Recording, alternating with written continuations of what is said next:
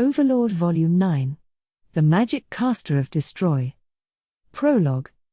Jerkniv Rune Farlord El Nix, unrivaled sovereign of the Empire, the young man feared as the fresh-blood emperor, examined his acting for errors. He was confident his bearing and smile had made a good impression. There were no problems.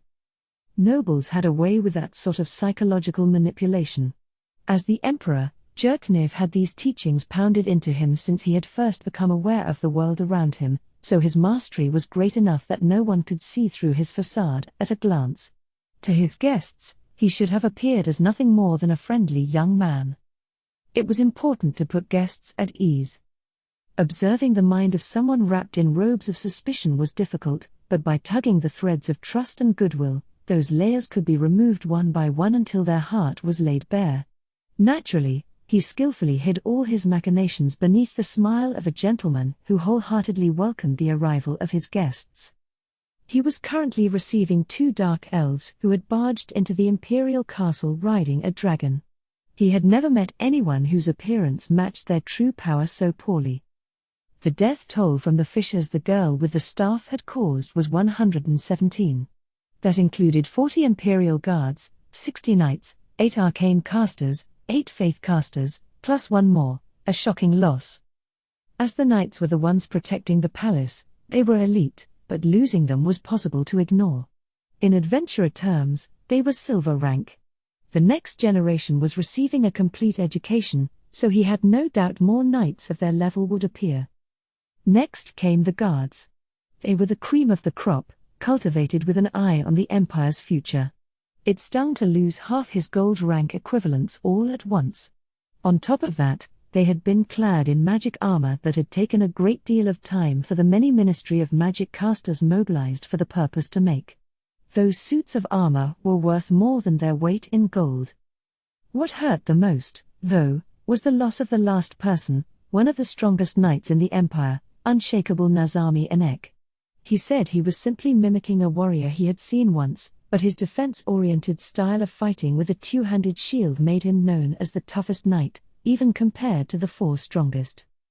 At the point where an individual's valor surpassed 100 soldiers, simply saying that the death of an immensely powerful warrior was a loss wouldn't cut it. It was entirely possible that the Empire's military might have taken a precipitous drop. Honestly, Jerkniv wanted to douse these dark elves in water or something and chase them away, but he wasn't about to believe that would work on these killers. He wasn't sure if they had come with the purpose of giving a demonstration of their power, but his only choice was to welcome them with a smile.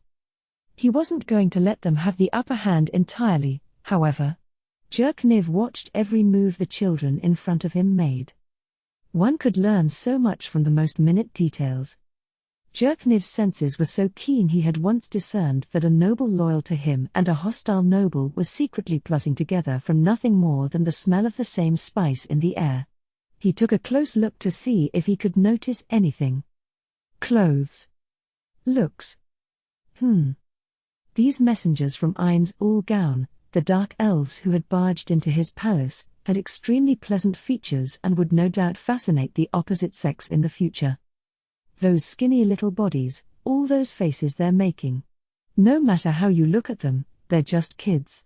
Anyone who didn't understand the situation would grin awkwardly if they were told that these 2 are messengers.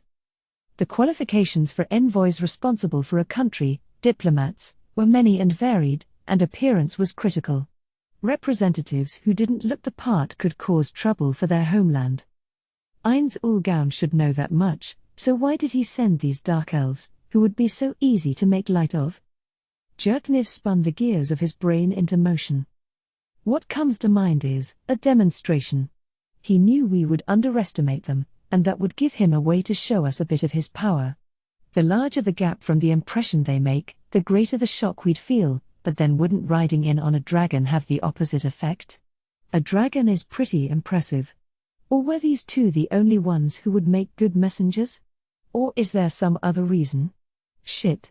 I can't tell what his aim is. I don't have enough information. Several ideas came to mind but left just as quickly.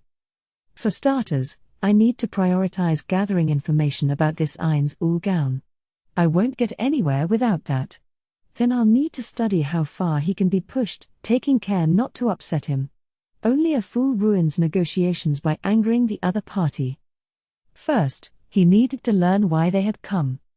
The pair of dark elves had declared, the Emperor sent some rude guys to the great tomb of Nazarick, and committed the atrocity of killing over 100 people in the courtyard, but he needed to know if that was based on actual intelligence or if they were trying to bait him. Considering the timing, the rude guys probably referred to the workers. In that case, there was no mistake about it being Jerkniv who gave the order to send them in, but he had used a method with so many layers of conspiracy that not even the J of his name would get out. How had they? How had Ainz ul Gaun seen through his plot? His attitude would change depending on the answer. Since they said they've come as messengers, this could be a chance to get some information out of them.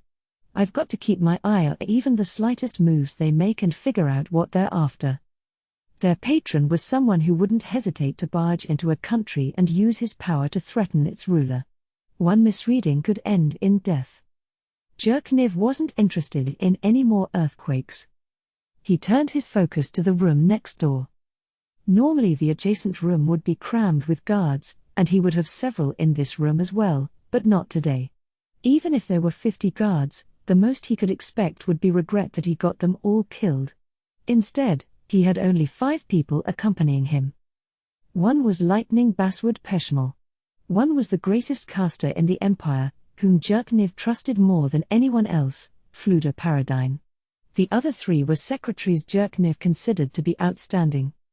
Meanwhile, he had ordered the guards to dig along the fissure scars. He knew there was no point in recovering the bodies themselves. No one in the Empire was able to use resurrection magic. Their adamantite-plate adventurers weren't that powerful, and neither were their priests. About the only nearby places home to powerful humans were the kingdom and the theocracy. The reason they would recover the corpses despite that was because it would be a shame to lose the magic items. Besides, recovering the bodies of his subordinates and giving them an honorable burial would be good for maintaining the soldiers' morale. Well, messengers. You've traveled all this way. You must be thirsty. We've also prepared a light meal, so please help yourselves if you're hungry. Jerkniv rang a handbell, and the maids standing by outside entered the room. There were nearly 20 of them, each bearing a polished silver platter. The maids were highly trained, so their movements were refined and beautiful. Jerkniv was secretly proud of their perfectly synchronized motions, but today they were just slightly out of step. Since they were usually perfect, the tiny blemish seemed huge. What's going on? They've served all kinds of messengers before, and this has never happened. Are they under the influence of some sort of magic? He suppressed the urge to grab the medallion hanging around his neck under his clothes. It was effective precisely because it was secret. People knowing he had it equipped would only be at disadvantage. Noticing the maid's gazes wavering over the 2 dark elves, he realized what was causing their mistakes. Ah, so that's what it is. The beauty of these creatures has taken their breath away. I get it, but don't embarrass me, you idiots. Or maybe he should have praised them. Faced with these 2 and their features, they were able to hold themselves together despite getting flustered.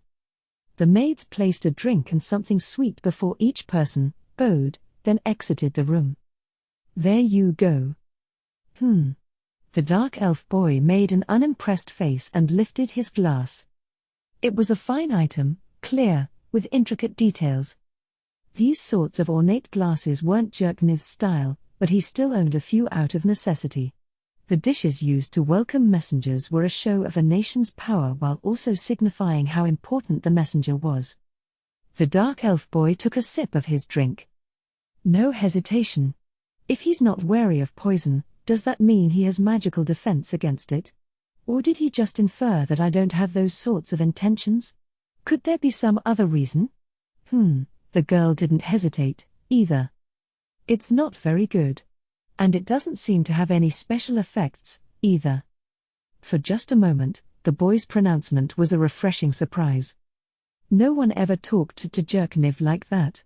Not even when he was a child. When the surprise faded, a bit of anger welled up. Damn brat, don't you have any manners? Of course, He wasn't foolish enough to let even a hint of his annoyance show. "I'm sorry." He smiled at the boy. "If you tell me what sort of drink you like, I'll have them prepare it."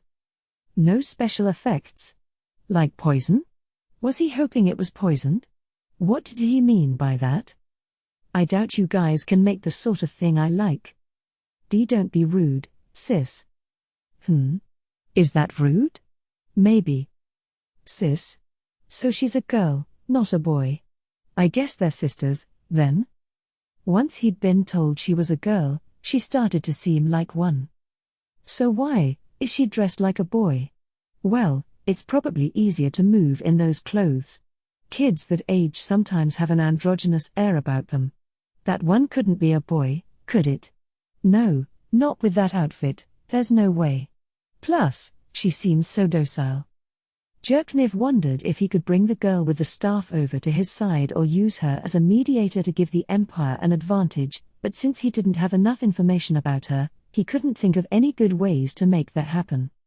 For starters, it wouldn't do to forget that as meek as she looked, she had committed an atrocity. A clumsy attempt would be the same as sticking his hand in a sleeping dragon's mouth. It all comes down to gathering info. I need to think of a way to see their hand as soon as possible. Now then, messengers, I gave you my name once before, but allow me to reintroduce myself. I am Jerkniv Rune Farlord El Nix of the Baharuth Empire. I've heard Miss Fiora's name, so might I have yours? You are, I'm Mayor Bello Fiore. Thank you. Earlier, Miss Fiora, you said, Lord Ines is not amused. So if the Emperor doesn't come to say sorry, we'll destroy the country. Does this mean I need to go to the Great Tomb of Nazarick to apologize? Duh. The simple reply was given coldly. There hadn't been any warmth in this Aura's eyes in the first place. He couldn't feel from her anything beyond what a human would feel for a bug. Now, here's the problem. What she was saying was true, but how far should he admit that to be the case? And how did she find out? Normally, he would smooth talk the messenger away for now and set about gathering intelligence, but would that work against him in this case? Ultimately, he needed to figure out where the line was so he didn't accidentally cross it. By the way, was it Sir Ines Ulgaun himself who ordered you to come here? Aura and Mare both looked puzzled. Yes, but what does that have to do with anything? Oh, I just wanted to confirm. Jerkniv got to thinking. Who is Ines Ulgaun anyway? Dark elves, a tomb, and a dragon, it's a jumbled mess. What do they have in common?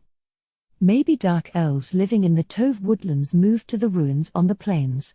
And the dragon is a monster the leader of the dark elf tribe commands? Jerkniv shook his head to clear out the speculation. I can let the bards spin the tales. My job is to reach an accurate conclusion based on the information I collect. The only thing he was certain of so far was that his adversary had to have been gathering information in the Empire somehow. He probably controlled quite the intelligence net, or... Is this Ines Ulgaun skilled at data analysis? Then I need to check something. Did he order you to barge in here on a dragon? Why yes. It was Lord Ines's order. Aha. I see. What's with all the weird questions? Are you gonna come apologize or what? If you're not, we'll go tell him you refused, then come back to destroy the country. There was a saying that went, dragon eggs can only be found in dragon lairs. It meant that great achievements and success were impossible without the corresponding risk. Jerkniv followed that advice and steeled himself to take a step forward. Of course I'll go.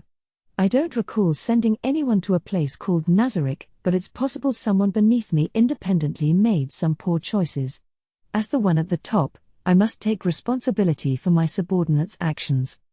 From the edge of his vision, he saw the eyes of the three secretaries widen and Fluda nodding that he had made the right choice. Okay.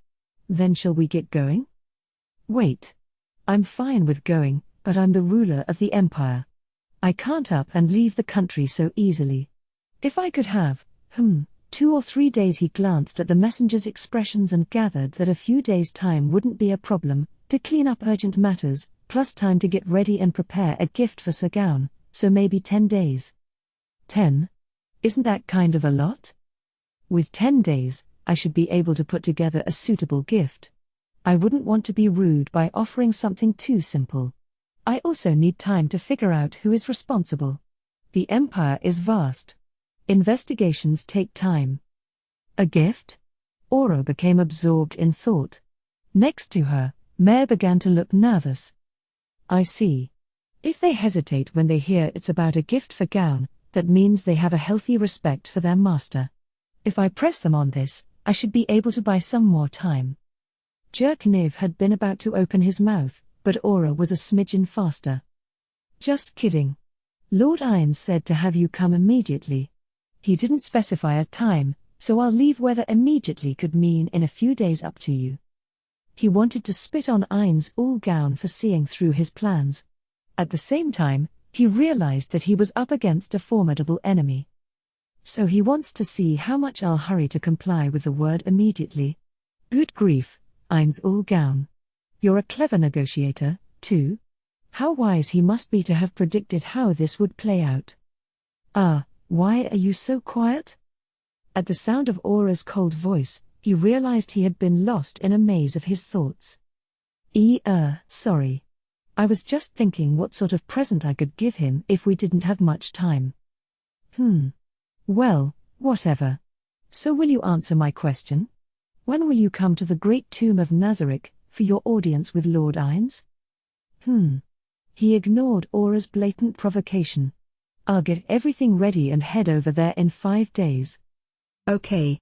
That's what I'll tell Lord Ines, then. Oh, by the way, did you want us to dig up the people buried alive? Well, she smashed her hands together with an evil smirk on her face that was not at all fitting for a child. They're probably flat as pancakes, or maybe more like ground beef, so they'll be hard to recover, but... Jerkniv smiled, because her aim was so obvious. Humans showed their true natures when emotions were running high. She probably wanted to provoke him and see how he would react. It was a technique Jerkniv himself used from time to time. In situations like this, it was effective to betray an opponent's expectations. Thank you. That would be a big help. He smiled his first genuine smile in response to the disappointed look on Aura's face. Chapter 1, Verbal Warfare. 1. 6 splendid carriages raced across the plain. Despite running over grass, they were surprisingly stable. First, there were the wheels. They were a magic item called comfortable wheels. Not only that, the body was equipped with a magic item called lightweight cargo. The supremely luxurious carriage, which cost an eye-popping amount to manufacture, was drawn along by equally special creatures. They were magical beasts that resembled horses called Sleipnirs. By the time 6 of those were included, it became absurd to try to calculate the expenses involved. The carriages that required more than wealth for a seat were surrounded by guards mounted on magnificent horses. There were over 20 of them, and they all wore matching gear, a mail shirt, a long sword on their hip, and a quiver of arrows plus longbow on their back. They were all men except the woman leading them out front. Unlike the others, she was heavily armored. She wore full plate armor and carried a sort of spear that was different from a normal knight's lance. Her visor was up, but strangely the right side of her face was covered in gold cloth. The word mercenary seemed appropriate for the armed band, but their movements and discipline gave off a different impression. Their eyes were sharp, vigilant against their surroundings. Perhaps they looked like cowards, keeping their guard up in the middle of an open field, but in a magical world where monsters were rampant, one could never be too cautious. Giant spiders that lurked underground foregoing both food and water, waiting patiently for their prey to pass by, impure monsters with no fixed form, swooping through the air as mist, basilisks with petrifying gazes that forced anyone who spotted them to flee, even if they were off on the horizon. In order to be prepared to face monsters with such deadly abilities, the guards maintained a cloak of focused tension. Normal mercenaries didn't go to such lengths. What proved more than anything else that they weren't merely hired hands were the ones who kept watch up in the sky, though they couldn't be seen. They were as invisible as if they had used a spell and flew alongside the group on the ground. A hippogriff, born from crossbreeding a griffin and a female horse, was a magical beast that was half eagle, half horse. Perhaps due to their horse blood, they were easier to handle than griffins, making hippogriffs a popular flying mount. The guards in the sky were riding those flying mounts, though these were monsters, fetched extremely high prices. It would be impossible for mere mercenaries to collect so many. Yes, they were dressed as mercenaries in order to deceive all manner of observers. The land-bound group consisted of Imperial Guards. The airborne group, equipped with incredibly precious magic items that made both the wearer and their mount invisible, had drawn its members from the elites of the Imperial Air Guard. Naturally, the owner of the carriages was the Baharuth Emperor, Jerkniv Rune Farlord El Nix. There was a number of reasons they were outfitted that way, but the most important was that it was unacceptable for the Emperor to violate the border by openly bringing his knights into the kingdom. That's why even the carriage exteriors were simple in design compared to the interiors, although they were still fancier than average. Jerkniv's carriage, 3 spots back from the head of the column, was even more heavily guarded than the others. On its roof, the cargo rack had been upgraded to provide hiding places for 2 archers among the luggage. Moreover, the interior was extravagant. It was less like a carriage and more like luxury accommodations on wheels. Both the walls and floor were covered in soft carpeting. The seats facing each other were equally soft, designed so that even long journeys didn't get uncomfortable. There were 3 people riding with Jerkniv. 4 people might sound like a crowd, but that thought occurred only to people who had never ridden in a luxury carriage. In reality, the 4 men had plenty of space. Majesty. Your Imperial Majesty, perhaps you should wake up. The voice roused Jerkniv from his nap. He rubbed his eyes with his thumbs and forefingers before emitting a huge yawn. Then with an nhhn, he stretched his back. Loosening up his body felt good. Then he yawned again. You were sound asleep, but it seems you're still tired. The voice that woke Jerkniv from his pleasant nap belonged to a secretary permitted to ride in the carriage with him, Rionit Vermilion. He replied with a shake of his head. Oh, no, I'm not. I'm groggy but not tired anymore. But wow, I haven't had a nap in a while, probably since I was a kid. When I'm at the palace, I have mountains of work I have to do, but on this trip, there's nothing. This is the first time I feel grateful to Gaun. Ah yeah, you're always busy doing something. Why is that? The one who spoke to him as if he weren't the emperor was the leader of the 4, Basswood. Really, the tone alone warranted a frown, but no one in the carriage did anything. Jerkniv smiled wryly at his overly familiar but supremely capable subordinate. It's all that fresh-blood emperor's fault. He pushed reforms through so fast that a lot of things are behind schedule. What an idiot. There should have been an easier way to go about it, maybe gathering more capable people beneath him beforehand. You guys should tell him off for me next time you see him. Oh, but make sure you have an alternate suggestion in mind. Now everyone in the carriage wore the same wry smile as Jerkniv. Originally, it was the nobles, especially court nobles, who performed administrative duties for the empire. That was because education was limited from childhood, for a variety of reasons including monetary, to members of the aristocracy. Of course, the privileged class also had a vested interest in maintaining that system. But because Jerkniv purged the nobility, there were fewer civil servants. The main concern was that, since he was carrying out reforms, the amount of work had actually increased. As a matter of course, the workload per person grew, and that was true for Jerkniv, too. The fresh-blood emperor had disposed of a great many inept aristocrats, hence the nickname, but it was only afterward that he realized even useless people had roles to perform. Still, he had no regrets. There was no other time to perform the purge. If he had waited for the perfect chance, command of the knights would have become splintered among the various great nobles, rendering his father's death meaningless. It was because of the purge that the empire had a future. Women suffer to bear children. His heavy workload was his suffering to give birth to a new empire. If he overcame it, he would gain something precious. By association, this line of thinking brought Jerkniv's own offspring to mind. He wasn't married, but he had children. Since he had no empress, They weren't mistresses but rather women whose company he enjoyed, and they had produced babies. Unfortunately, he didn't feel any love toward the children, but he hoped that one of them would be exceptional, because if the woman he made his empress in the future gave birth to someone who wasn't capable, he could swap that child in. But keeping the emperor constantly busy isn't the proper path our country should take. I want to cultivate civil servants and return as soon as possible to the emperor's original role of giving general orders. And I don't want to put my heir, the future emperor, through this kind of hardship. After all, I wouldn't want him to blame me for burying him in work. The current empire hinged on the talents of one remarkable individual. No, perhaps it was more accurate to say that Jerkniv had constructed a magnificent building using the scaffolding built by exceptional predecessors. But the next emperor and the emperor after that weren't guaranteed to be so brilliant.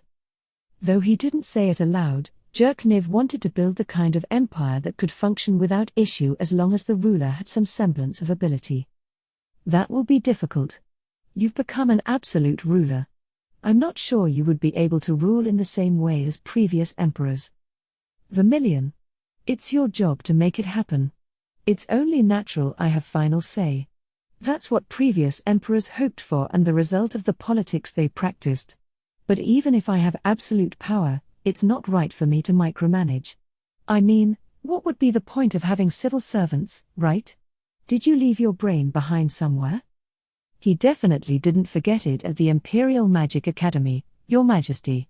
Fluda, the one in charge of the Ministry of Magic that managed the academy, chimed in to say they'd never turned out anyone so stupid. Ha ha, yeah. You're right about that, Gramps. Jerkniv cleared his throat and refocused the atmosphere. As of my reign, the Empire has regained its youth, it's a baby. I'm destroying the old to let in the new. As you say, Vermilion, until the country matures somewhat, I've got my work cut out for me, but if it stays a child forever, that's a problem. I need to come up with a plan so that when I set a general policy in the future, I can rest assured knowing the civil servants and military officers will reliably execute it. Countries that relied entirely on a single absolute individual were weak. Jerkniv knew that. Riornet bowed his head in understanding, showing his hair, thinner than his age would imply. The next emperor? Oh, right, are you planning to have a kid with her? He knew immediately which her Baswood meant. After all, Baswood held a high opinion of only one of his women. Jerkniv chose his companions based on their faces and their parents' standing, but there was one case where he ignored all that. She had not been selected for her looks or her upbringing but for her brain, and she was the only one of his companions who he allowed to comment on politics, granted, not publicly but in bed. Initially, he had no interest in sleeping with her. That had been her idea. He would have been happy to make her his empress. No, she doesn't want that. She even says stuff like, beauty is a treasure you're born with, and it's an essential asset for someone at the top. A poor brain can be compensated for with hard work and capable subordinates, but there's nothing that can be done about looks. With your blood, the child's looks should be guaranteed. Well, I admit that followers are happier to take orders from a dashing emperor. So it really does work that way, huh? Jerkniv wouldn't know, since there was no one in a position higher than his. No matter how ugly someone was, if they were exceptionally capable, he would use them, and personally, he'd consider putting them in an important post. It's certainly preferable to a toad on its back. Your Imperial Majesty, I'm sure you prefer the woman writhing on top of you to be beautiful, right? Well, I suppose. I guess I sort of get it, but really. He cocked his head, something didn't quite make sense. I imagine you're thinking where to get your empress from? Jerkniv frowned at Fluda's question. If it's a choice between here or elsewhere, then I'd pick elsewhere. There's no point in taking a wife from the Empire at this point. It would have to be a foreign girl. I'm expected to go after that unfathomable one. Fluda stroked his beard. Princess Rena? Jerkniv winced as he nodded. The third princess of the Re-Estize kingdom, Rena Tayer Shardelen Ryle Vaself. Known as the Golden Princess for her famed beauty, she had nonetheless maintained her #1 rank on Jerkniv's list of most hated women for several years running. On the other hand, someone he did like was the Mayor Kabelia of Bebud, one of the City-State League's leaders. I never have any idea what she's thinking. When I hear what she's been up to, I get the strange feeling she's failing because that's what she wants.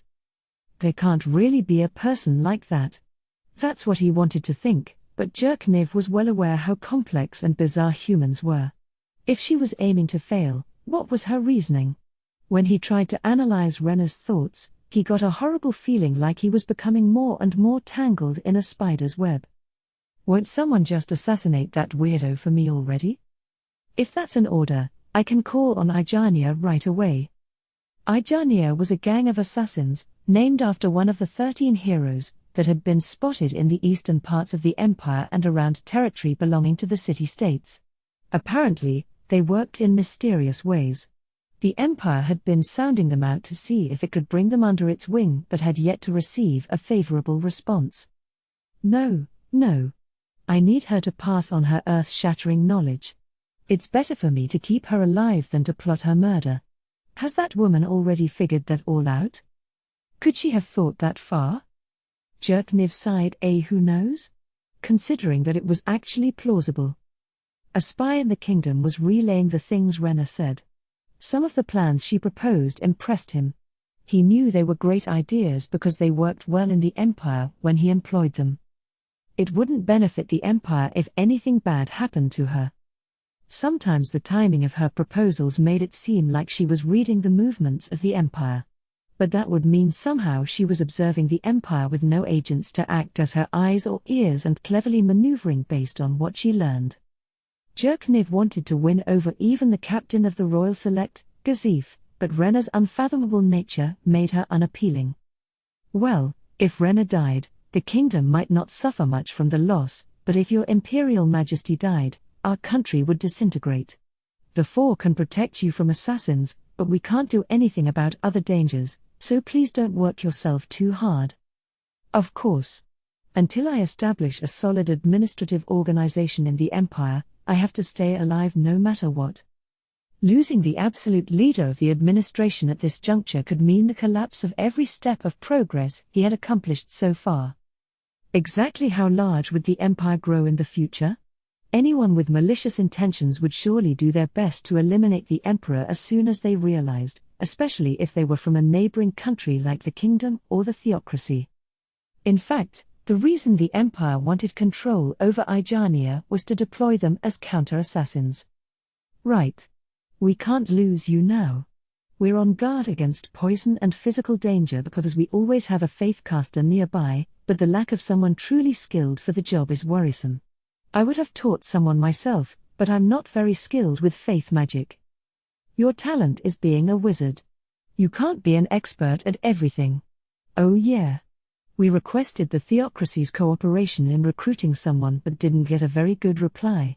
What if we had the believers in the Four Gods and the minor deities compete to see who's best? The Empire could reward the shrine that achieves the best results.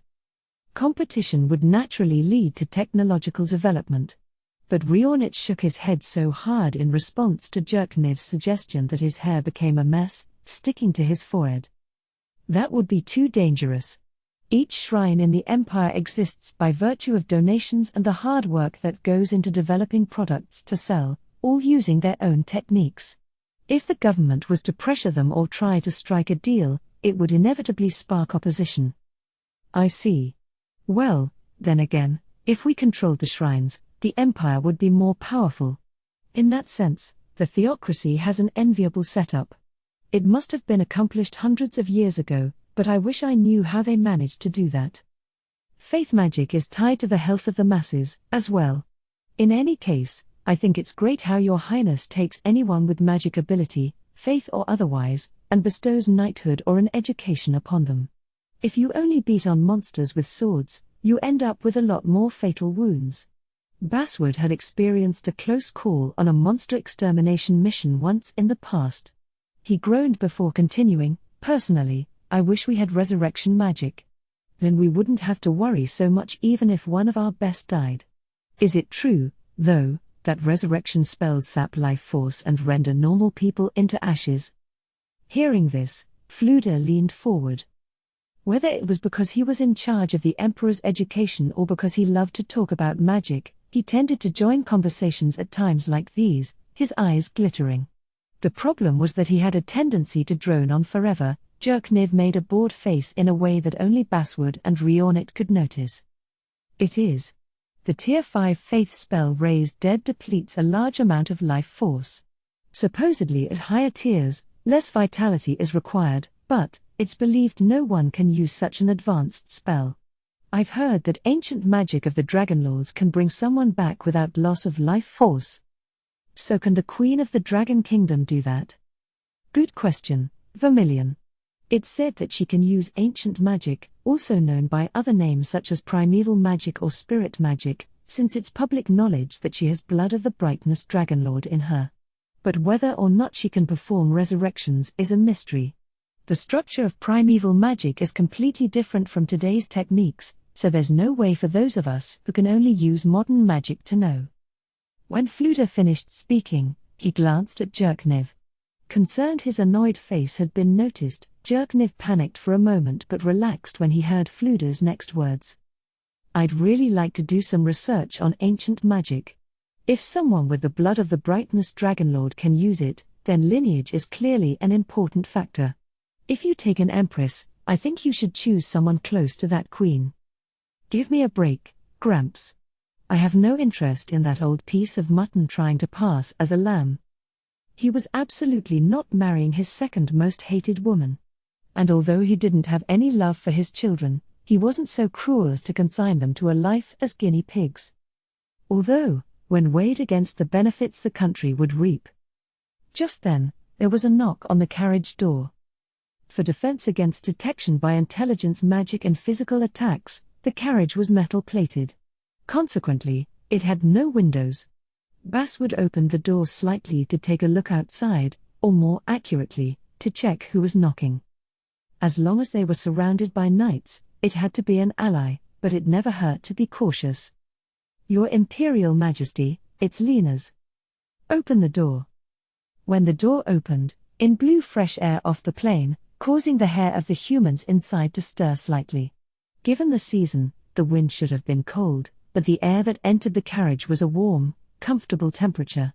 It went without saying that it was due to magic.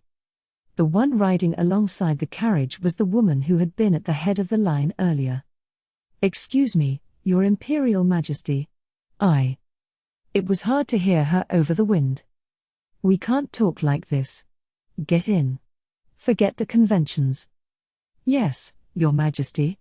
Then allow me to join you. With that, she nimbly leapt off her horse and landed in the doorway of the carriage as it continued rolling along.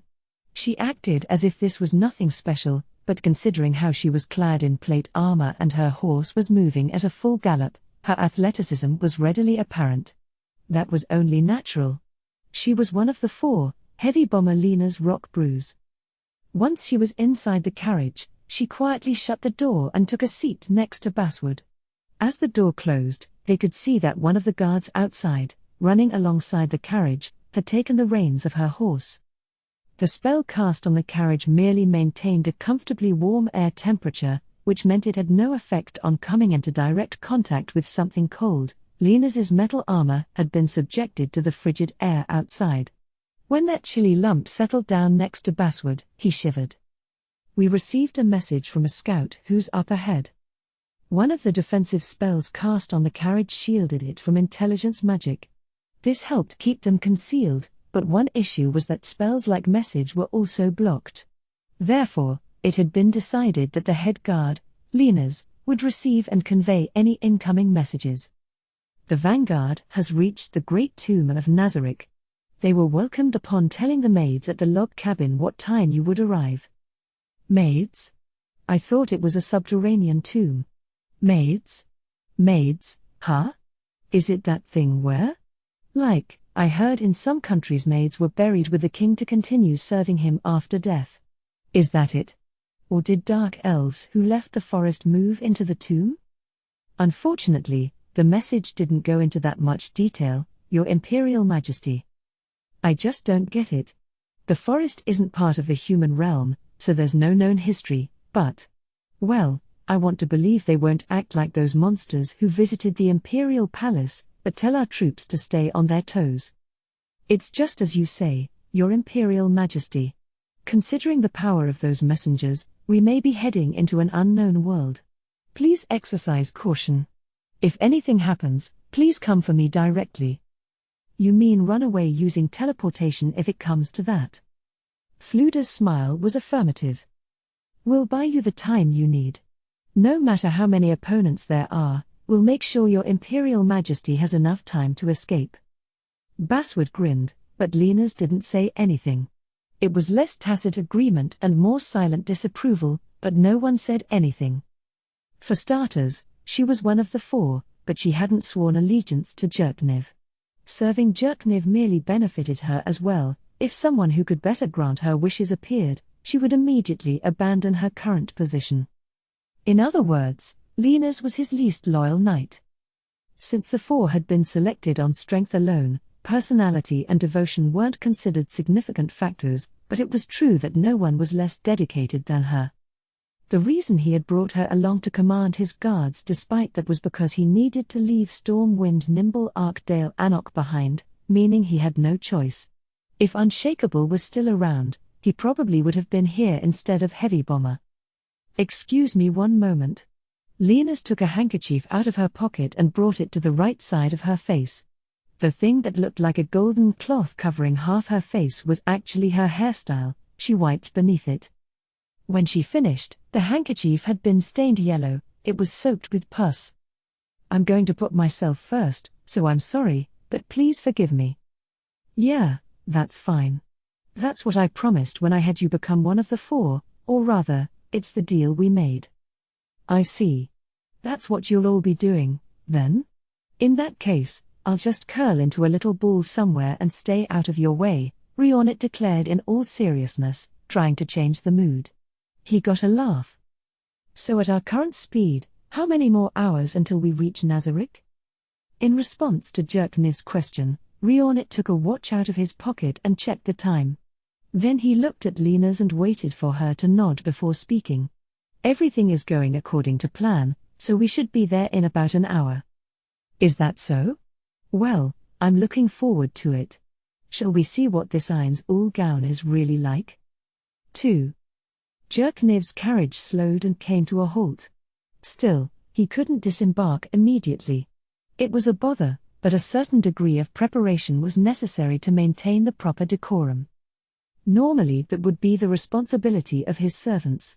Perhaps it would have been better to wait for the other carriage carrying the maids, but they didn't have that kind of time. After all, Jerkniv had come to apologize. It wouldn't be very smart to keep the messengers waiting. After straightening his clothes, Jerkniv donned his cape. It was an extremely valuable item made from the pelt of a magical beast imbued with defensive magic. Once he put that on, no matter how cold it was outside, he wouldn't feel a thing. After securing his scepter on his hip, the bare minimum of preparations was complete. Jerkniv examined himself once more to make sure his appearance wouldn't be embarrassing. He was about to engage in verbal warfare with Ain's Ul gown. The word embarrassing wouldn't cut it if there were any blemishes in what was essentially his combat gear. Jerkniv would have loved it if his opponent underestimated him due to poor observation, but he couldn't allow it to happen because his clothes were shabby. Then, right as Jerkniv nodded in satisfaction, a knock sounded as if on cue. All right, Your Imperial Majesty. I'll exit first. Thanks. Following the brief exchange, Basswood reached for the door. He opened it grandly, in a manner worthy of the carriage transporting the Empire's supreme ruler. Just in case, Rionnet shielded Jerkniv, putting his body squarely in the opening. Beyond Basswood, Jerkniv caught a glimpse of their surroundings. The first thing that registered was the grass. Then he noticed the guards lined up facing one another. Farther back, he could see a swelling in the ground like a hill, along with a massive barred gate that seemed to be partially buried underground. So is that the entrance to the Great Tomb of Nazarick? This is different from what I heard, but I guess it's within an acceptable margin of error. Following Basswood, who lined up with the rest of the guards, Jerkniv exited the carriage. He took a deep breath. Although the fresh air flowing into his lungs must have been cold, Jerkniv, protected by his magic garments, felt only the pleasantness of the optimal warmth. With a heavy exhale, he turned to look at his subordinates. Fluda's leading disciples with their robes and staves. Faith casters attached to the Night Order, their sigils around their necks. The guards standing at attention, among them the scouts who had arrived in advance. Personally, he wanted to know what kind of people they met, but given the current circumstances, that wasn't an option.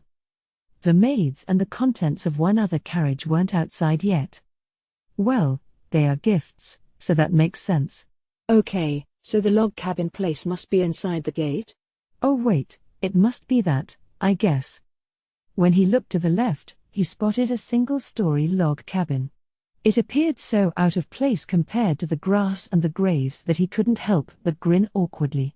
Where did the wood to build it come from in the first place? He could see the Azalisia Mountains off in the distance and remembered the Tove woodlands extending around them. Did they haul it all the way out here? I don't know how great the distance is, but it must have been a lot of work. It wasn't as if Jerkniv knew very much about log cabins, but it didn't seem like a terribly magnificent building.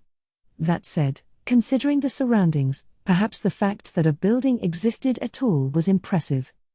That front door is awfully huge. Is it a double door? And why is it so tall? It practically goes up 3 stories. Did this used to be a storehouse or something? As Jerkniv gazed at the log cabin, Basswood and Lena's lined up to his right and Rionnet and Fluda across from them. Your Imperial Majesty, shall we bring the others out of their carriages? Rionnet had leaned in to ask, but Jerkniv answered without looking. No. We don't need them yet. More importantly, Jerkniv's answer didn't cut off because the log cabin door opened. It was because 2 gorgeous women came out. They wore Orthodox-made uniforms. The outfits seemed well made, but he didn't think much else about them. The women's almost abnormally symmetrical features, though, surprised even Jerkniv, who had met a fair number of beautiful princesses. The sight of the creatures gripped his heart. How incredibly lovely. But the pair was extremely good-looking. If they had been the daughters of a noble in the Empire, he would have showered them with his highest praises. He might have even considered them for a spot within his inner palace. But this was a tomb in the middle of a plain. Their presence here made no sense and gave him the intense feeling that something was wrong. He heard someone quietly suck their teeth on his right, but he didn't have time to pay attention to that now. Hey, Gramps, are they an illusion by any chance? I'm not sure, but they don't seem to be. Then are they human? It seems obvious they're not dark elves, but... I'm not sure about that, either, but they probably aren't human. Hearing that made Jerkniv feel a bit better. If they weren't human, it wasn't nearly as strange for them to be in this place. The answer made sense, he could accept it without issue. The 2 maids bowed, and the one with her hair up spoke. Sorry to keep you waiting, Your Imperial Majesty, Emperor Jerkniv Rune Farlord El Nix. I've been entrusted with welcoming you all. My name is Yuri Alpha. And the one behind me is here as my assistant. Her name is Lupus Regina Beta. We'll only accompany you for a short while, but I am delighted to make your acquaintance. Having been given some time to get over his shock, Jerkniv had enough presence of mind to at least reply. I appreciate the courteous introduction. I heartily thank Sir Ainz Ul Gaun for sending such beautiful ladies to greet us. And there's no need for you to use my formal titles. Here, I am simply another person, so feel free to be friendlier and call me Jur. No, I insist. He directed an affable smile at Yuri. Even though any woman would normally be moved by Jerkniv's face, Yuri's stony expression remained unbroken. He had been paying close attention to her eyes to see how she would react, but he did not notice even the slightest ripple. Was he not her type? Or was she one of those girls who didn't mix business and pleasure? Maybe it was because she was currently busy serving her master? I can't get a read on her. I wanted to at least make a somewhat good impression, but I guess it'll be tough. I'm pretty confident I make good company for a woman, though. Oh, if what Gramps said is true, then maybe she's not human. Then perhaps to a woman of a different species, I'm. But what race is she? From the looks of her, it'd be a close relative of humans, but he had no idea what her true identity was. But between those two dark elves and these two maids, Ainz-ul-Gaun must be a sucker for looks. In that case, anyone who doesn't surpass these two is worthless. Jerkniv thought of the women waiting in the other carriage. They were the daughters of nobles, all beautiful enough that Jerkniv could boast, and he had brought them along to present to Ainz-ul-Gaun as a gift. The girls knew what would happen to their families if they disobeyed his orders, so after a tearful farewell, they had come here prepared, but I guess it was pointless. But maybe they'll be happy to hear that he won't need them, since he has more beautiful companions already. Or maybe they'll have mixed feelings about that, as women. Maybe I should have looked for some elves to serve as a gift instead. He knew there were elf slaves in the Empire, but the reason he didn't seek them out was because he didn't have enough time, and also because he planned to use them in future deal-making, not with Ainz-ul-Gaun but with Mare in secret negotiations. If he could strip that timid little girl bare and find out what made her tick, he suspected he could get her to do his bidding. In exchange for liberating enslaved members of a closely related race, I could ask her to do me simple favors behind Gaun's back. Then I could threaten her with the fact that she has been keeping secrets from her master and get her to carry out minor requests. After that, I'd just keep increasing my grip on her. That was my plan, but as Jerkniv was reviewing his unhatched chickens, Yuri addressed him. You jest. Our master, Lord Ainz-ul-Gaun, ordered us to extend the highest courtesies to your Imperial Majesty, so please forgive me if I let your kindness go to waste. Is that right? Well, that's too bad, Jerkniv joked with a shrug of his shoulders. But whenever you like is fine. Speaking of Sir Gaun, where is he? He's currently getting ready to meet you. Please wait here a little longer. I see. Where can we wait? In the log cabin? No, here, please. Jerkniv looked up at the sky. It didn't seem like it was going to rain, but the sky was covered in dark clouds. It definitely couldn't be called good weather. Moreover, though Jerkniv himself couldn't feel the cold, it was still winter. What would she have to be thinking to make guests wait outside? She was probably trying to send a message about who was superior. Jerkniv had already been relegated to the lower position when he had been summoned to Gaun's residence to apologize. With this follow-up blow, it seemed Gaun was quite devious. I see. He narrowed his eyes. Understood. Then I'll return to my carriage and wait there. Jerkniv sensed indignation well up in the eyes of several guards. They must have thought it was rude to keep an emperor waiting, even if this was a neighboring country and the territory of a potentially hostile force. But no one said a word. If their master accepted it, it wasn't their place to object. Or is it because they know what kinds of atrocities those dark elves are capable of? If that's the case, I'll have to keep my wits about me when dealing with Gaun. They drove a wedge between us in a single blow. Even if that was some kind of once-in-a-lifetime power, who would be able to tell us that? The fact that they're just children is also huge. It makes a strong impression when kids can cause so much damage. Please wait. Yuri's soft voice stopped Jerkniv as he was about to walk away. Since we're having you wait here, Lord Ainz ordered us to provide you polite hospitality. Jerkniv was mildly stunned. Ainz? He lets his maids call him by his first name? Or is she not a maid? Ah, I see. They must be close. Perhaps he has a physical relationship with her. Well, any man could understand why. It'd be hard to keep your hands off a woman that gorgeous. Sensing they might get along, Jerkniv gave exaggerated thanks. Oh. Well, in that case, what sort of welcome have you prepared for us and where? Allow me to make preparations. First of all, the weather doesn't seem very good, so we'll start with that. What do you? Whoa. Jerkniv wasn't the only one to shout in surprise. The casters, the guards, Basswood, Lenas, Fluda, everyone present couldn't help but emit a shocked cry. The overcast sky slowly began to change. As if they were being cleared away by a giant hand, the dark clouds overhead disappeared. It was obvious the flying hippogriff riders were in a panic. What?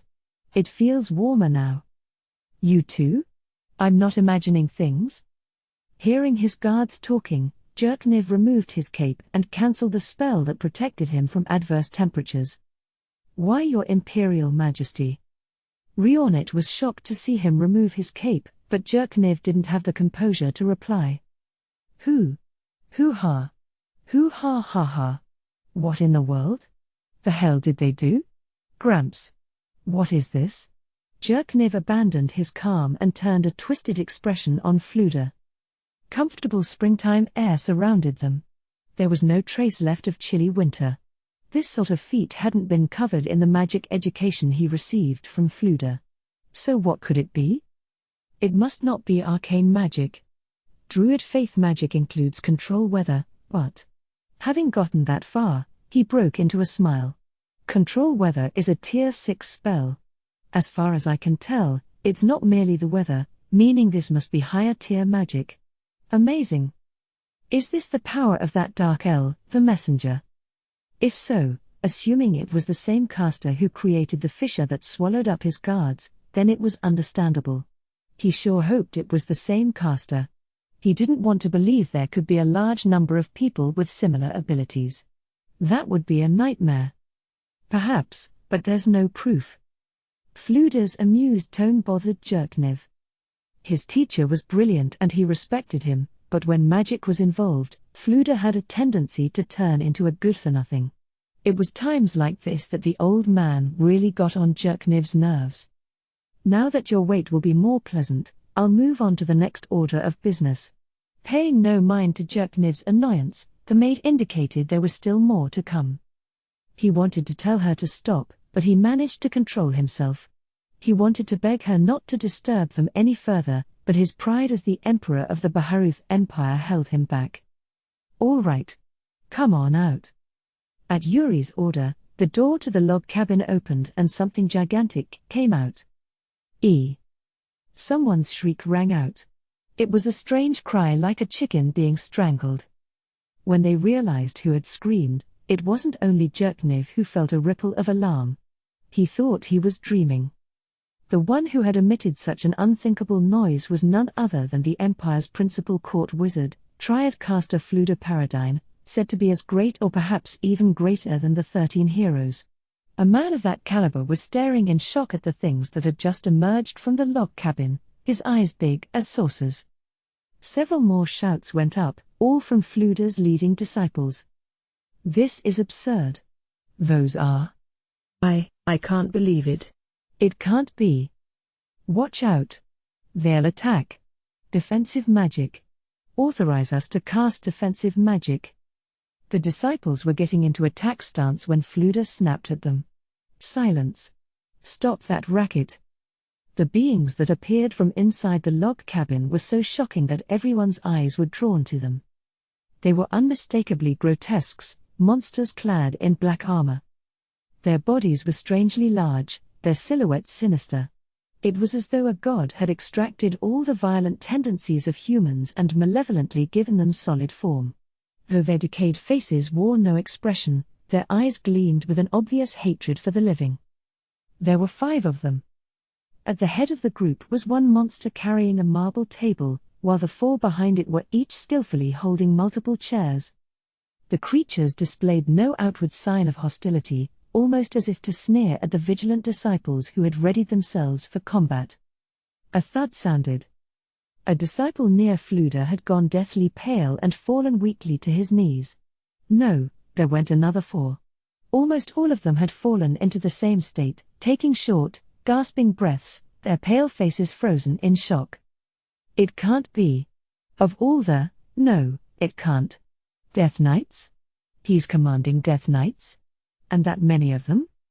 Jerkniv came back to his senses with a flash of understanding and shouted. Death Knights? What's a Death Knight? Gramps. Answer me. I heard that name a long time ago, Is it the same thing said to be deep inside the Ministry of Magic? Yes. Death Knight. He had heard that term before. Just one of the undead monsters had been enough to nearly throw the Empire into crisis. There was no answer to his question. Fluda was gazing at the Death Knights with wide-eyed delight. Realizing Fluda was of no use to him now, he strode roughly over to the leading disciples and grabbed one by the collar. "What's a Death Knight? Answer me." "Eek. Why, your Imperial Majesty, it is indeed the legendary undead held captive deep within the Ministry of Magic. Not even our master can tame it."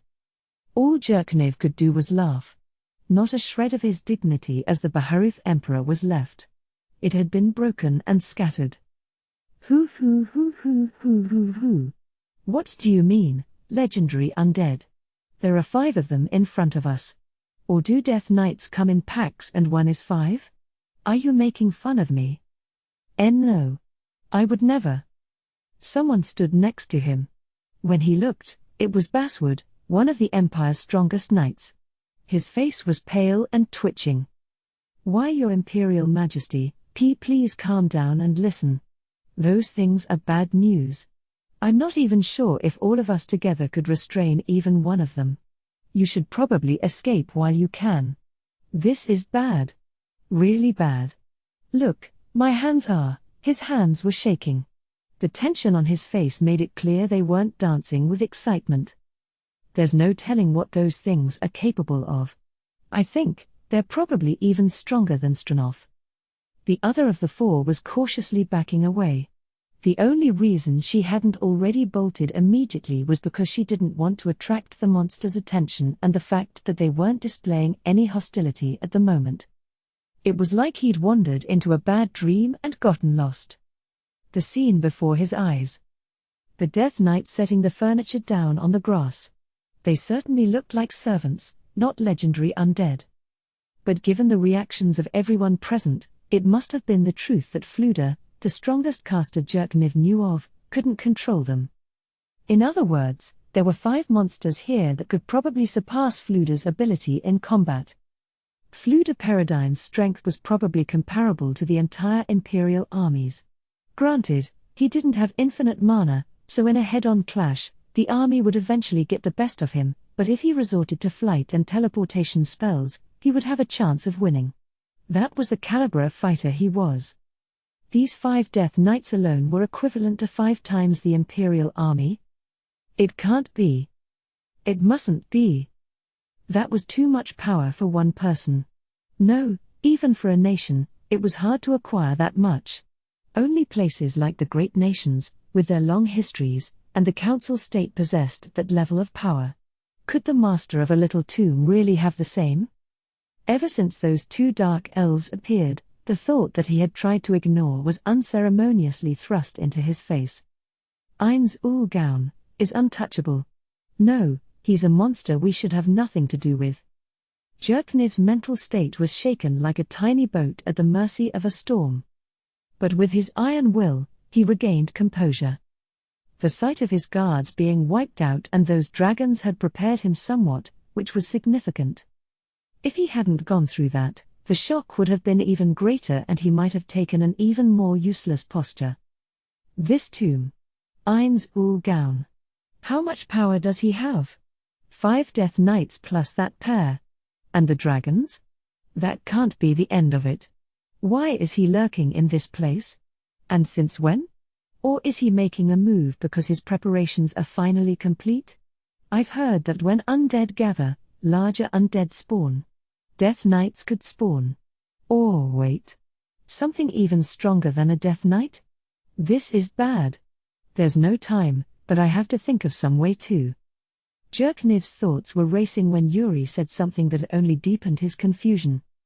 Please don't worry. These are all Death Knights that Lord Ainz created.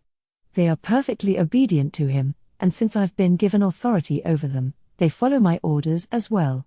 They won't harm you. Her words blew away the thoughts he had been trying to put together. He made them. Ainz ul Gaun was capable of creating undead this powerful. It was a truth that plunged Jerknev into utter despair. The cost of creating such things must be astronomical. The fact that he had apparently met that price was horrifying. No, she's bluffing. There's no way he could do that. It's just a lie to make them seem stronger than they are. If not. Jerkniv smiled. Everything was such a pain now. Yeah, I'm sick of this. I don't care anymore. This time we can just see what we're up against. That's fine. Hoo hoo ha ha ha ha ha ha. Right as Jerkniv had given up on everything, giddy laughter erupted from next to him. The source was Fluda. It was clear from their expressions that the guards, leading disciples, priests, everyone except Jerkniv, were in shock. Fluda Paradine was an elite caster, a hero whose culture and knowledge were unrivaled. He was a great man who, throughout Imperial history, had single-handedly defeated monsters threatening the Empire on more than one occasion. Many people respected him for his saintly countenance. Everyone present could be counted among his admirers. But at the moment, he was laughing with greed and desire that were unbecoming of such a legendary hero. There was power in that laughter. The aura of a hero. That was exactly the spirit he was hitting them with at that moment.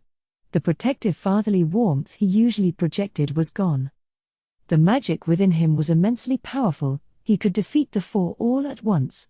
That was the magnitude of his heroic strength, but his madness seemed to deepen the more he laughed. It would have been stranger for the guards to not feel goosebumps. At that point, only the group from Nazarick and Jerkniv were unfazed. He commands Death Knights. And so many of them. Wonderful. Marvelous. Splendid. Hoo ha ha ha ha ha. Tears appeared in the corners of Fluda's eyes, and on his face was a broken smile. No. It was the true face of a man who had cast off his position as the Empire's principal court wizard in order to peer into the magical abyss. It had always been there beneath his heroic expression. It had simply risen to the surface, drawn out by the appearance of an immensely powerful caster. Your Imperial Majesty, now then, what will you do? Will you teleport away? If you flee now, I think you can make it, well, if the master of this land is generous, that is. Jerkniv smiled at Fluda's sneer-like expression. That face fits you better, Gramps. Now, let me ask you a question, do you really think I would run away? A fissure opened along Fluda's face. The maniacal smile brought fear to all who saw it. Bravo, Your Imperial Majesty, or rather, my cute little disciples. Open your eyes. Be thankful, for today you will meet the greatest caster on the entire continent. See the peak, then strive to reach it. Fluda's disciples had gone pale, and the guards looked like they were ill after realizing the kind of being they were dealing with. They knew their friends had been killed, but when Fluda, the first legendary hero to make his mark on Imperial history, declared their opponent to be the greatest caster, the weight of that declaration sat in their guts like a boulder. Your Imperial Majesty, isn't this super bad? We're allowed to run, right?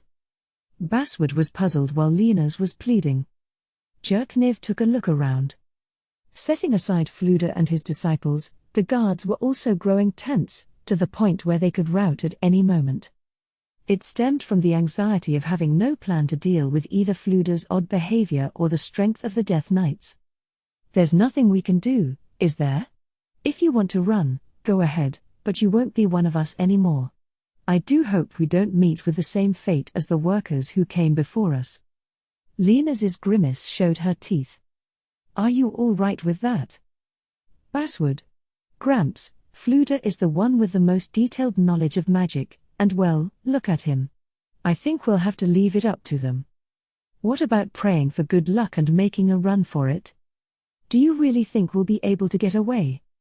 Basswood glanced at the maids, who were continuing their preparations despite being in earshot of this discussion about fleeing. What about taking a hostage? I don't like being given choices, you know I'm possible. Try saying that again, Lightning. My apologies. Frankly, that one maid is more difficult to fathom than the Death Knights. If someone told me she was stronger, I'd believe it. We're having this rude conversation, and she's not even batting an eye. Terrifying. That maid's as strong as a monster herself. With that thought, Jerkniv shook his head, utterly worn out. He wanted to believe that wasn't true simply because she was present at this tomb. He ignored the placidly smiling dark elves in the corner of his mind. Are you almost ready? We've finished our preparations. If you like, please come and make yourself at home. There were several tables and chairs on the grass. The tables were covered with pure white cloths, shaded by parasols. The Death Knights who had carried everything were quietly lined up out of the way along the log cabin's wall. We set out some refreshments for you. There were chilled decanters on the table with water droplets clinging to them. Inside was an orange liquid. Next to the decanters were clear, delicate glass cups. All the items were exquisitely ornate. Even Jerkniv, an emperor who spent his days surrounded by only the best life had to offer, widened his eyes in surprise. If you need anything, please let us know. Girls. The door to the log cabin opened once again, and more maids came out. They were so gorgeous, Jerkniv momentarily forgot everything that had happened so far. A chignon, a straight cut, rolled curls. Each of the three women had her own type of beauty. This place is full of pretty ladies. Jerkniv agreed with the comment from one of his guards. Why are there so many good-looking women out here at this tomb? Does it spawn them? Do they grow out of the ground? He heard someone else suck their teeth, but he decided to ignore it. Let's have a drink, No, more importantly, when will I be able to meet Sir Ain's Ulgaun? I'd like to see him as soon as possible. It would be fine even if it's only me. If I could have a few minutes before his meeting with Jur that. Fluda, would you calm down? This sort of rudeness couldn't go on any longer. Don't forget why you're here. We've come as representatives of the Empire, not to seek the magic knowledge you want so badly. A glimmer of composure returned to Fluda's eyes, just enough for him to restrain his personal desires. Your Imperial Majesty, do excuse me. I seem to have gotten a bit excited. My deepest apologies for having disturbed everyone. That's the way, Gramps. Have a drink and chill out a bit. Okay, I think I'd like a drink. Yes, sir. Yuri poured orange liquid into the glass in front of the seat Jerkniv sat in. A sweet citrus smell filled the air. Jerkniv took a sip of the fruit water, and smiled in spite of himself. It was so delicious. It was a gesture that said, "Then what have I been drinking all this time?" The guards looked surprised as well. If Jerkniv, who lived a life of luxury, was surprised, surely the guards were infinitely more shocked. Many of them even forgot their manners and guzzled their portions. This is great. What is this stuff? The tart and sweet flavors are perfectly balanced. It goes down so smoothly and doesn't leave any cloying sweetness in the mouth. Listening to the comments around him, Jerkniv took another drink. He suddenly felt energy welling up inside him. Is my body stimulated because the drink tastes so good? So Nazarick has extremely high-class drinks, as well. I guess I was inadvertently rude to those dark elves. If this is the kind of thing they drink every day, they must have thought what we served them was disgusting. Jerkniv smiled wryly. Who knew a single drink could make one feel so defeated? Ah, my mind is at peace. Yes, I feel peaceful for the first time since coming here. Maybe I could just go home now. How long did he stay out of the sun listening to the sound of the wind rushing across the spring meadow? Eventually Yuri spoke the words Jerkniv had been dreading. Sorry to have kept you waiting. Lord Ain's is ready now. Right this way. 3. Jerkniv arrived at a large dome-shaped room, and before him was a massive door. There were strangely elaborate carvings of a goddess on the right and a demon on the left. Looking around, he saw countless sinister-looking statues. If I had to give it a name, maybe the Gate of Judgment? Those were Jerkniv's thoughts as he stood gazing at it. Silence dominated the room to the point that the quiet itself seemed audible. Perhaps it was more that no one who had been brought that far had uttered a word. The only sound was the occasional metal on metal of someone moving in their armor. It was less restraining themselves to observe good manners and more that the luxurious scenery they had passed through on their way had left them stunned. Faced with this mythological realm, asking them to hold in their astonishment was too much. Even Jerkniv found himself unable to suppress the urge to glance here and there as they walked. Their surroundings were just that amazing. He looked over his shoulder at the subordinates who had accompanied him this far: Basswood, 10 select guards, Fluda and his disciples, his secretary Rionit, and the priests of the Night Order. Lena's and the other guards were keeping watch over the carriages. All those behind him, with the exception of Fluda, apparently felt unworthy. They sensed keenly how small and insignificant they were, the result of walking down a hallway that the Empire couldn't replicate even if they exhausted all its cultural arts. The Great Tomb of Nazarick, a tomb in name only, was a gorgeous world, a residence fit for the gods. Their impression of the caster who ruled over it, Ainzul Gaun, had become so colossal that it could hardly be described. Jerkniv wore a borderline self-deprecating smile. People have an instinct to bow their heads before anything superior to them. If there was anyone who was unmoved by this exceedingly grand building and its furnishings, surely they possessed a heart of stone. This is a real problem. Ainzul Gaun, awaiting him beyond that door, surpassed Fluda as a caster and was probably unrivaled in all of history. The grandeur of his home surpassed human imagination, and his followers were immensely powerful. In other words, he was a being who encapsulated every manner of might. Why has he been keeping himself cooped up until now? Jerkniv didn't know the answer but figured he would soon find out. With the coming talks, he should be able to grasp at least some of the caster's aims. He wouldn't make all these power plays only to ask for my apology, then send me home, right? At first, his plan had been to investigate Ainzul Gaun's desires and find a way to manipulate them to the Empire's advantage. The apology was no more than an excuse to meet. But what could possibly motivate someone with so much power? Nothing I can offer would be enough. There was a good chance that, just as a single carrot gem wouldn't be enough to arouse Jerkniv's interest, anything Jerkniv could offer wouldn't inspire any desires in Ainzul Gaun. For starters, money was out of the question.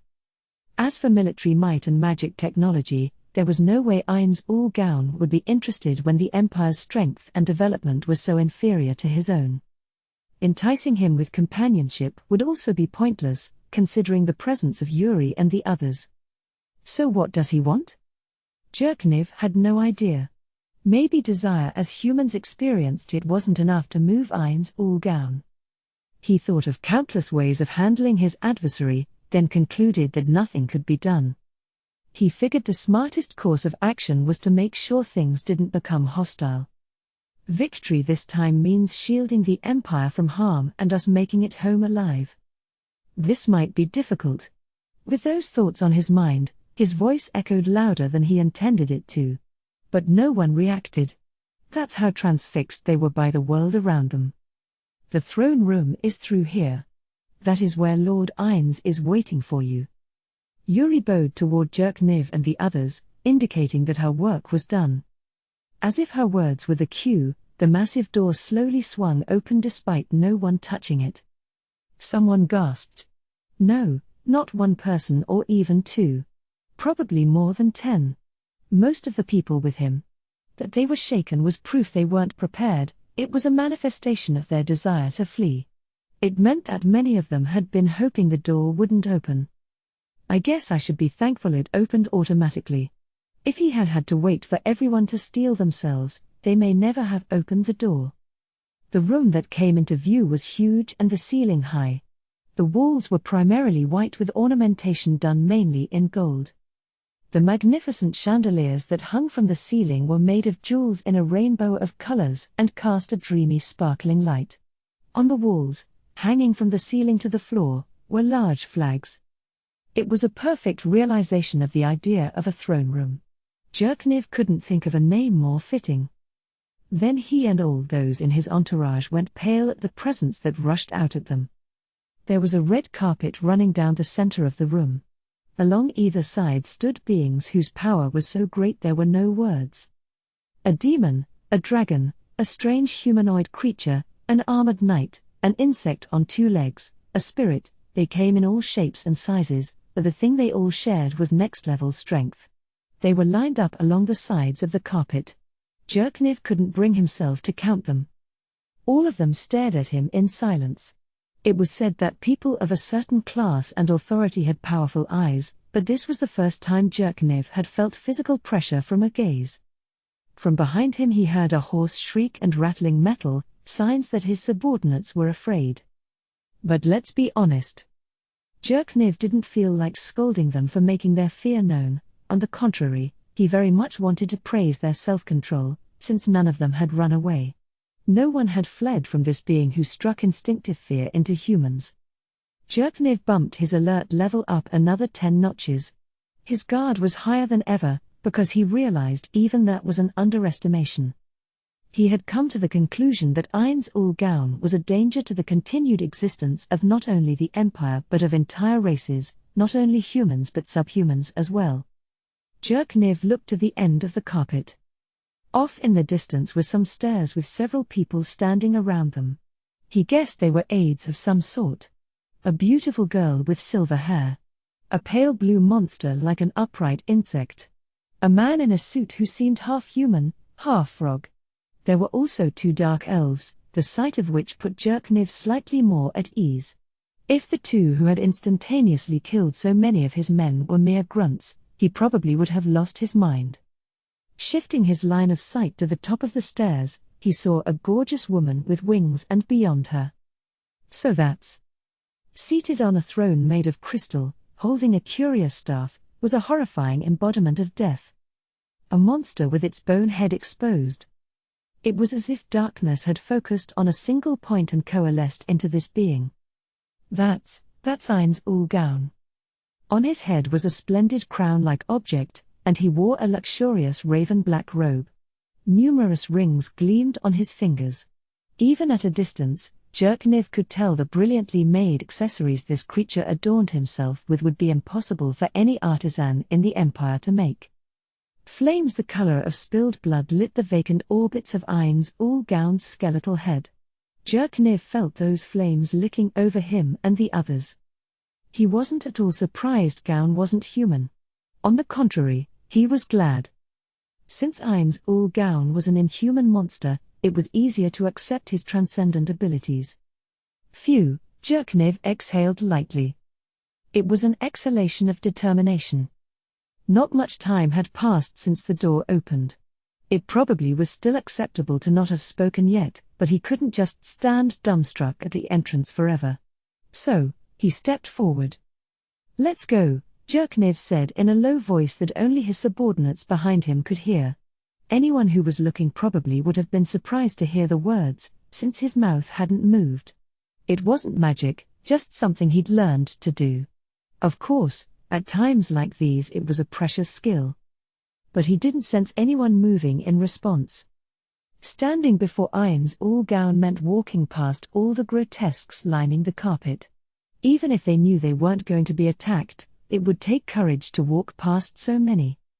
It wasn't simple optimism that convinced Jerkniv they wouldn't be attacked. It was a well-known truth: if a throne room was being used, it was usually for something ceremonial, to demonstrate a nation's authority. In other words, choosing this location meant his aim was to impress Nazarik's power upon them. He wouldn't kill them here. If he wanted to slaughter them, he would have taken them to a slaughterhouse. His subordinates should have understood that, too. Yet they still couldn't step forward. More than anything, their instincts were probably forbidding them to go any closer. Beyond the grotesques were the aides. The power within them was enough to break any scale of levels. Then on the throne, Ainz ul Gaun. Jerkniv finally realized that Gaun must be what they called a god. Even with the mental defense item Jerkniv had equipped, the pressure he felt was extraordinary. If he wasn't careful, the man known as the Fresh Blood Emperor would end up on his knees. But that was precisely why he had to press on. Just as Jerkniv was observing Ainz ul Gaun, Gaun was observing him. If the Emperor failed to make an impression here, what would happen to his country? He had to at least get Gaun to recognize some measure of his worth. then connected to the continued existence of the Empire. Jerkniv smiled wryly. Verbal warfare? Ha! This is the very definition of regret. Anything I do now is meaningless. I should probably just try to minimize the damage. Let's go. Jerkniv ordered forcefully. It was for those behind him, but also to steal his own body and soul. He sensed them following him. The carpet was soft. Considering how he was feeling, it was altogether too fluffy. Shrugging off the countless ghastly presences surrounding him, he walked forward, focusing only on Ain's Ulgaun. His instincts told him that if he took his eyes off his objective, his feet would stop moving. It wasn't as if Jerkniv was a brilliant warrior. He was able to lead the way, even though his guards were frightened, because of the mental strength being Emperor had fostered. Soon he reached the base of the stairs, where the aides were standing. Lord Ain's, the Baharuth Emperor, Jerkniv Rune Farlord El Nix, is requesting an audience. The winged woman attending the crystal throne had a lovely voice that suited her beauty. Jerkniv noticed that detail in spite of himself. The being who seemed like a representation of death, created by the gods themselves, spoke in reply. Good of you to come, Emperor of Baharuth. I am the master of the great tomb of Nazarick, Ain's Ulgaun. It was a more normal, human-like voice than Jerkniv had expected. He relaxed ever so slightly. He had a chance at reading the emotions contained in those words. I heartily thank you for your welcome, Sir Ain's Ulgaun. Since his face was a skull, his expression was a total mystery to Jerkniv. He wondered what would be a proper way to begin. The one who broke that silence was neither Jerkniv nor Ain's. Lord Ain's. I feel it is disrespectful for a mere human to attempt to speak to you as equals. Then the man said, bow down. A chorus of metallic clanks sounded behind Jerkniv. He could imagine what had happened without looking.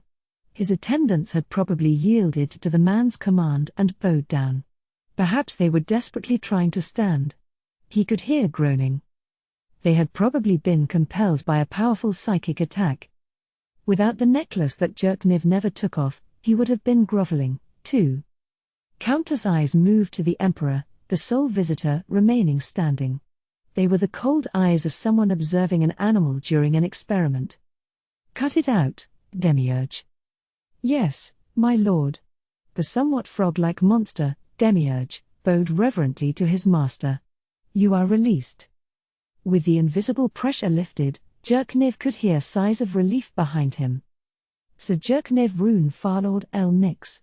You've come so far, but then my subordinate did something so impolite. I hope you'll forgive me for not properly keeping him in check. If you so wish it, I will even bow my head to you. A disturbance rippled through the crowd of monsters.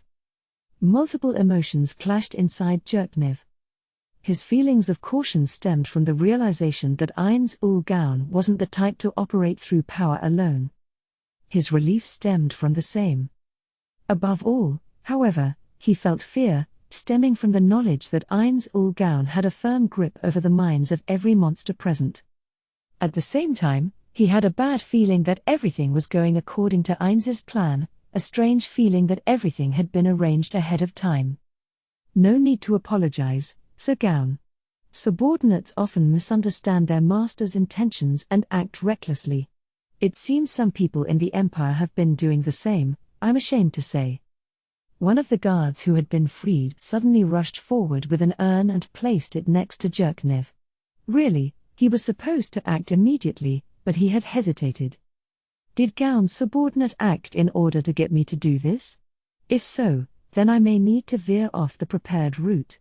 No, I can't. That would be the same as bringing a real sword to a sparring demonstration. If I go against the flow, I'll get seriously injured. This is bad. I'm not sure if I should call this place a tomb or not, but this is the head of the foolish noble who unilaterally sent raiders into your tomb. I'd like you to accept it. Inside the urn was Count Vamir's head. He was the noble Jerkniv had indirectly instructed to dispatch the workers.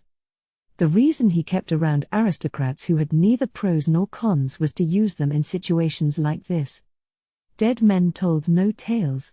Jerkniv wasn't sure how much Ainz ul Gaun knew, but he figured it was better to put a lid on anything that stank. The reason Nazarik's messengers came could very well have been a threat to force the master of the empire to take responsibility for the workers setting foot in Ainz's palace. Which was why Jerkniv would escape the situation by insisting he knew absolutely nothing. The beautiful woman next to Ainz made a subtle gesture with her jaw, and Demiurge carried the urn up the steps. Then he knelt before Ainz and took out the severed head. Ainz took the head. I accept it. I wonder what I should do with this. It would be a waste to simply toss it. Oh, he must be joking. I see. He must know that Vaemir was being manipulated. The important question is where he got that information. Suddenly, the Count's head moved in the skeletal hand. At first, he thought Ainz had moved it, but he soon understood he was mistaken. A thick liquid coated the head, which then dropped out of Ainz's hand onto the floor. That development was so shocking that Jerkniv's eyes stayed glued to the head, and as he watched, a fountain of goopy black liquid sprayed onto the floor. When the liquid finished raining down, what was standing there was a large suit of black armor. A Death Knight. Strangled gasps rose from behind Jerkniv. That's absurd. Yuri had certainly meant it literally when she said he created them. Jerkniv willed himself to not bite his lower lip. He couldn't bear doing something so pathetic. Go. Get in line. Following an order that seemed to resonate from the pit of the earth, the Death Knight descended the stairs and disappeared out of Jerkniv's view. How many more Death Knights can he create? Can he create as many as he wants if he has enough human corpses? That can't be. But if he can do this, then can he create an undead more powerful than a Death Knight? He might actually be able. Now then, Sir Jerkniv Rune Farlord El Nix. Hearing that quiet voice, Jerkniv came back to his senses and turned to Ainz with a pleasant face. Oh, Sir Gaun. You can call me Jerkniv. My name is so long. Oh? Then I'll do that, Sir Jerkniv. First of all, I'm sorry you had to see that. Well, my subordinate's rudeness earlier has cancelled out the trouble the noble caused to Nazarik, so we have nothing more to discuss. I realize you took the time to come all this way, but you may go now. Huh? He didn't understand what he had just been told. Sorry. I don't think I heard you properly. Do you mind saying that again? An apology is no longer necessary. You may go. I'm going to be a bit busy now anyway. Ainz waggishly shrugged. Jerkniv had no idea what was going on. Didn't he have some other reason for summoning them in addition to making them apologize? Then wasn't it strange of him to forgive them so simply? His conduct was too inconsistent. Wait. What did he say? Excuse me, but what do you mean you'll be busy? Thanks to you, I learned that even if I live here minding my own business, there will be trouble. So I figure I'll go above ground and crush the trouble before it comes to me. What does that mean? First, those who have harmed us will pay. Then the annoying ones. Everyone who needs to be dealt with until my beloved tranquility returns. The babbling of a maniac. No. He wasn't insane. Considering Ainz ul Gaun's ability, military power, and fortune, it wasn't mere rambling. Jerkniv simply hadn't been able to accept it because the sphere of his common sense was so limited. Ainz ul Gaun was capable of those things. Jerkniv's skin crawled, the sensation working its way up from his toes. The great tomb of Nazarik. Because a monster who had been holed up in a quiet place had decided to throw open his gates and stalk across the land. Is that why he called me here? To declare war? What's the best course of action? He's basically saying that he'll be an enemy to the Empire in the future. Should I submit to him now? He honestly began to think that was the wisest decision. But he didn't think a country under the rule of a monster could be very happy. If he wasn't careful, all the Empire's people would be turned into Death Knights. That was surely a fate worse than simply dying. Jerkniv thought harder than he had ever before. Really, he would have liked to take the issue home and discuss it with dozens of wise men before charting a policy. But that would take too long. Instead, he refreshed his smile and spoke. How about it? Would you like to form an alliance? Don't you mean you wish to sub my Uck? A bell-like tone had sounded and then a creaking noise. The silver-haired girl grimaced slightly while the close-by aura seemed irked. Jerkniv's vision wasn't good enough to catch what had happened, but apparently aura had kicked the silver-haired girl. You're always. Enough. Silence. Ainz waved his hand with the majesty of a demon lord. The motion indicated that it had been acquired as the result of living a long time as a ruler. Jerkniv was more alarmed than ever. I guess he's been a ruler in this land for quite some time. That would explain why his demeanor is so impressive. The two girls' voices overlapped as they expressed their regret for their foolishness. The arrogance that Aura displayed when she came to his palace was nowhere to be found. Having seen once again what a tight rein Ainz kept on his followers, Jerkniv steeled his resolve and forged ahead. This is it. He licked his dry lips. Jerkniv readied the plan that seemed the best out of all those he had thought up in this short time. You will turn this land into your country and rule it as king. I think it's a splendid idea and a fitting position for you, Sir Gaun. And we in the Empire would like to back you as much as we can and help you build your nation. What do you say? Ainz's fleshless, skinless face didn't move at all. But Jerkniv had the feeling the flames in his eyes burned brighter. Sir Jerkniv, I don't see anything in that for you, but... It was an utterly natural and therefore anticipated question. So Jerkniv did his very best act in reply. I hope for the Empire to maintain a friendly relationship with the country you will rule. I'm looking ahead, you see. Aha. Then that sounds good. Jerkniv was shocked to receive such nonchalant agreement. It was like his blow had been dodged. He never imagined the discussion would go so smoothly. For one thing. Why doesn't he demand our subordination? Why does he just accept my proposal when he holds such absolute power while occupying an overwhelmingly superior position?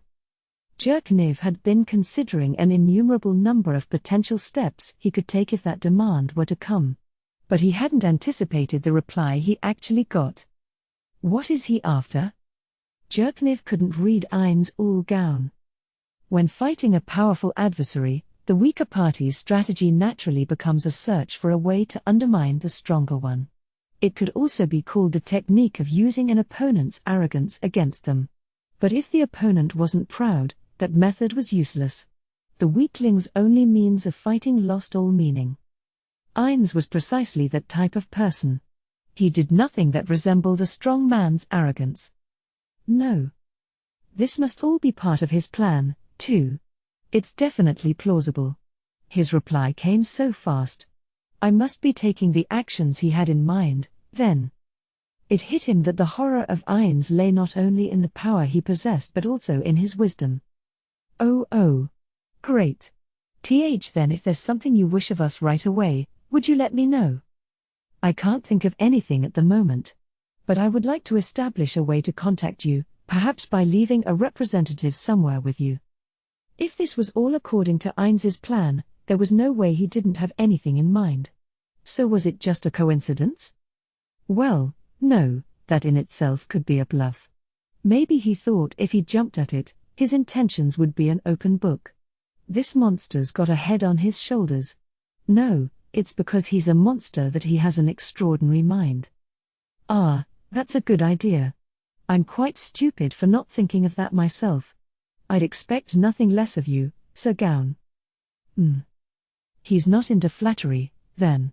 Hearing the indifferent response, Jerkniv made a mental note. All right, I shall be taking my leave, but I'll have my secretary stay here. Could I have you work out the details with him? Reornit Vermilion. Sir. I shall pour my entire being into this work. Jerkniv couldn't see Reornit's expression, since he was in front of him, but he could sense the resolve in his voice. This meeting could determine the fate of the Empire. If it wasn't imperative to return to the Empire at once and form an Ainz ul Gaun task force, he would have liked to stay himself. That's a good answer. I can sense how loyal you are to your Emperor. For my part, I'll have Demiurge do the talking.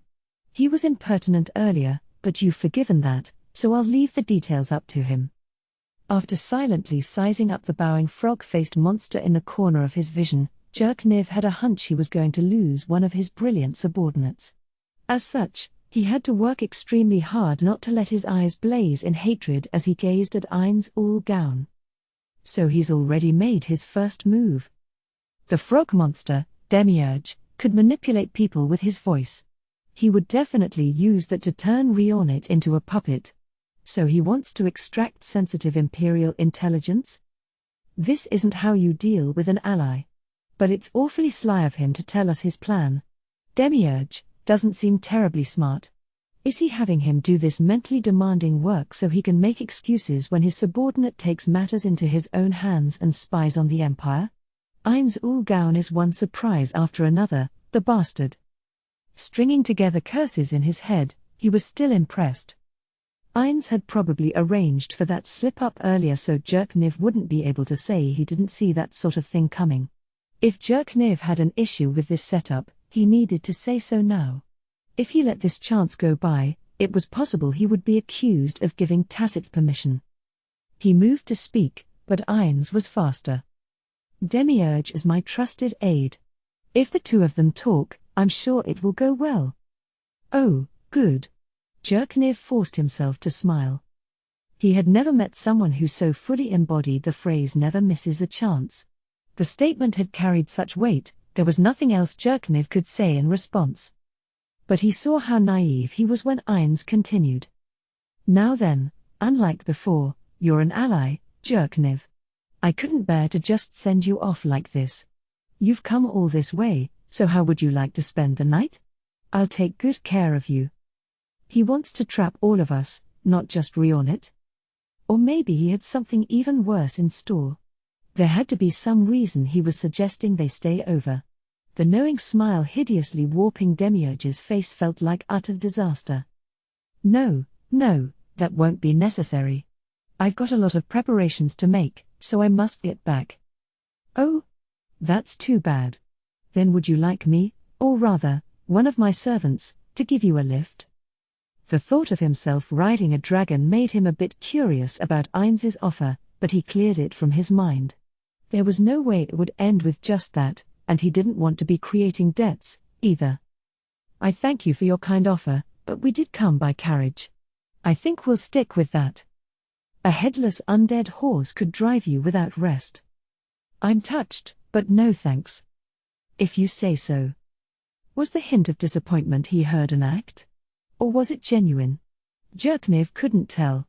Of course, there was a good possibility it was an act.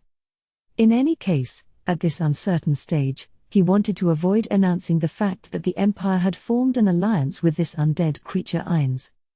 Even if he put aside the Night Order priests he had brought with him, Jerkniv had no idea how the influential shrine priests would react if he came home riding an undead horse that was filled with hatred for all living things.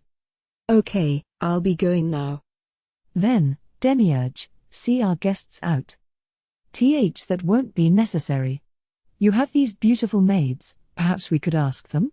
I've never seen such lovely ladies. Ain's cocked his head, seeming perplexed. How annoying. Jerkniv desperately suppressed the fury beneath his faint smile.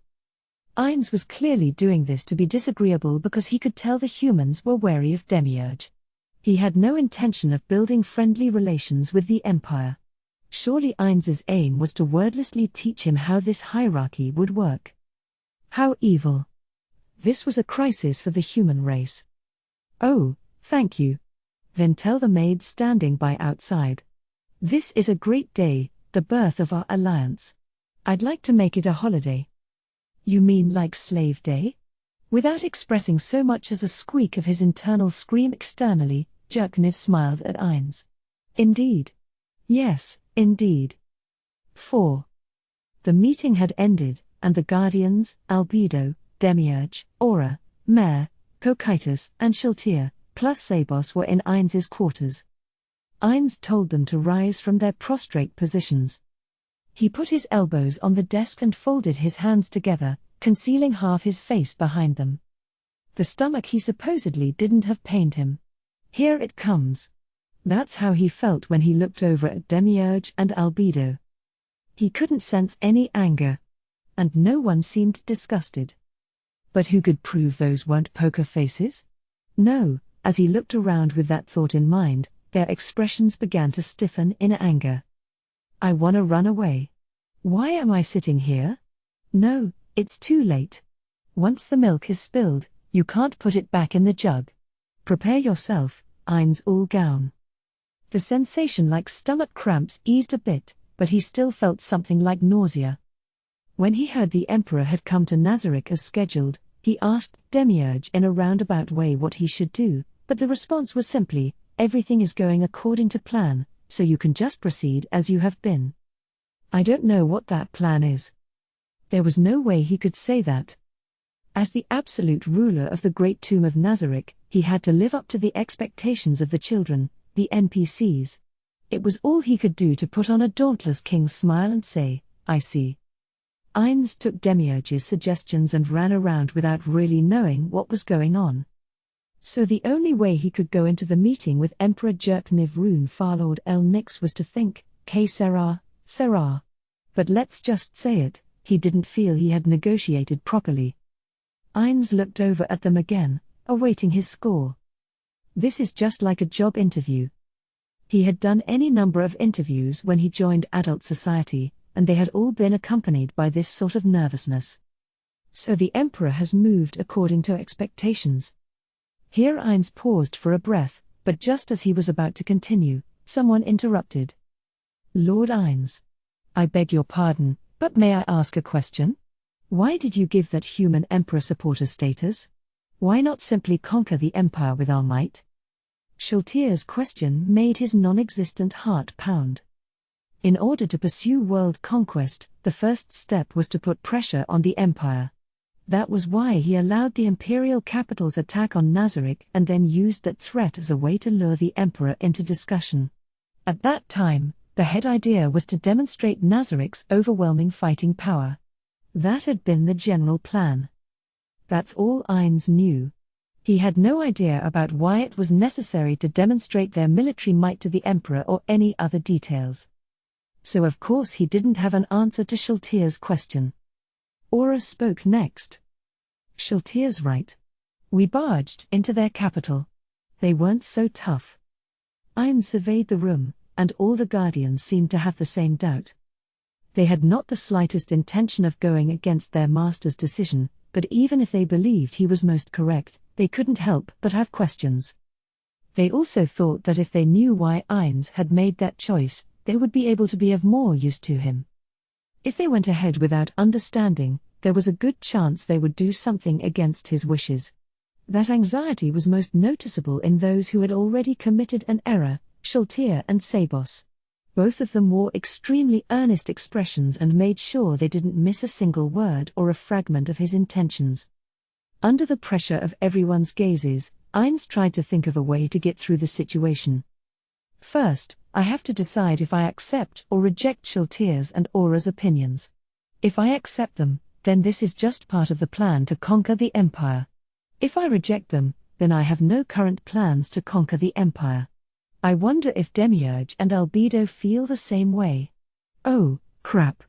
I'm taking too long. Ainz chuckled in a way he thought made him sound invincible. Then he heaved a sigh. The odds were 1 in 2.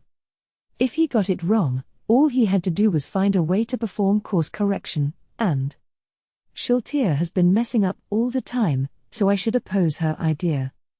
That would be foolish, Shultir. It couldn't just be a trick of his vision that the gleams in all the Guardians' eyes grew brighter. They were hanging on his every word or, rather, trying to pick up every drop of clarity spilling from his brain. It's rotten, but whatever. Ainz turned to Demiurge. He took great pains to keep it from looking like he needed help. Demiurge.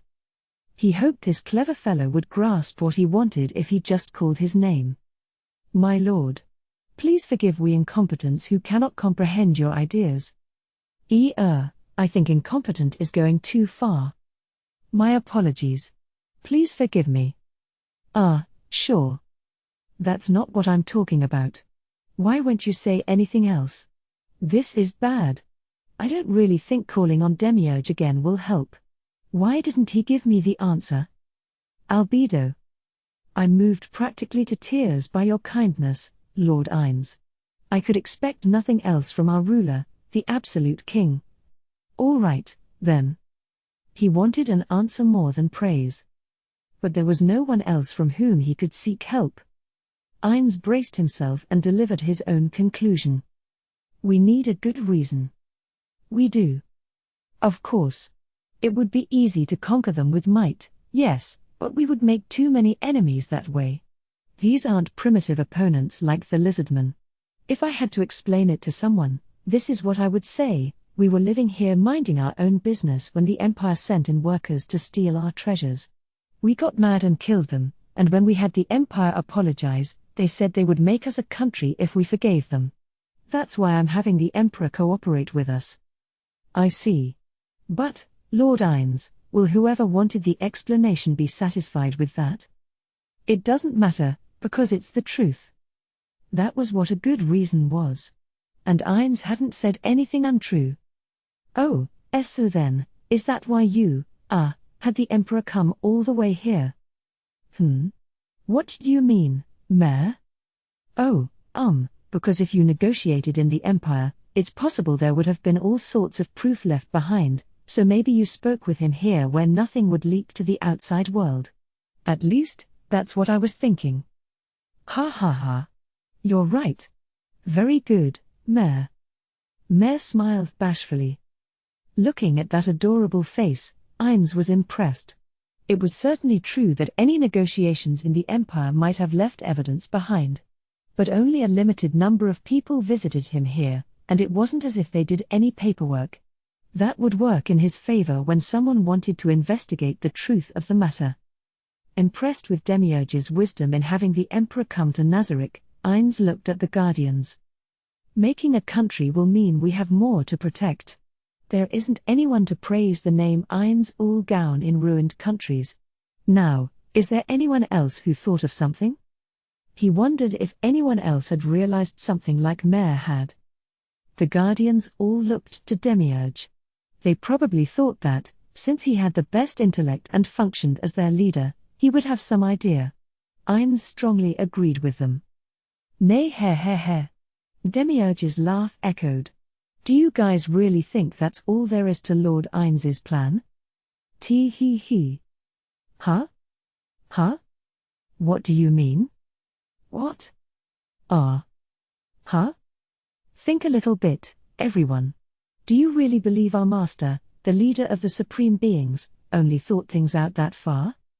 Ines felt like he'd been punched and gulped, despite not having any spit, as the Guardians all nodded in understanding. Why are you raising the hurdle?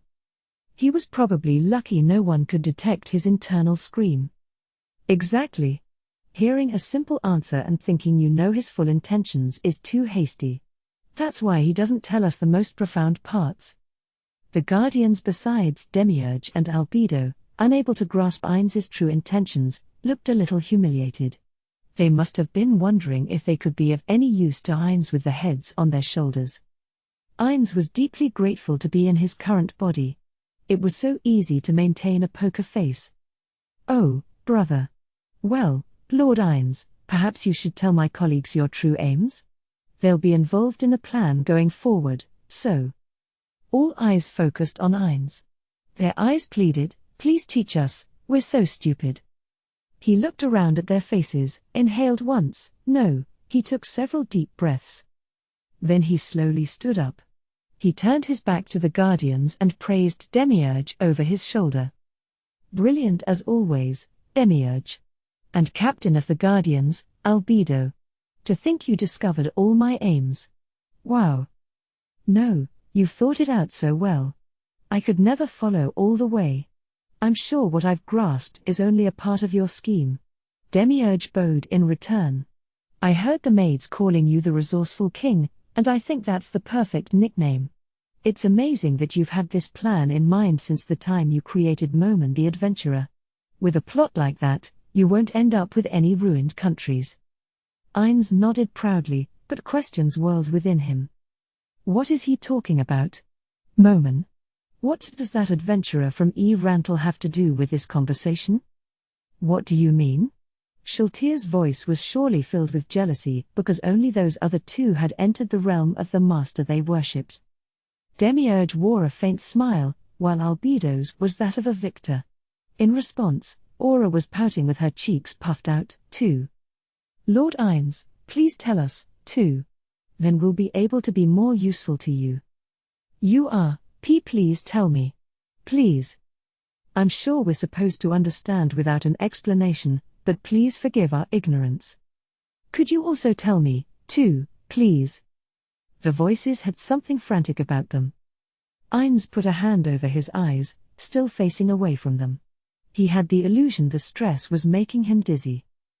It makes us happy to serve and be of use to you, Supreme One. Multiple voices said essentially the same thing. Unable to answer the pleading guardians, Ainz's heart was racked with guilt. The strong emotion should have been suppressed, but the pain was too great to be muffled. Perhaps I should just be honest about what a fool I am? But so many things wouldn't allow the words to come out of Ainz's mouth.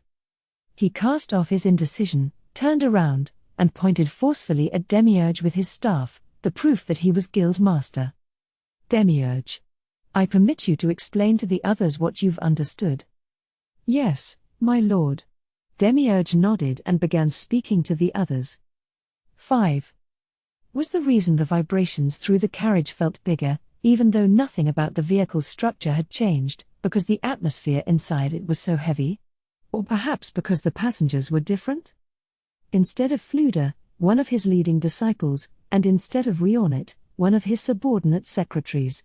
The other two hadn't changed, the owner of the carriage, Jerkniv, and Basswood. The reason Fluda wasn't there was that he said he wanted to discuss what they'd seen with his disciples. So Jerkniv had invited the leading disciple, who was second only to Fluda, albeit with quite a gap. At this same time in Fluda's carriage, a no doubt passionate discussion was raging. That was the exact opposite of this carriage. In Jerkniv's carriage, there was only silence. Only the heavy atmosphere ruled. It was like that because of Jerkniv. Because of his hard, sour expression. Everyone knew Jerkniv, despite fearing him as the fresh-blood emperor, as a man who always wore a slight grin. And it was an act he put on. He needed to show the masses that he was a strong emperor. Unless the one out front was bold, the ones who followed would be uneasy. Of the three present, Basswood knew him best, but even he had probably never seen this expression on him before. And that was why everyone just sat stiffly in their seats saying nothing. Though he sensed their eyes on him, Jerkniv still didn't feel like talking. They all knew why. No, if anyone thought anything else, Jerkniv would have split their heads open to take a look at their brains. When else would he get the chance to see a brain the size of a pinky fingernail? The great tomb of Nazarick. Calling that a tomb was misleading. It's the castle of a demon king. That crowd of horrors. And the being beyond them. Death seated on a crystal throne. And it wasn't just fear he felt. The shining buildings of concentrated luxury, the numerous furnishings. It all had him in awe. Jerkniv was adept at politics, so he knew what ordeals the Empire would go through in the coming days facing this being whose power in military, financial, and other spheres was without compare. Having someone strong at the top of their country put citizens at ease. Conversely, even if a nation had strength, the people would be anxious if the top was a lamb. Luckily, the Empire was a lion in both body and mind. But here came a country that was a dragon. How would that make the imperial subjects feel? Jerkniv looked down at his hands, white-knuckled from clenching them too long. No, not yet. Our defeat is not set in stone just yet. He smiled. It was a smile that suited the fresh-blood emperor. As if they were waiting for that nasty expression, the faces of his subordinates relaxed. Seeing that, Jerkniv put on a faint but genuine grin. Don't keep peeking at me. It's distracting. Your Majesty. All three voices overlapped. Hearing their joy that their emperor had returned, Jerkniv felt he knew what had to be done and nodded firmly. First, let's make sure there are no discrepancies among the way each of us here felt in that place. If anyone has a different opinion, bring it up. Even if it's off topic, that's fine. Okay, for starters, let's think about the ruler of the Great Tomb of Nazarick, Kugane. After leaving a beat, Jerkniv gave his honest impressions of the exceptional monster. Kugane is a monster among monsters who can create death knights with no trouble at all. If he became our enemy, I imagine the Empire would be destroyed. And even if our relationship is not hostile, there is still a good chance living things could be killed for fun. Any objections? No, sir. You're absolutely right, Your Majesty. No, I agree with you. If I was to add something, it'd be that I don't think a human can beat him. I don't even think anyone could get close enough to him to wield a sword, even if we sent the whole Imperial army. Upon receiving the three men's opinions, Jerkniv continued. Also, he reigns as an absolute ruler, and he seems to have the proper charms of a king. Yeah, he was awesome. He's more charismatic than our emperor. Sir Basswood. That's fine. It's true. I think there was only one time he displayed his actual emotions, but it sure had a conqueror's impact. You mean when he said, "Enough"? Silence, right. Jerkniv nodded slightly at his secretary's confirmation. The attitude Kugane had displayed with that reprimand was truly that of the king of the Great Tomb of Nazarick. And, what's more terrifying is that this monster is smart. He's that rare breed of schemer whose every move has a meaning. Don't look so confused, you guys. Think about it. Everything that happened from the moment I arrived went according to his plan. If it hadn't, there's no way he would have let us leave so easily. That monster with that much power is trying to win not with might but with strategy. He's not merely strong. He was the type that was harder to deal with. Next, we should think about his subordinates. Give me your opinions. He wanted to hear the others' thoughts, so he urged them to speak. The ones lined up near the front must have been his aides, right? Was the woman with wings standing next to Gaun his queen? That was how her attitude struck me. The peerless beauty in the white dress. Her faint smile wasn't kind, but even so, it was so alluring that he felt his heart nearly waver. She was so beautiful, there must be guys who lost to the desire to have her smile at them. He had sensed that the black wings at her hips weren't a magic item or part of her outfit. They were too natural. There were races with wings, like birdmen, but it seemed to him that she was probably one of the residents of the netherworld called demons. Maybe she could be Kugaune's wife. But if he has a wife, then how do they? Is just his face all bones? Or is he wearing a mask? Who knows? Jerkniv shrugged, but he didn't get the feeling that it was a mask. He didn't think it was an illusion, either. Then there was that guy Demiurge who can control people with his voice. Is he a bard? Is he good at singing 'cause he's a frog? Bard powers involved performing with instruments and their voices to cause special effects, similar to how Demiurge controlled people with his voice. He'd also heard that some sprites, like Lorelei, had powers like that. But that man was definitely nothing as cute as a sprite. Oh, a bard? That seems likely. Then there was that one like a big bug. What was that thing? Well, he could be a vermin race or... I don't know much about any besides Ant-Man, so I'll ask Master later. It was a wide world out there. Some races weren't very well known, and surely mutations occurred as well. And Lord races were said to change faster than normal ones, like the difference between a queen ant and worker ants. Jerkniv thought something like that could be a possibility. So I guess what's left are the silver-haired girl and the two dark elves? Setting aside the latter two, what about the former? Judging from the amazing swell of those breasts, she's gotta be his favorite concubine. Everyone in the carriage winced at Basswood's remark. No, I doubt he would put even his favorite concubine in that lineup. She must be at least as strong as those dark elves. Whoa. That could be the wrong assumption. Basswood spoke in earnest. There's no doubt that the ones lined up there were close to that monster, but that doesn't mean they all have to be strong. I mean, think about it. If your Majesty had 100 of me as your aides, just because I'm strong, don't you think politics in the Empire would break down and fall apart? Basically, she might be an aide who was chosen for a reason besides strength. Maybe his favorite concubine is really smart. Maybe she keeps things running smoothly inside that castle pretending to be a tomb. Someone said, I see. Jerkniv could also agree. Distracted by Ainz Ulgaun's immense power, they had assumed that the silver-haired girl had to be strong just because she was standing next to those two dark elves.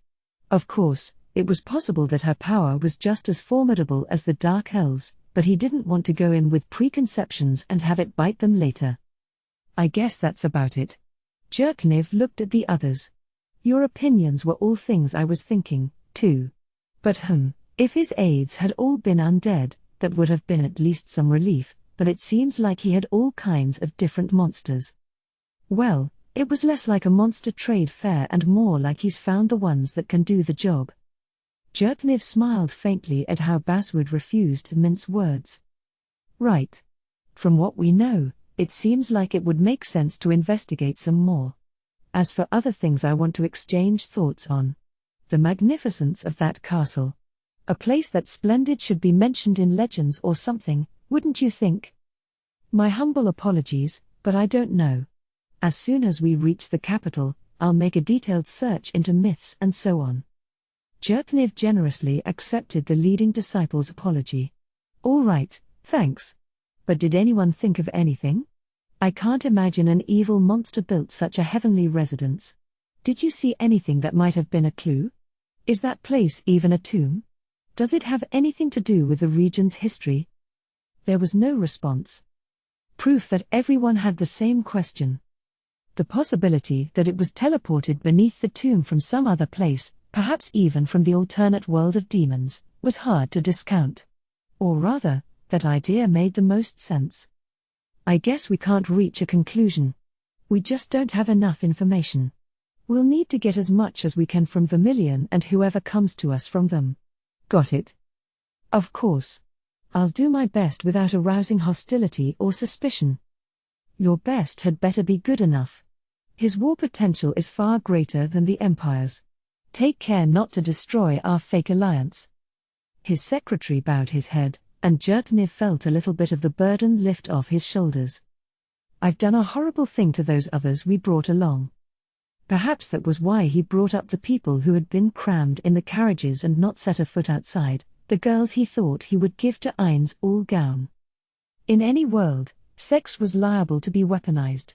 Perhaps the Empire's intelligence agency should have prepared some people skilled in exploiting that, but since there would have been trouble if they were found out via magic, he decided to gather up some innocent girls. Well, it was probably bad for their spirits to have to go through bidding a final farewell to their families, but they must be happy with this outcome, don't you think? I wonder. Just managing to become a favorite concubine of that monster would be amazing. Any woman who would be happy to sleep with that monster has nerves of steel. Basswood implied that no human could feel that way, but Jerkniv knew that was naive. He had seen enough women's hidden struggles, like how his mother had poisoned her husband, to be confident about that. Women are more courageous than men think, and they act out of emotion and for profit. I'm sure there are women who would be unfazed by sleeping with a skeleton king. In that sense, maybe we got lucky. A woman might have conned Ainz Ulgaun into killing me. The others grinned, but Jerkniv felt it could have happened. He knew how the nobles hated him for the many reforms he had pushed through the state power. Of course, he had allies as well, but the only ones he could really trust were his aides and Fluda. Then a question fluttered down on him like a feather. It was about Fluda. Fluda was his teacher, an important figure in the Empire, and its trump card. He was the Empire's greatest hero, and Jerkniv respected him. He also knew that when you removed the wise man veneer, a thirst to touch the depths of magic, like a madness, swirled below. Which was why the question remained. He wasn't himself. Ainz Ulgaun was clearly a great caster who surpassed Fluda. He could create with ease the Death Knights Fluda failed to control. So why did Fluda follow Jerknev out of the tomb without a word? Normally, Gramps would have asked that horrible monster for magic knowledge. He would have gotten down on all fours and thrown himself at his feet. It was so easy to imagine. But he didn't do anything. He didn't even ask about it. Like he wasn't even himself. Could something have happened to him? Everyone bowed down according to Demiurge's order. But maybe that was only a distraction, and his real aim was to put Fluda under some sort of mind control. Jerknev didn't really think Ainz Ul Gaun would want Fluda as an underling. Fluda may have been the Empire's trump card, but in Ainz's world, with so many powerful monsters, Fluda's abilities would hardly be noticeable. But maybe the knowledge he had amassed was valuable. And besides that, if Ainz Ul Gaun controlled Fluda, the Empire's military strength would plummet, and at the same time, it would lose its trump card in the fight against him. They would be put under the yoke of slavery. Is that it? What else could it be? Why else wouldn't Gramps have said anything? Because he already knew. Did he already know how powerful Ainz Ul Gaun was? That moment, it was like lightning struck him. Cold sweat oozed from every pore. Your Majesty. Your Majesty. What's wrong? You're awfully pale all of a sudden. Shall I call a pre? Need? I said, no need, because it's not necessary. With a glance at his puzzled subordinate, he tried to get sucked back into his thoughts, but... Am I scared? His ideas were all jumbled, and he couldn't pull them together. It was almost as if he was averting his eyes, as if thinking about what came next was forbidden. No. Running away will only invite the worst possible scenario later. Calm down. Just calm down. Calm yourself and think. Jerknev concentrated on his thoughts despite the strange looks he was receiving. If he knew about Ainz Ul Gaun's powers. I mean, if he already knew about those abilities, then I can understand why he wasn't acting like himself. Does he have some kind of connection to that monster behind the scenes? It can't be. He didn't have the wherewithal to worry about his subordinate's surprise and concern at his rapidly changing expression. No, it can't be, Jerknev. Gramps saw that Death Knight and was shocked to his core. Which means he didn't know about Ainz Ul Gaun's powers. Well, no, it doesn't. Right. What if Fluda didn't know he could give orders to Death Knights but still knew he was a great caster? It was as if the pieces were coming together one by one to create a beautiful, no, horrifying, picture. So that monster and Fluda knew each other. Since when, though? From the beginning? Yes. The one who discovered people entering and leaving the tomb and the one who suggested we send workers in was Fluda. It was like a thread had connected. When he thought of it like that, most of the questions began to make sense. So he betrayed me. I see. He betrayed me. He sold the Empire. It was a resentful voice from the depths of hell. Or perhaps the cry of a child? The atmosphere wasn't such that his subordinates felt asking would be permitted, so they watched him in silence. He turned to look at them. Fluda Paradigm betrayed us. What is the damage to the Empire in this case? Can a sinecure be arranged? Everyone's eyes nearly popped out of their heads at the unbelievable accusation. Why, Your Majesty? Could that really be? Surely you must be joking. The leading disciple's comment sent rage spouting from the pit of Jerknev's stomach. He wanted to shout, I'm not interested in your opinions. But held back. The reason he reined in the outburst was that Jerknev the child was still there in a corner of his mind. He had, unfortunately, grown up surrounded by the enormous amount of plotting that lay beneath the facade of noble society. He dispelled the passionate fury in his belly by taking a breath. I'll say it again. Fluda Paradigm has betrayed us. What is the damage to the Empire in this case? His subordinates looked at one another. After communicating with their eyes for a few seconds, the leading disciple spoke as their representative. Unimaginable damage that would make you want to cover your eyes. We've been able to coerce other countries with the mere suggestion of Master's existence. That's why the Empire has never fallen prey to foreign schemes. When he looked to the secretary for confirmation, the man nodded with a deathly pale face. If word got out that we pushed him into a sinecure, it would give the other countries room to maneuver. But the Empire has an intelligence agency, doesn't it? Oh, I see. Humph. Thanks to Fluda, they don't have much experience, huh? As you so wisely point out. Your Majesty, do you really? The probability is shockingly high, Jerknev asserted, cutting the secretary off. But I have such a mountain of things to do. First, I have to decide who will take Fluda's place. Is there anyone good? Noticing the flames of ambition blaze up in the leading disciple's eyes, Jerknev laughed in his head. Fluda's position, principal court wizard, must have been incredibly appealing.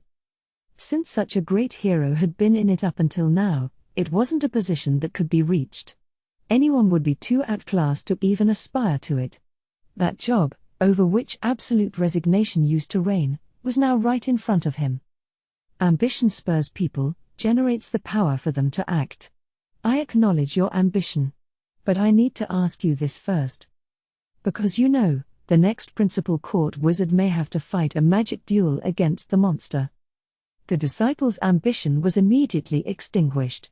He no longer had the slightest interest. To the leading disciple, principal court wizard was suddenly the least desirable job in the world. Plunging off a 1,000-foot cliff into stormy waters offered a better chance of survival than competing against Ain's all-gown with magic. Actually, it was possible that dying was the better choice. His face looked like that's what he was thinking, and his eyes had the same shine as a cornered mouse's. Jerknev abandoned his expectations, having learned that this man didn't have the courage to duel Ain's all-gown. It was wrong to have expected anything in the first place.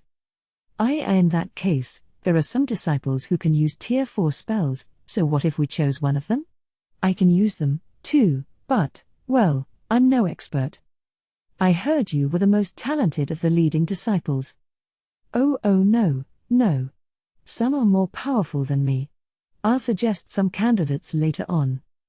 Of course, Jerknev understood that being asked to fight such a colossal monster would crush anyone's resolve.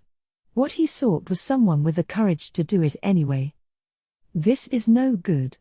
And it won't help to assume this disciple is an exception. We can probably assume that anyone who knows about Ain's all-gown won't be brave enough to fight him. Our only choice is to leave things up to someone who hasn't confronted him yet. Someone ignorant will get the same gleam in their eyes as this guy just did and work their ass off for me. It wasn't a good idea, but it was his only option. I see. Then we'll hold interviews after you've put together some details on the candidates. And we should probably start preparing our response. For now, we'll cooperate and obey like a dog in order to build friendly relations. Understood. No one objected to the phrase like a dog. Well, how could they, after laying eyes on the great tomb of Nazarick?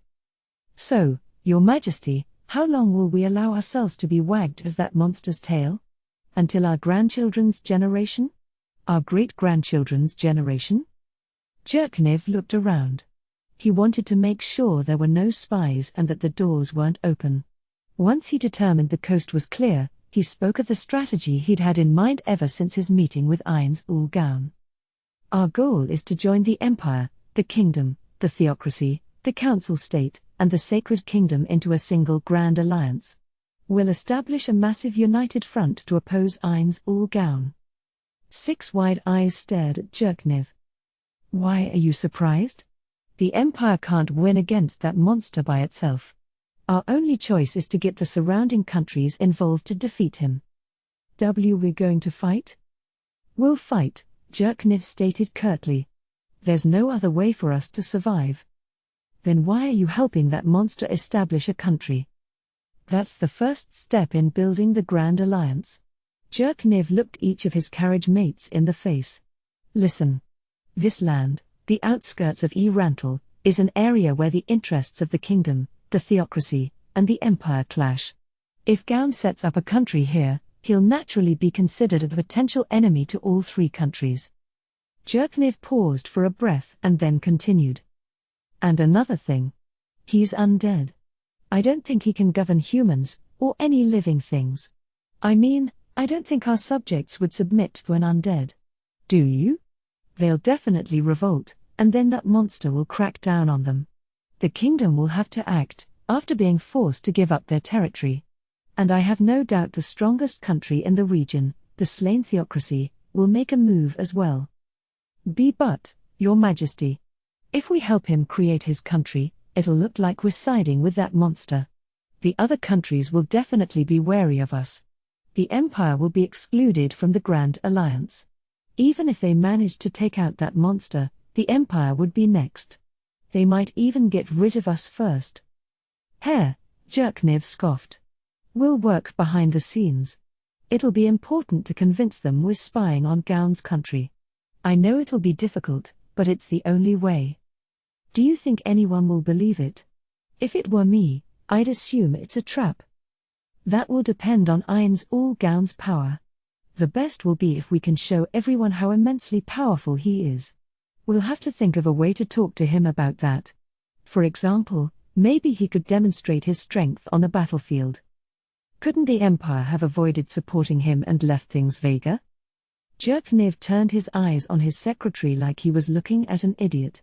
In order to secure a bare minimum security, we have to play both sides. What's the point of siding with the kingdom if Gaun just seizes all the land in the region? Jerkniv was choosing the least awful option. For those reasons, the Empire will pretend to back that monster while actually supporting the alliance. Clearly, if that comes out, there's a high probability the beast will aim to crush us first. At least, if it were me, I'd make an example out of us, for sure. Ah yeah, that you would, Your Majesty. I'll take that as a compliment. Anyway, this is why we can't be the ones to propose the Grand Alliance. We need those countries to form it of their own accord. We need to focus on gathering intelligence from within Nazarick. At the same time, we search for anyone who might be able to defeat him. Do you really think someone like that exists? The leading disciple asked this in a tone that made it clear he had no confidence a person like that would turn up, but he posed the question anyway. Someone who could defeat that unrivaled monster? It seemed like it would be impossible even for a dragon, the strongest race in the world. But Jerkniv's answer was full of confidence. Sure there is. Really? There were. In that throne room. Then the disciple understood. He meant the monsters lined up around Ainz, Aura, Mare, the silver-haired girl, the insect, and Demiurge. You're going to make them defect? I don't really think I'm capable of that, but it's still worth a shot. We'll prepare money, status, and members of the opposite sex to see if we can attract them even slightly to our side. It seems like a long shot. Of course, but that goes without saying. Ainz ul Gaun has the air of a high king.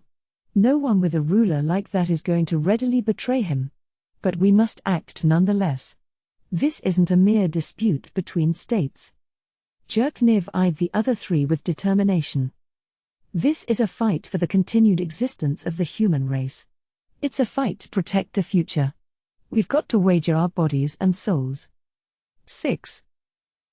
So I think that's how this emperor will think and then act.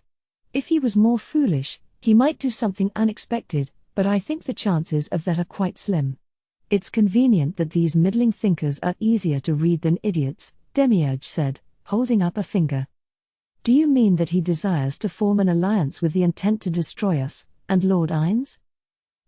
I dunno, he seems pretty stupid to me. Would it be better for us to make the first move and crush them? Shultier's disgusted comment was closely followed by Aura's and Mare's input. None of them seemed angry. It was as if they were talking about picking a pebble up off the ground. The bigger problem is.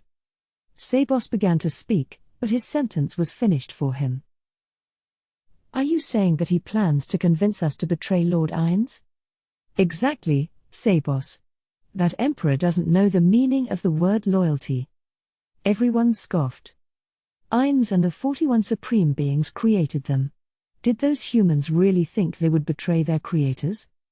Of course, all this supposition was merely Demiurge's guess, but even that seemed to make the Guardians very uncomfortable. they all had hard glints deep in their eyes.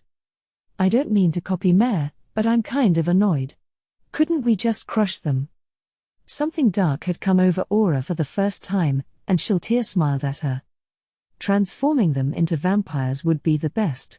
If they were high quality, we could put them to work in Nazarick. Cocytus didn't say anything, but he began clicking a warning sound. Everyone, Lord Ainz is present. Shiltir's, Aura's, and Cocytus's anger subsided in response to Sabos's level-headed voice. Ho ho. That's right, everyone, please calm down. Remember what Demiurge said. This is all according to expectations. If you don't enjoy the clowns performing their comedy routine, then what is left? The appropriate response from us is admiration, because everything is happening according to Lord Ainz's plan. Right, Lord Ainz? Ha! Ainz's plan. Seems like some guy with the same name as me has come up with some special plan. And I guess part of that plan is that the Baharuth Emperor will create an alliance to oppose Nazarick. I don't get it at all. I'd like to ask that Ainz guy what it's all about. He couldn't run away from reality forever. Ainz wanted to make a clean break, tell them he actually had no plan, then ask what kind of misunderstandings Demiurge and Albedo were operating under. But there was no way he could do that. Ainz looked at Albedo anew without moving his eyes. What he saw was a woman who seemed to be dripping sticky honey. Her entranced eyes were moist, her cheeks slightly rosy. It was a reaction to her belief that everything was going according to his plan. She was in love with his wisdom. It was too late to deny everything. Who in this situation would be able to ask, "What are we talking about exactly?" There was only one thing Ainz could say in response to Albedo's question. T's right. He wanted to pat himself on the back for suppressing the tremors in his voice. The Guardians oohed in respect. Tee-hee-hee. As Albedo opened her arms, the wings at her hips also spread. Lord Ainz will peacefully occupy the human cities and reign over this whole region with his love. That emperor will build an evil alliance to oppose his earthly paradise. Thus, in the not-too-distant future, Lord Ainz will probably teach that country what goodness is. Our cause is just. That's something to look forward to. When that fool realizes he's been dancing in the palm of Lord Ainz's hand, I wonder how he'll react. You're always several moves ahead, my lord. After Demiurge honored Ainz with a sincere appraisal, Albedo spoke again with a respectful expression on her face. We are truly unable to grasp the extent of Lord Ainz's wisdom. Without the hero, Momen, he created, a peaceful takeover would have been impossible, and he would have had to rule Rantle through fear and violence. He might have used the Golden Princess instead, but that would have been a waste of one of our cards. As I found in my analysis of the intelligence Sabos gathered for us, she's beyond interesting. She'll be very valuable to us. From what I've heard you say, I really want to meet her. Then maybe you could go as a messenger to the kingdom after our country is built. We have to make good on our promise, after all. Aren't you two getting off topic? Don't you think you're wasting Lord Ainz's precious time? The pair hurriedly apologized, and Ainz said, "It's fine." In fact, Ainz was gleaning information from their chatter and using the time to think up excuses, so it was perfect for him. But you do so amaze us, Lord Ainz. You said it, Shiltir. I mean, he came up with a strategy that surprised even Demiurge and Albedo. Magnificent as always, Lord Ainz. Why you're so cool. I really look up to you. I'm ashamed of my lack of intelligence. I can't help but feel that if I can't keep up with your ideas, I'm useless. The Guardian's compliments stabbed into him like knives. He half wondered if they were making fun of him, but the deference, respect, and adoration in their eyes were unmistakable. Ainz couldn't say anything in response, he only carried on with his usual act. That's not true. It just happened to turn out that way this time. Plus, Demiurge, and Albedo, you figured it all out. No, if you hadn't handled that human the way you did, we wouldn't have been able to guess. It's just as Demiurge says. To see ahead so far into the unknown, It's just what you would expect from the leader of the supreme beings. I've fallen for you more than ever before. Brilliant as always, Lord Ainz. To think you could outsmart the greatest intellect of Nazarick, Demiurge. For real. You're awesome, Lord Ainz. Yeah. You're awesome. I knew your abilities were extraordinary, Lord Ainz, but I didn't realize just how extraordinary. You are truly Nazarick's great treasure. Indubitably. You are so compassionate and wise. There can be no greater ruler than you, Lord Ainz. Ah. Oh, that reminds me, there's something we need to decide.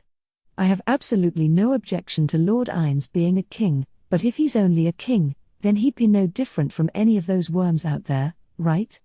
I think we need to decide a more suitable title for Lord Ainz. The Guardians unanimously approved Demiurge's idea. What do you think, Lord Ainz? I have no objections. Do as you like. Really, he felt like King Ainz Ulgaun was fine. With King attached, there was a palpable increase in his status, to the point where his mental state was forcibly stabilized several times. Then does anyone have any suggestions? I do. Shultir raised her hand. I think we should pay tribute to Lord Ainz's beauty and call him the Gorgeous King. The Guardians oohed in appreciation. Gorgeous King Ainz Ulgaun? Now me. Aura raised her hand next. I think we should emphasize Lord Ainz's strength. So Power King, meaning a king who's powerful, seems good to me. Several voiced their understanding at last. Power King Ainz Ulgaun? You can I suggest one, too?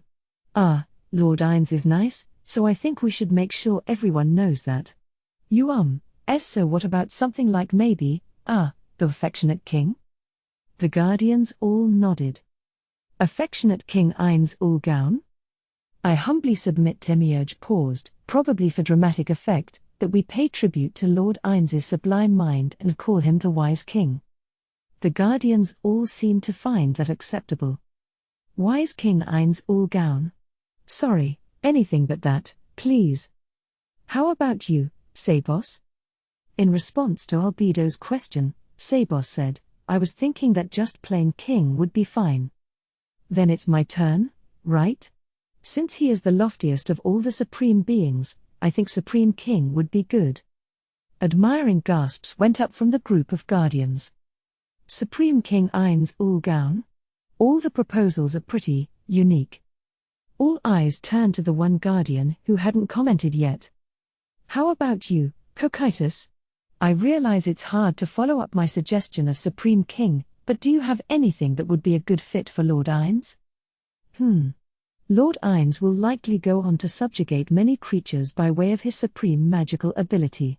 Therefore, I believe he should be known as the one who rules over the creatures of darkness and magic itself, the King of Darkness.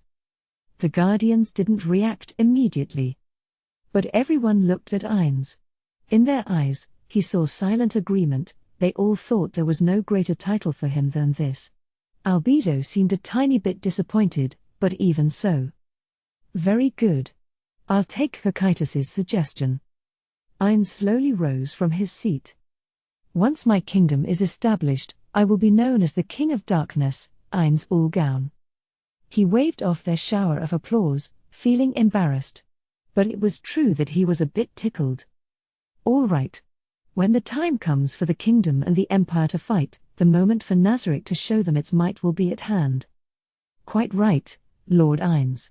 They will try to investigate your powers, but they won't even know that it's part of our plan. Demiurge continued, seeming very pleased. Before negotiating, it's important to give them one good blow to make them understand the power disparity. When the creatures known as fools don't fully grasp the strength of their enemy, they tend to behave stupidly.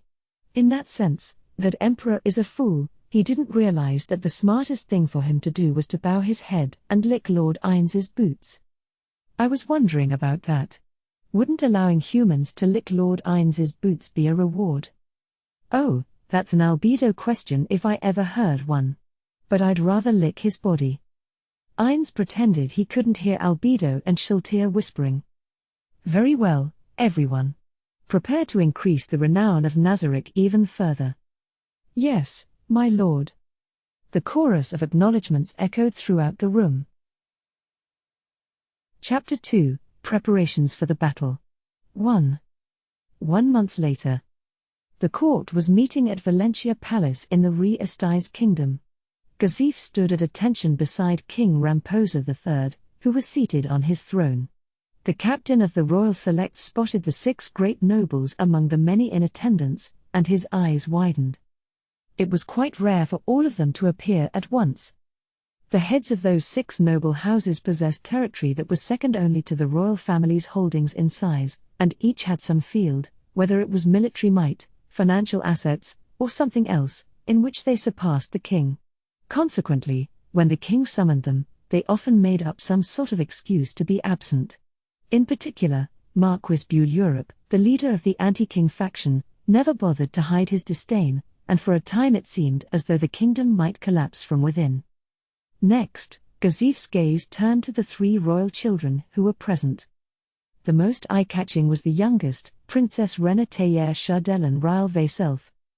Then came the second prince, who had distinguished himself by working with the king for the people during the demon disturbance, Zaynek Valian Igana Ryle Vayself. Last was the eldest, Prince Barbaro Andrian Yeld Ryle Vayself, with his magnificent physique and neatly arranged hair.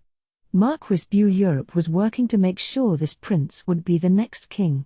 He was probably attending the meeting at his request. With Buell-Europe of the nobles faction present, the discussion was sure to get stormy. To take his mind off the bleak worry he felt, Gazif observed the other gathering great nobles. Of the 3 nobles who stood in the king's faction, the one who caught Gazif's eye first was the one wearing the most luxurious clothes out of anyone in the court, Marquis Bloomrush. He was nearing 40 years of age. The fairly good-looking noble's domain held both gold and mithril mines, and the precious metals they produced were enough to provide their owner with the greatest financial power in the kingdom. But rumor said he was extremely greedy, willing to betray even his family for a single gold coin. In truth, Gazif had heard that he was betraying the kingdom and leaking information to the empire. The only reason such a character was allowed to go unchecked was because, essentially, they couldn't produce any definitive evidence of wrongdoing.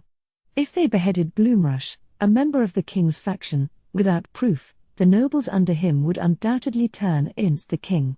If he was taking advantage of that fact to sell intelligence to the empire, it wasn't a stretch to call him a truly terrible human being.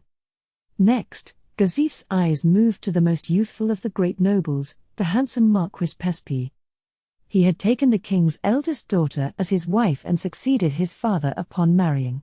His ability and personality were still relatively unknown, but his father had been exceptional in both areas, so Gazif felt that young Pespi would eventually grow to be similar. Meanwhile, the eldest of the 6 great nobles was Margrave Uravanna. His hair was already completely white, and since he didn't have much left, it looked like he had almost none at all.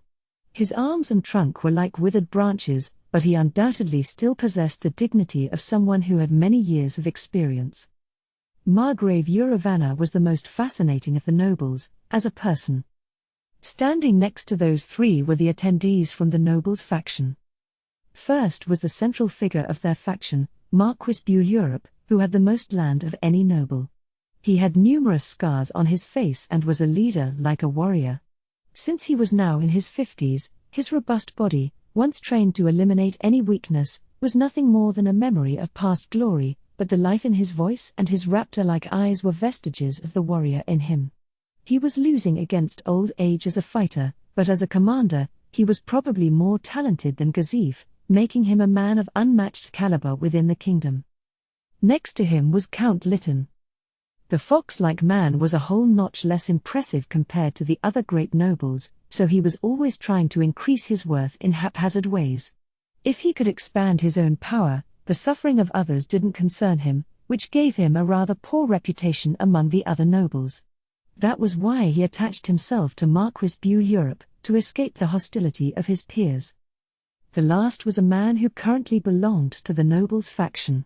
His blonde hair was slicked back, and he had blue almond-shaped eyes. His complexion was a special pallor reserved for those who rarely saw the light of day. That combined with his tall, lean figure gave him the impression of a snake. Age-wise he should have been just under 40, but his sickly skin tone made him seem far older. Gazif had mixed feelings about that man, Marquis Revan. He looked away from the noble. What made the power struggle in the palace even more complicated was the matter of who would be the next king.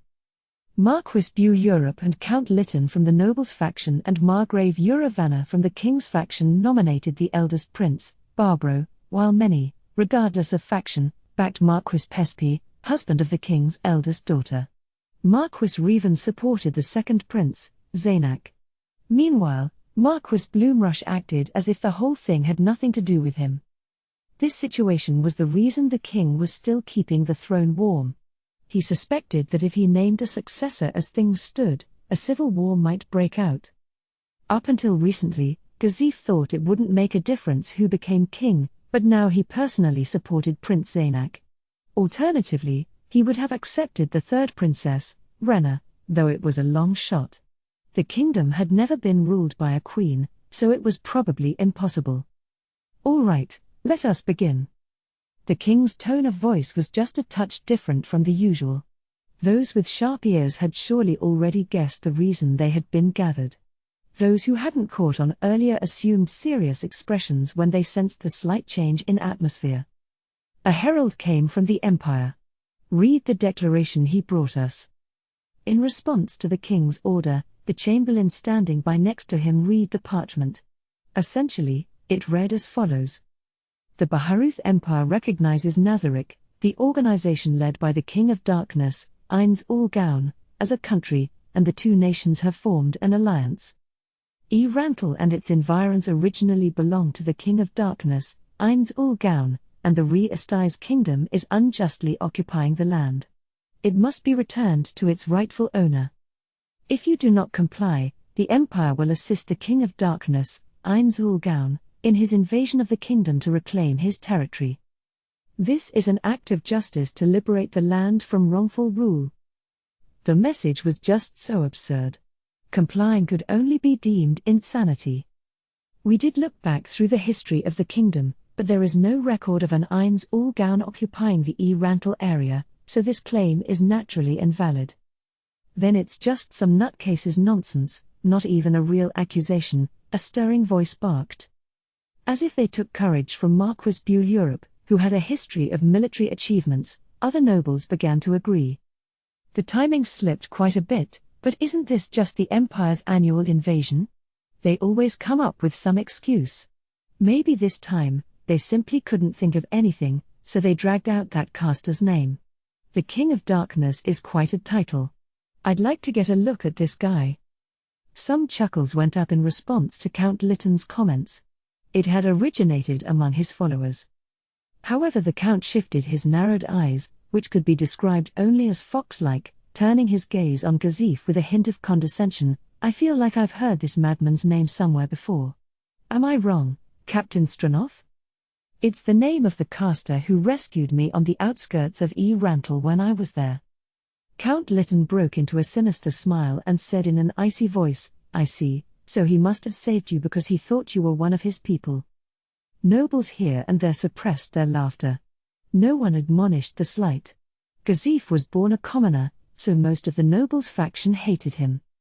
The king might have spoken up if the insult had originated from someone in his faction, but as Count Lytton was from the opposing faction, he could only furrow his brow. Don't you think, then, that it was the Empire that burned the farming villages near Rantel? It seems like you thought it was the theocracy, Captain. And the one who rescued you was Gaun, right? Couldn't he have been in cahoots with the Empire? As someone suggested before, perhaps he was meant to be a spy all along? You didn't see the corpses of the ones who had cornered you, correct? The powerful members of the six scriptures flashed through Gazif's mind. At the same time, he saw Ainz Ul Gaun. Regarding the corpses, it's as you say, Count Lytton, but I don't think there's any conspiracy. The ones who attacked when I was in Kani were stronger than Imperial Knights could be. They were giving orders to angels, so I have no doubt they were from the slain theocracy. Why would the theocracy do such a thing? How should I know? It would have been such a relief to be able to answer. As Gazif struggled to come up with a reply, help came from someone next to Count Lytton. Who cares about the crazy caster? Don't we need to figure out how to reply to the false Emperor's declaration, Your Majesty? Marquis Europe is right. What we need to decide is the kingdom's response. Permission to speak, please. Marquis Pespi stepped forward slightly. It's impossible to accept the Emperor's declaration. It seems war is our only choice. The nobles became enthusiastic. Ooh, so we'll drive them off, and then it'll be our turn to march into their country. Exactly. I'm sick of doing nothing but repelling the Empire's advances. There can be no doubt. You're quite right, Marquis. Their voices mixed with laughter. Everything they said was true, but it was also what they always said. For the past several years, there had been a regularly occurring war with the Empire on the Katsa Plain. In the end, the same scuffle, which always ended with the two countries merely glaring at each other or the kingdom taking a little damage, would happen as usual. That was the sort of relaxed idea that circulated among the nobles. They were used to the fighting. But Gazif's warrior instinct screamed that he should speak. Don't assume that this war will stop at a dust-up like before. The nobles looked accusingly at him, as if he'd ruined their fun. I see. So that's what my captain of the Royal Select thinks. Please explain why. Yes, Your Majesty. It's... Gazif's alarm bells were ringing because of a certain person. It's because of the caster, Ainz ul Gaun. Ah. And you're the only one of us who has stood face to face with him, so I imagine we should give your opinion some weight. But what basis do you have for thinking that? Gazif was lost for words. He didn't have a good answer. It was simply, what his warrior intuition was telling him, that making a poor judgment about this war was dangerous.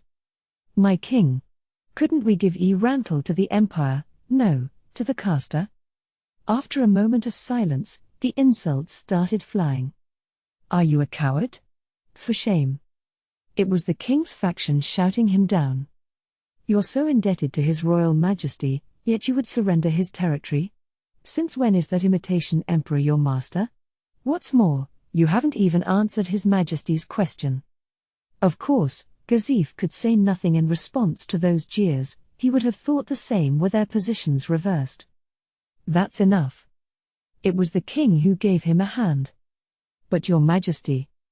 You're angry for my sake, and for that I'm grateful. But I would like you to remember that our captain is not the sort of man who would betray me. He has thrown himself into danger for me many times before. I can't believe he would propose something that would work to my disadvantage.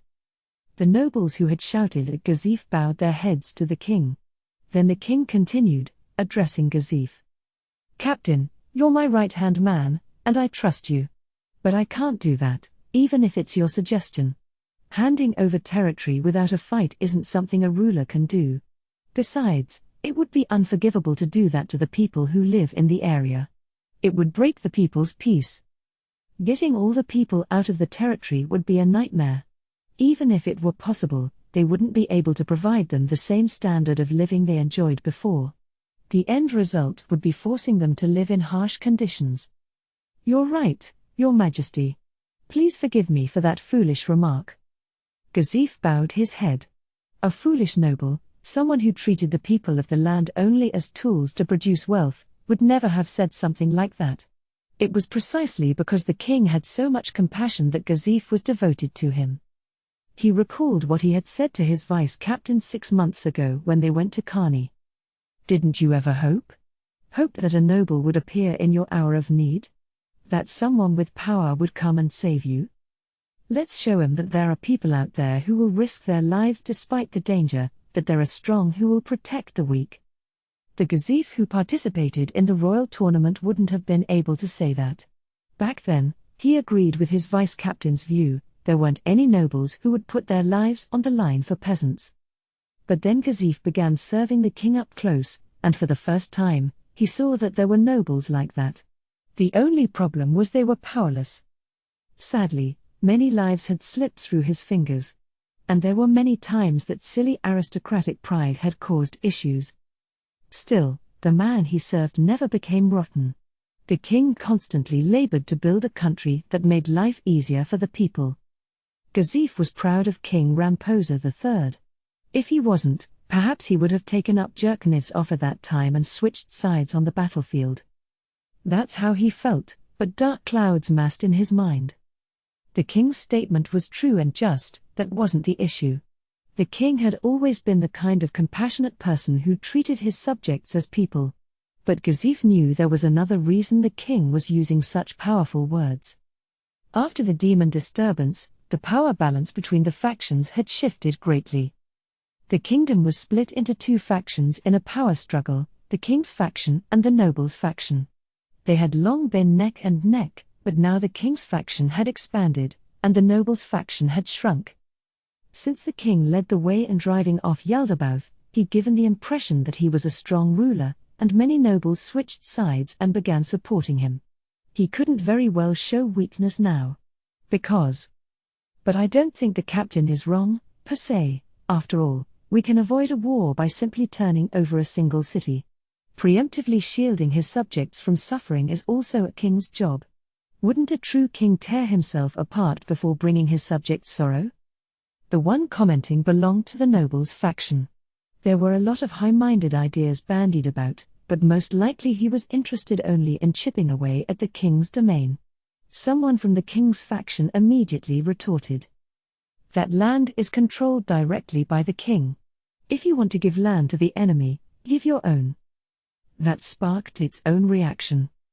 What are you talking about? The Empire is demanding the area around Rantel. What would we achieve by giving away my land way off in some other direction? Think for a moment before you speak. As a result of the king's faction growing more powerful, the nobles' faction had grown weaker. In order to remedy that, their attempts to hinder the king had increased. That was the cause of another one of Gazif's anxieties. Because the balance between the factions had shifted, the efforts to chip away at the king's power had grown. The kingdom was liable to break apart in conflict. And that's why the king was appealing to his strength, to not allow his opposition any chance to revolt. There was nothing wrong with that, but wasn't it incredibly dangerous for anyone who wasn't allowed to show any weakness? Gazif was lost in thought until he was brought back to his senses by the intense gazes from some nobles in the king's faction. Their eyes questioned whether he might have defected to the nobles' faction, since he had proposed giving away the king's land. They stared with disapproval. Have you forgotten all that you owe the king, commoner? Humph. All you need to do is ask the king to swap the Rantel area for your land. Then you could give it away. Do you think it's so easy to trade land? Fool. You're the fool. The childish squabble immediately drew the whole meeting into a clamor. In the past, any debate would have ended in a draw. But the king's faction's voices grew louder, and the nobles' faction's voices grew fainter. Before, the king might have stopped this himself, but it didn't seem like he was going to this time, because the king's faction's voices were louder, of course. Anyone would find it hard to call a halt to a situation where they stood to gain. Plus, there was also the matter of the pent-up discontent. Seems like he's being fed sweet poison. Gazif sensed the cold, dark will harbored in the eyes of the nobles' faction members, and it sent a chill up his spine. This was all because of Yaldabaoth's attack. Under the circumstances, having the king lead the charge was the best possible move at the time. If it weren't for that, the line would have collapsed, and the adventurers would have been wiped out. They would have lost the blue roses, leaving the kingdom in the direst of straits. But looking at the current situation, Gazif had to wonder if there had been a better option they could have chosen. How would this court meeting have gone if the factions had been on equal footing? I don't know. But what'll happen if we lose the battle with the Empire? Will someone argue we should resist to the end? Or maybe they won't? It's possible the king's faction will abruptly lose power, while the nobles' faction will gain, but does that mean the balance will be restored? Or will it collapse? Will a war that rips the kingdom in two break out? Are we going to be all right? He had the awful feeling that they were being manipulated. Even though it seemed as though they were making their own decisions, maybe they were being strung along somehow. Could Kugane have planned all this, from the very first time I met him? No, I'd like to think that can't be true. We only talked briefly, but I didn't get that feeling from him. Though the caster Ainz Ulgaun had become his enemy, Gazif didn't have a bad enough impression of him to address him without the sir. He might actually be a peaceful rule. Oh, acknowledgement. I can't be thinking disloyal things like that. Can we bring the shouting match to an end about now? The nobles knew who the gloomy male voice belonged to, so they quieted down. That should have been the king's job. That someone else should stop them made Gazif bite his lip. That victory was so sweet. He thought it would be all right. But would the king forget that sweet nectar? Would the king Gazif was so proud of fade away? He couldn't completely clear the worries from his mind. Your Majesty, if we're certain the Empire will invade, we need to prepare ourselves. Marquis Revan, His Majesty can go allo. But Revan interrupted the noble's faction member and spoke again. Hold on. If His Majesty's army was defeated, how far do you think the Empire would advance? In order to protect my own domain, I'll be lending all my strength to the king. Silence descended. The kingdom's soldiers were conscripted civilians. The gap between them and the professional knights of the Empire couldn't even be measured. The only way to win against the Empire's quality military was to overwhelm it with quantity. That's how they had fought for the past several years. If they lost even when they committed large numbers of soldiers, it went without saying what would happen. Prompted by Marquis Revan's remarks, the nobles' faction members must have imagined Imperial knights invading their territory. The first to declare their support were the ones who had domains between the capital and Erantal. Then those who were close to them. Soon, all of them had agreed. All right. Then I'll make sure our response to the Empire doesn't arrive too soon, so until our declaration of war is delivered, gather your men. I'm sure the fight will take place in the usual location. Gather there. Naturally, I'll go, too, said the king. I'll accompany you to the battlefield, Father. The one who spoke was Prince Barbaro, who had been standing by silently up until that very moment.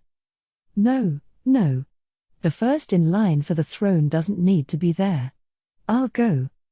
It was the second prince, Zaynak, across from Barbaro, who answered.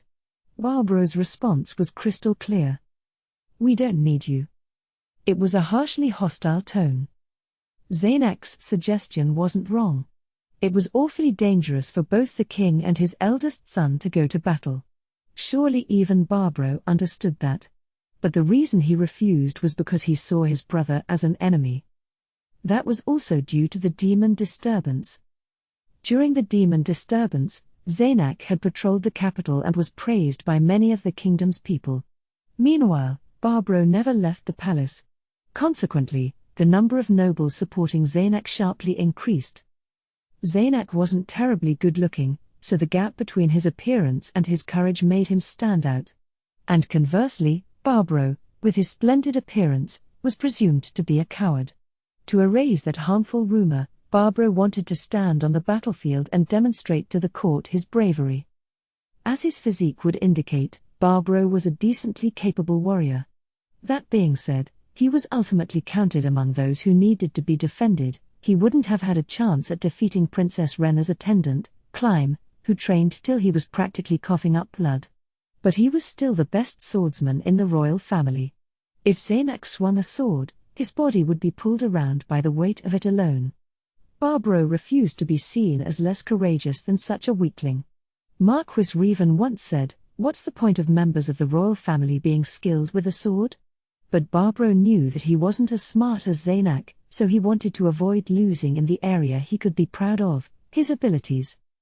More than anything, he didn't want to fall behind in the contest for the throne. Gazif's stomach pained him when he thought about the dangers lurking within the kingdom.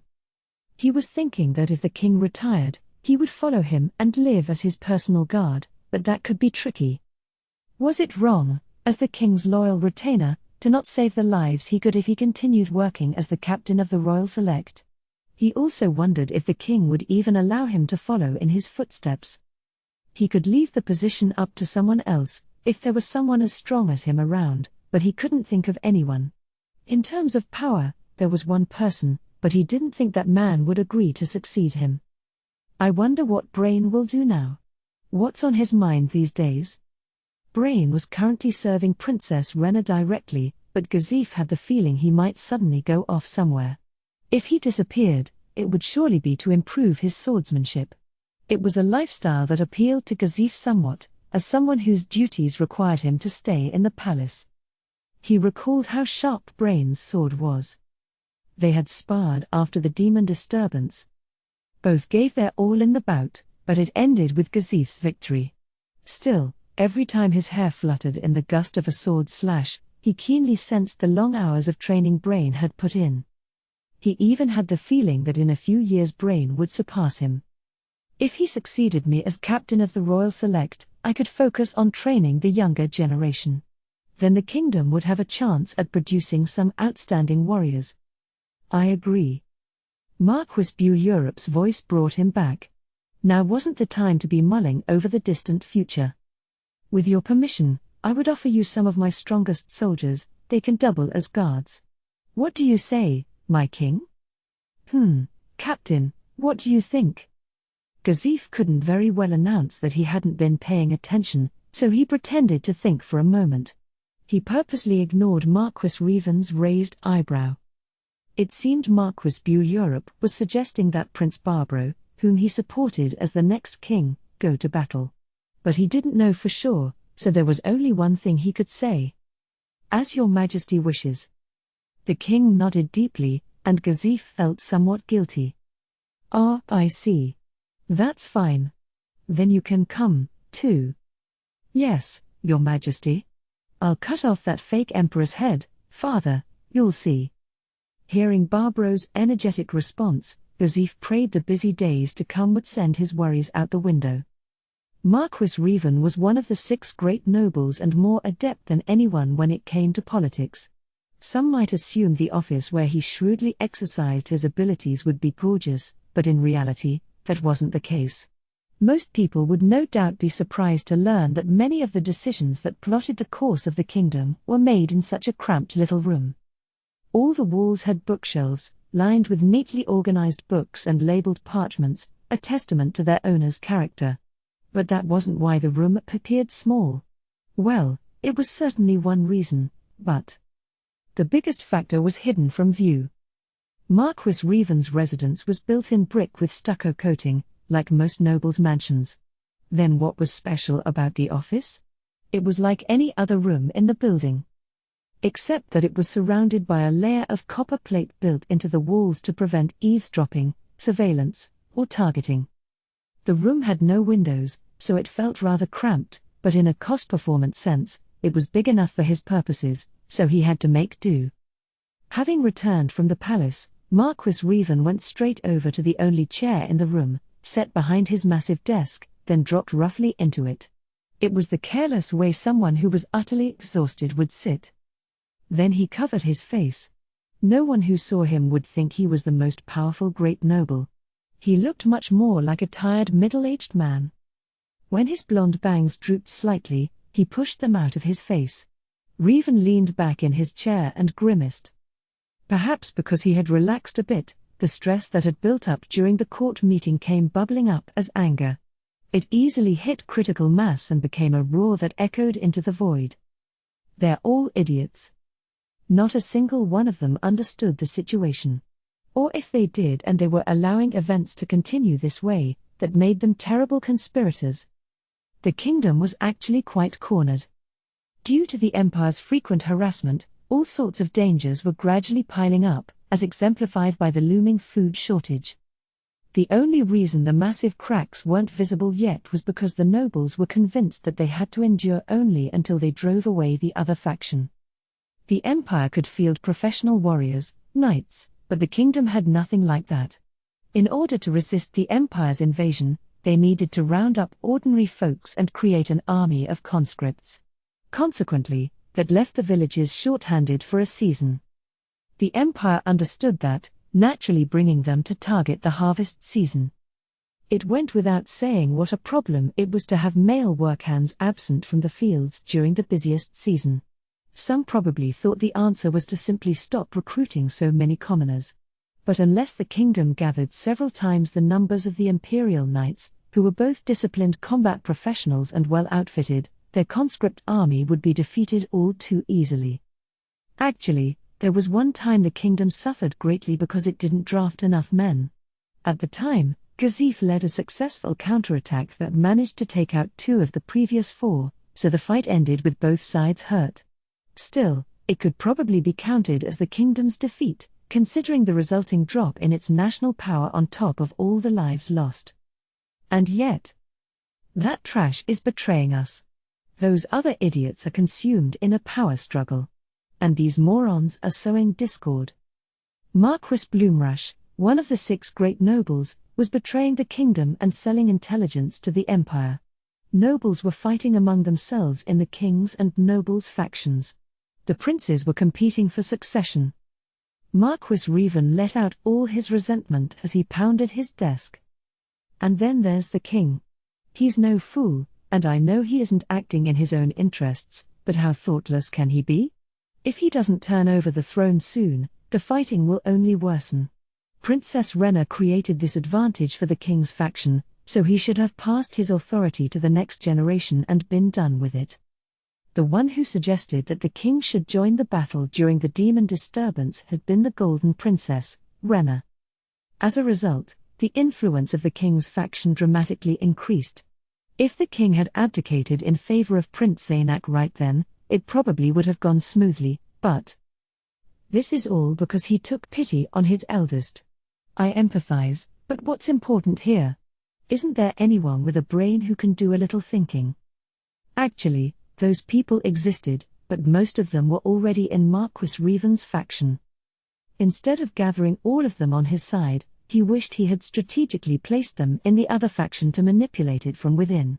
Not only did he regret his past self's mistake, he practically ripped his hair out at the fact that there didn't seem to be any smart nobles in the opposition. They're all so weak. He howled, thinking of the nobles no more intelligent than goblins who could see only the food dangling in front of their eyes. But, what should I do? Think. Breathing raggedly, he racked his brain. He had to think of a way to keep the kingdom going despite the ordeals that were sure to continue. First, the upcoming war with the Empire is a significant risk. Ainz ul Gaun is said to be quite powerful. We should assume we'll take at least 10,000 losses and think about where to go from there. At the same time, we need to get the next king into power. He organized his thoughts by saying them aloud. Really, he would have liked to have someone to consult with. That was precisely why he was supporting Prince Zaynak. The second prince was Revan's sole ally in the royal family. Well, he had found another in Princess Rena. Their alliance worked because they understood the current dangers in the same way and plotted their course accordingly with an eye on the future. If he could get Prince Zaynak onto the throne, at the very least the weight on his right shoulder would be lifted. He said he would make me his prime minister, and it probably wasn't a joke, so the weight on my left shoulder will probably stay the same. Even so, the kingdom's situation should improve. Marquis Revan's goal for the near future was to ensure Prince Zaynak became king. If he failed, the kingdom would be one step closer to ruin. Now I have Princess Rena's help, so things should become slightly easier in the future. Muttering his ideas and strategies as he pondered, Marquis Revan sighed deeply. Sometimes he wanted to leave it all behind. On more than 1 or 2 occasions, he entertained the idea of simply destroying everything out of frustration. He was building a castle in the sand, but there were children running amok. Under those circumstances, destructive desires probably couldn't be helped. But there was a reason he was able to endure. Knock, knock. The sound came from lower on the door. For a moment, Marquis Revan's face was completely out of character. It was almost like his expression had melted, the corners of his eyes lowered and his lips relaxed. Oops, that won't do. Can't be looking like that. He forced himself to pull it together, smacked his cheeks lightly, and fixed his messy hair. Then he raised his voice so the person on the other side of the metallic door would be able to hear. He made sure his voice was gentle and not angry. "Come in." The speed at which the heavy door opened indicated how much the person who pushed it had waited for that moment. A child appeared. The adorable, innocent boy's cheeks stood out pretty and pink against his white skin. He was probably around 5 years old. He ran across the room to Marquis Revan's lap. "It's not very becoming to run indoors," a woman's voice called after him. Her face was beautiful, but there was something melancholic about her. The most fitting word was perhaps cheerless. The quality of her clothing was good, but the dress was a somewhat somber color. She bowed her head to Marquis Revan and then smiled faintly. When was it that my wife finally began to smile? He suddenly recalled how things used to be. When the Marquis was younger, there was a time when he harbored the ambition that any talented youth would, acquiring the throne. The irreverent dream of usurping the crown. To a young Marquis who was confident in his quick wits, that was what he considered the most appropriate life goal. He devoted himself to his ambitions. He expanded his influence, collected wealth, made connections, defeated his political rivals. Taking a wife had been merely another means to an end. If being married would increase his standing, he didn't care what sort of woman became his bride. In the end, it was a beautiful yet cheerless person who came to him, but he didn't mind. The important thing was the connection to her parents. Their life as a married couple was normal. Rather, it was Marquis Revan's personal idea of normal. When he married her, he paid her the attention he would give any other tool, but there was no love at all. Then something had changed him. The Marquis's gaze shifted to the child at his knees. When he had first heard they were having a baby, all he felt was that it would be but one more tool. But when the newborn squeezed his finger, something inside him broke. The baby reminded him less of a squishy miniature human and more of a monkey. Revan never thought he was cute or anything like that. But when he felt that faint warmth through his finger, somehow everything else seemed absurd. He suddenly felt like the throne was no better than garbage. At some point, without his realizing it, the man who had once burned with ambition was dead. He also recalled his wife's expression when he thanked her. He could never tell her, but it made him laugh whenever he remembered it. The thought, "Who are you?" had been plain on her face. Of course, at first, she probably thought it was merely a temporary change because she had borne him an heir. But the difference in how he acted eventually became so strange that she began to wonder if the Marquis had gone mad. Apparently, given a choice between her husband up until that point and her changed husband, she preferred the latter. Her mood had begun to change as well. Essentially, they became a normal couple. At the moment, his child was trying to scrabble up, so Marquis Revan picked him up. The boy laughed as the Marquis brought him into his lap. He felt the high temperature particular to small children through his clothes. The moderate weight felt comfortable, and a peaceful satisfaction filled his heart. Now Marquis Revan had only one goal. "I want to pass on my domain in perfect condition." It was a typical goal of a noble father. He gazed gently at his child in his lap and asked, "What's the matter, baby Lee?" Smooch, smooch. There were only 2 people in the world who had seen the great noble scrunch up his lips and say, "Smooch, smooch." One of them, the child, squealed in delight. Dear, using baby talk with children isn't good for their language development. Humph. Nonsense. That's only an unfounded rumor. Though that's what he said, internally he knew he shouldn't do anything that might harm his son's education. He was sure that since this was his child, the boy was bound to be gifted. Well, it was perfectly fine if his son wasn't, but it was only natural for a parent to want to encourage their child's strengths. At the same time, he certainly didn't want to be a bad influence on his son. But the one thing he couldn't give up was the loving nickname. Avoiding his wife and her slightly troubled expression in his field of vision, Revan addressed his son again. "Come on, baby Lee." What's wrong? Is there something you wanna tell Daddy?" Heh. The child cupped his hands to his mouth as if he was sipping tea, intending to tell a secret. Seeing this adorable act, Marquis Revan felt the corners of his mouth soften affectionately. Nobody would believe that this face belonged to the man known by many as a snake. What is it? Will you tell Daddy? Oh, I wonder what it is. So for dinner today? Uh-huh. We're having something you like. Wowoo. That makes Daddy so happy. What is it that we're having tonight? Gabura fish meunier, his wife responded. I see. Oh, what's the matter, baby Lee? He asked in a hurry upon noticing the boy's sulky face. I wanted to tell you. Marquis Revan felt like he had been struck by lightning from behind. Oh no. I see. Sorry, baby Lee, that was all Daddy's fault. Why did you tell me that?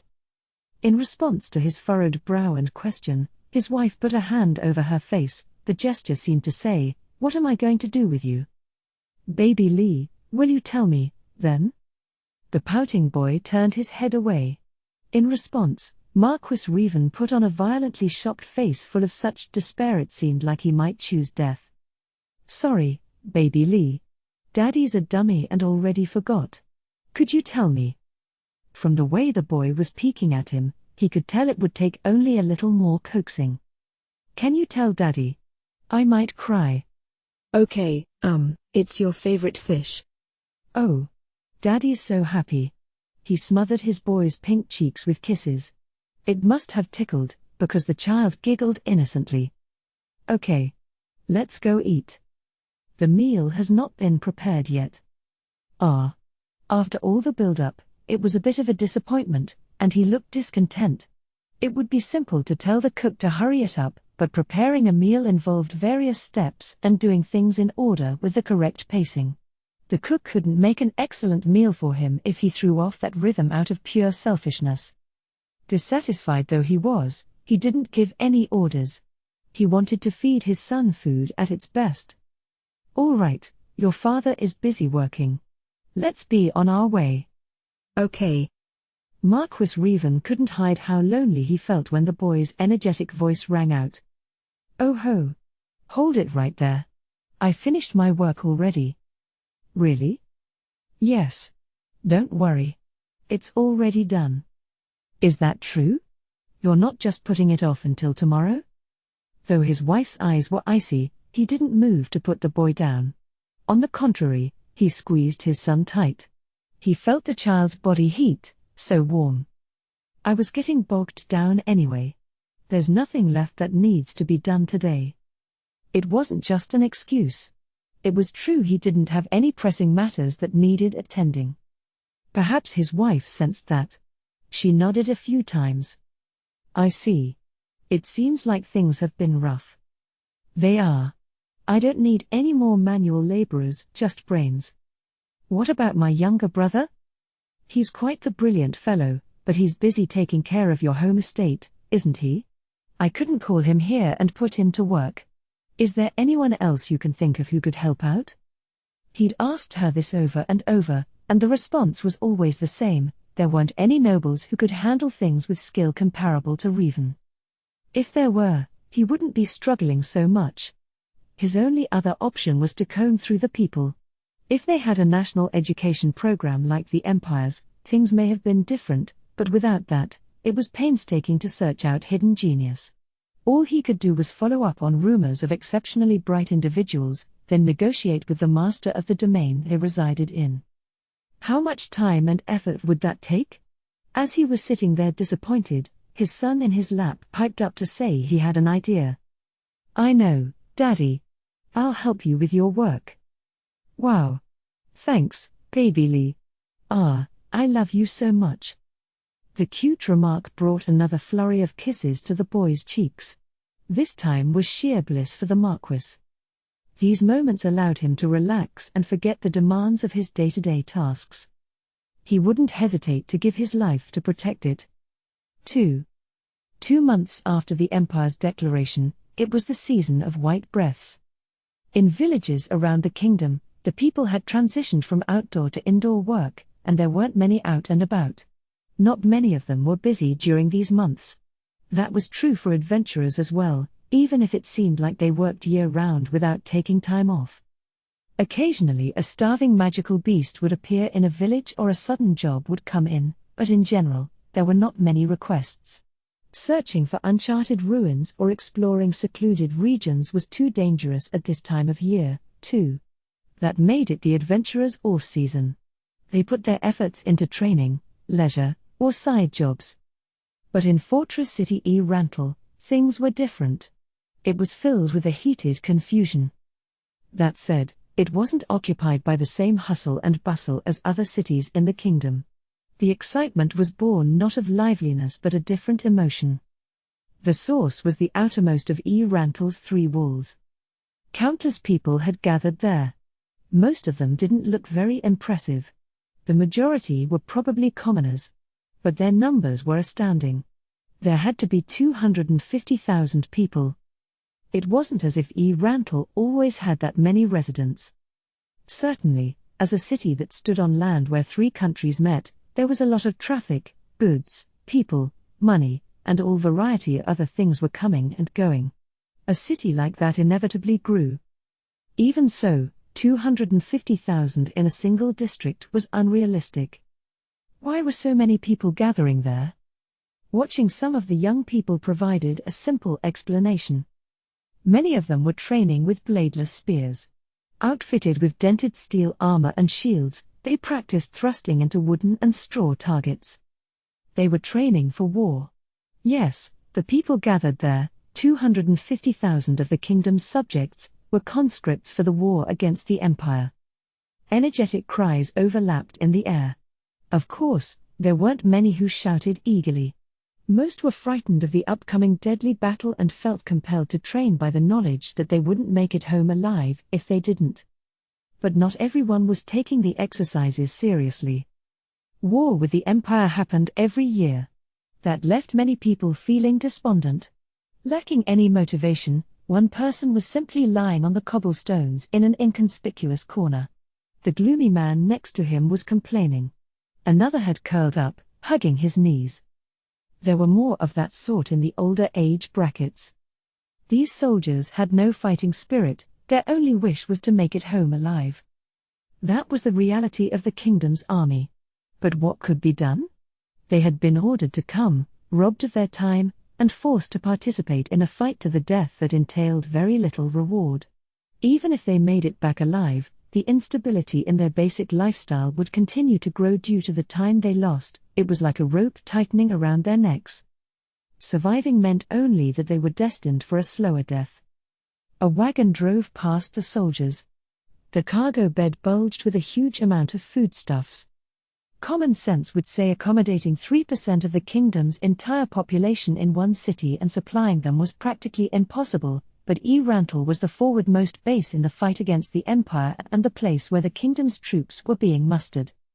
The conflict with the Empire had been repeated so many times that making preparations for 250,000 people had become laughably routine. The food storehouse was massive. It was probably the largest building in the city. There was a constant stream of supplies being carted out. The lethargic people eyed the wagon with fear, as if they were watching a god of death drift past. That was the mood that possessed those who knew what was about to happen.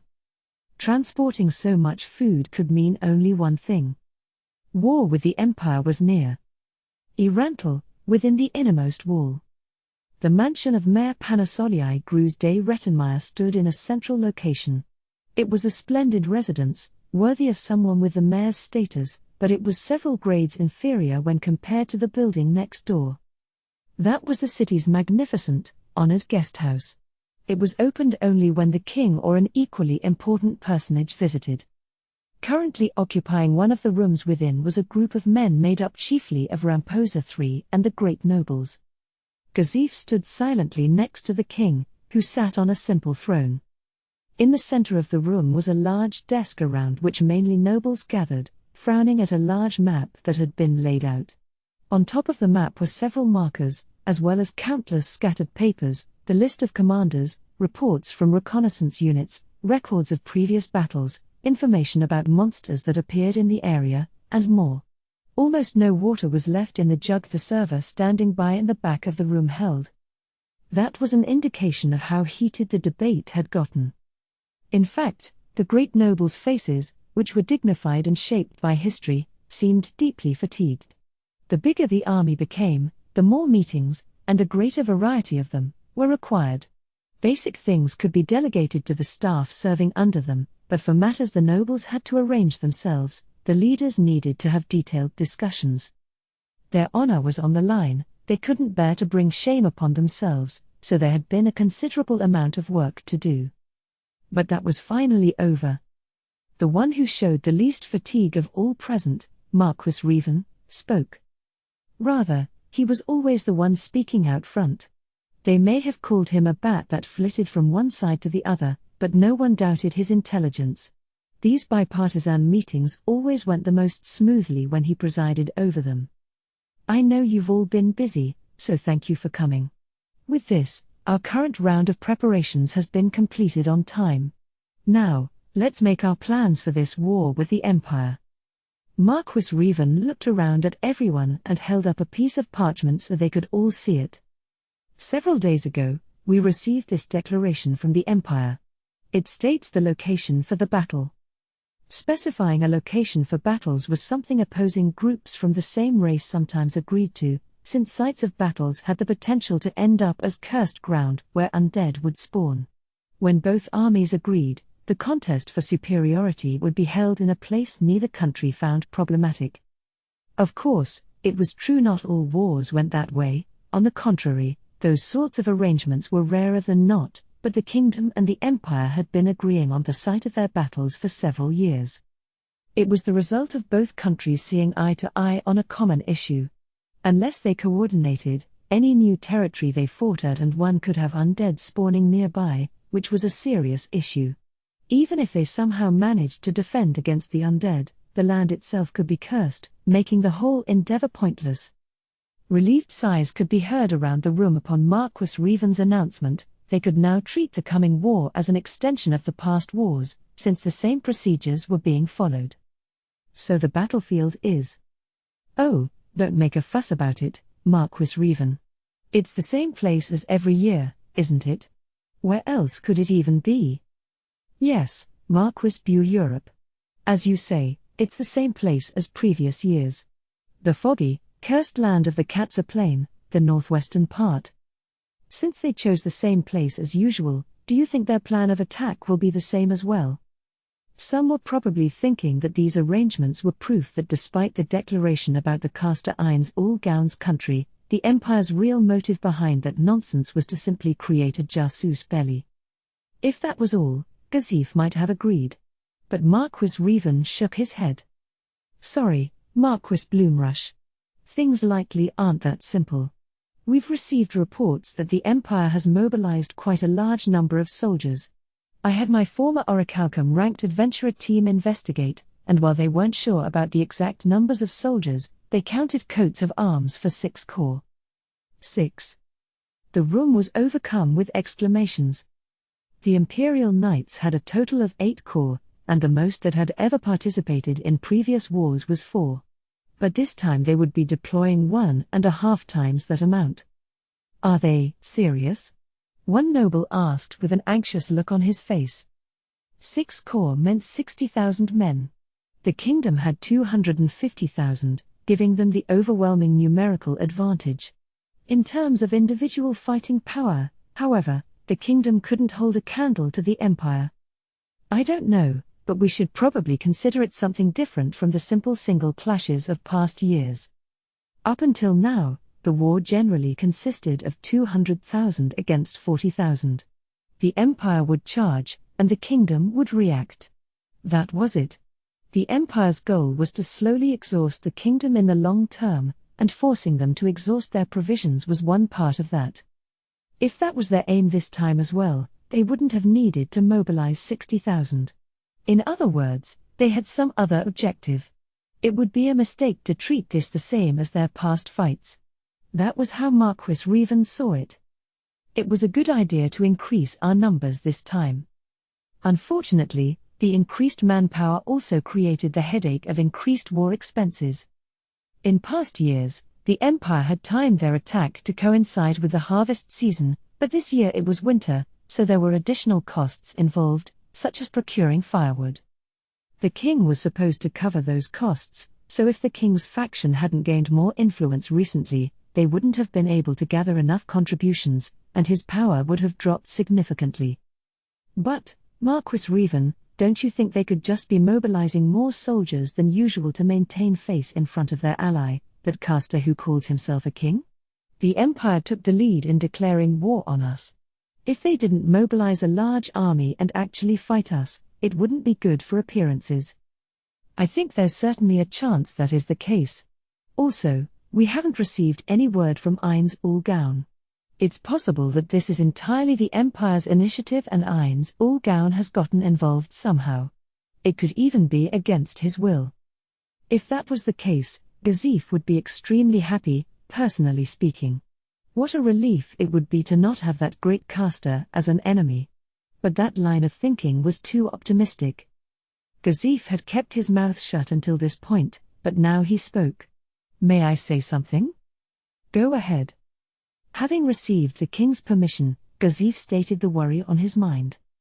I don't think that theory is very likely. Given the letter we received from the slain theocracy, I just can't imagine this being a superficial political move. All the nobles looked annoyed. The area around Rantel was of interest to 3 countries, so whenever the Empire and the Kingdom had their scuffle, the theocracy would declare war as well. The notices they sent always claimed that the Rantel area formerly belonged to the theocracy and that the Kingdom was unjustly occupying it. Every year, the theocracy demanded the Kingdom return the land to its rightful owner and said it was a shame the Empire and the Kingdom were up in arms over a right that wasn't even theirs to fight over. Both countries wanted to tell the theocracy to stay out of it, but since the theocracy had never actually mobilized any forces, they interpreted those letters as nothing but talk. But the latest one was quite different. The theocracy has no records on these matters, so it is difficult to determine, but if Ainz Ul Gaun truly once ruled those lands, then we recognize the validity of his claims. That was the content of the letter that had been delivered to the kingdom. To the nobles, it was a preposterous, infuriating statement that deserved a curt response of, "Don't butt in and spout this irresponsible nonsense." But of course, some of them grasped the real meaning contained within the message. They understood well enough. The slain theocracy's statement implied their diplomatic position: we have no intention of antagonizing Ainz Ul Gaun.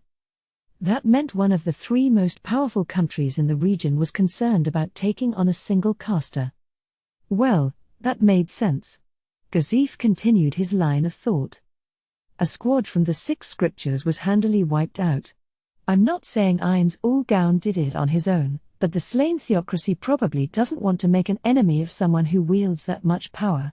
If this conflict really is entirely the Empire's ploy and Ainz Ul Gaun only happened to be involved, I don't think the theocracy would make such a statement. Humph. What can one caster do anyway? We number 250,000. Count Lytton cracked a derisive smile and laughed at Gazif's caution. Gazif kept himself from furrowing his brow. That caster was immensely powerful, and the role he could play was astoundingly major. But at the same time, he understood what Count Lytton was saying. If he didn't know better, he would have thought the same thing. For example, the Empire had Fluda Paradine, a great caster whose name was known far and wide. He was said to be able to use 5th or perhaps even 6th tier magic, but no one knew the details. That was because Fluda had never participated in battle against the kingdom, so his magic had never wreaked havoc on their army. Furthermore, though everyone knew 6th tier was awesome, it was simply reality that they didn't grasp exactly what that meant. That was true even for the captain of the Royal Select, who had been through a great many battles. To someone who wasn't a caster but a noble who knew of magic only academically, it must have been even harder to fathom. In fact, many kingdom nobles were of the opinion that Fluda wasn't such a big deal. They thought the Empire hyped him up for appearances. The tendency to think that way was especially prevalent among higher-ranking nobles who didn't have much contact with adventurers or other occupations that used magic. Count Lytton must have been one of those. It was clear he considered casters a type of commonplace magician. Of course, the priests he ended up calling when he was sick or injured were somehow different. I don't think we should feel safe in mere numbers. If this caster used a flying spell and an area of effect attack, we would be in deep trouble. It would also be a problem to be hit with long-range attack spells. But I doubt the Empire would waste a specialist like that. It is treating him strangely, though. I don't think it would go to these lengths if he was a mere caster. We should be wary, Margrave Uravanna murmured solemnly. His hair was already completely white, and his face was covered in wrinkles, but it still definitely held the particular dignity of a person with many years of experience. His age was part of the reason, but each word he said carried a weight that Count Lytton's had not, and even Lytton himself had to nod in agreement, albeit reluctantly. But there was someone who had a rebuttal, and that was Marquis Buell. Humph. Who's Ain's All-Gown anyway? Like Lytton said, what can he do on his own? If he comes flying through the sky, shoot him down with arrows. If he attacks at range, we'll do the same. What can one measly caster do? Casters only change the course of an entire battle in stories. With all due respect, some of the Bard's heroic sagas are true. Apparently, you haven't heard, Captain, but flashy stories get people's attention. When bards are busy exaggerating, sooner or later, the story becomes something that is far from the truth. And stories are apt to change in major ways when passed from teller to teller besides. But if we prepared with a unit of casters who can cast Fireball? Is it possible to round up a big group of people who can use Fireball, Captain? I doubt it. Fireball was a Tier 3 spell. Even the Empire, with its Magic Academy, would probably have difficulty gathering a large number of casters who could use that. Then isn't that your answer? Magic is just one weapon. No matter how powerful he is, this caster won't be able to change the course of the battle on his own. You're a good example yourself, STR, Captain Stranoff. No one can defeat you in a duel, but neither can you make short work of an army tens of thousands strong. What Marquis Buell was saying was true. Gazif couldn't find anything to argue against. Moreover, Gazif had heard doubtful tales of 10,000 soldiers getting killed with a single spell only in stories. Even the old woman Ligrit Belzu Korau, one of the 13 heroes, didn't have that much power. But Gazif was still worried. Isn't he just speaking from ignorance if he doesn't actually know any amazing casters? What about dragons? Marquis Bloomrush. The caster is a human, I presume? Why do you bring up dragons? Oh, I was just thinking, since one of them could take an entire human army. There's no point in bringing up dragons when we're talking about humans. Your premise is wrong in the first place. What are you thinking? Being so frightened of a single caster, Marquis Buell glared in Gazif's direction, jumping at his shadow. Shouldn't you be ashamed, as a noble of the kingdom? Though, I do understand your worries, Captain. We should probably assume this Ain's All-Gown's individual fighting power is equal to 5,000 men. F5,000? Count Lytton's eyes grew large. 5,001. Isn't that a bit of an overestimation? Surely half that amount is fine. I'm assuming that the captain is equal to 1,000 men. If the captain is on guard against this enemy, 5 times that amount makes sense, because I trust the captain's eye. Thank you. I wonder if Ain's All-Gown's combat ability is really equal to only 5,000, but assessing it as anything higher seems unlikely.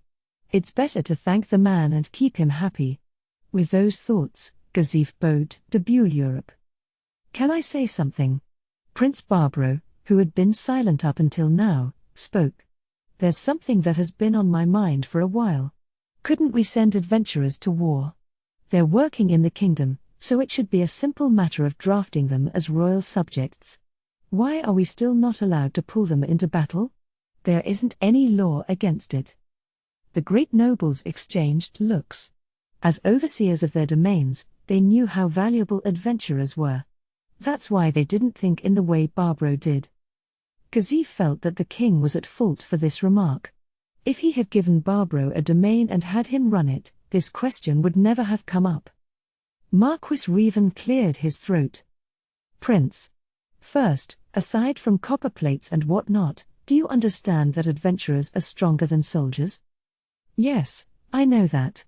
That's why they would be able to do such wonderful things for us if we drafted them. The Empire's knights would probably be a piece of cake for them. Without a doubt, I'm sure. But if we did that, then our enemy, the Empire, this time, would draft adventurers to fight back. When that happens, we wouldn't see adventurers clashing with adventurers but rather adventurers killing the weaker soldiers. If that happens, losses on both sides will increase. Many more of the weaker people will die. So we've decided that we won't borrow the adventurers' power, thus, we're avoiding military escalation. It's also forbidden in the Adventurers Guild rules. For the same reason, they couldn't hire workers, either. Although in their cases, it was also a matter of them being more expensive than adventurers as well as untrustworthy. I don't like it, but I understand. Then what if the city gets attacked? If they still didn't help us, that would be unforgivable as people of our country, no? I understand what you're saying, Your Highness. But it's hard to tell whether they consider themselves subjects of the kingdom or not. Many of them live as travelers. More than anything, if an adventurer dies in battle, that's a loss for the country and a greater loss the greater the adventurer. Specifically, those losses would increase the possibility that monsters appear, and we don't have the adventurers to deal with them. Hence, the separation between the military and adventurers. Earlier, Marquis Revan was saying he enlisted retired adventurers as soldiers, didn't he? Former Orichalcum ranks or something. That's fine? Apparently, that's not an issue. The Adventurers Guild has rules, but they don't apply to people who have left the guild. That's why he was able to hire them. I don't know. I just don't like this. Some of the nobles chuckled in agreement. But that goes through Orichalcum rank. For Adamantite, it might be different. Currently, in the kingdom, we have 2 Adamantite rank teams, but there was no one present who hadn't heard of the Blue Roses, who had taken action during the demon disturbance. Before their era in the spotlight, there was another Adamantite team. They retired, but they don't appear to have been hired by anyone. Right, Captain? That's right. There were 4 members. One runs a training hall to train select students in swordsmanship. 2 went off traveling together. The last one is an old woman who at one point belonged to the Blue Roses but later disappeared. Recalling each memorable character, Gazif counted them on his fingers. He had been walking in the royal capital when his master, who had seen his fight in the royal tournament, dragged him to the training hall for a hell of forced study and sword technique drills. It was because of that training that Gazif, who had been a simple mercenary, was able to better serve the king, but that said. No, thinking back on it now, those are good memories. I see. I heard there's an adventurer team in the city called Raven Black. I thought perhaps their caster, beautiful Princess Nobe, could face Ain's all gown, but I suppose it won't work out, then. The idea itself was a good one, but the Adventurers Guild was sure to oppose it. Several nobles began to disparage the guild. They're nothing but commoners. Who do you think is hiring adventurers in the first place? If you're a loyal subject of the kingdom, it's only natural to cooperate. And so on. To those at the top, anyone who didn't bow to authority was unpleasant. But it was also true that without adventurers, fighting off monsters would be practically impossible. If the Adventurers Guild moved away, the kingdom would slowly fall into ruin, unable to exterminate the larger monsters that appeared. That was surely what would happen, even with Gazif around.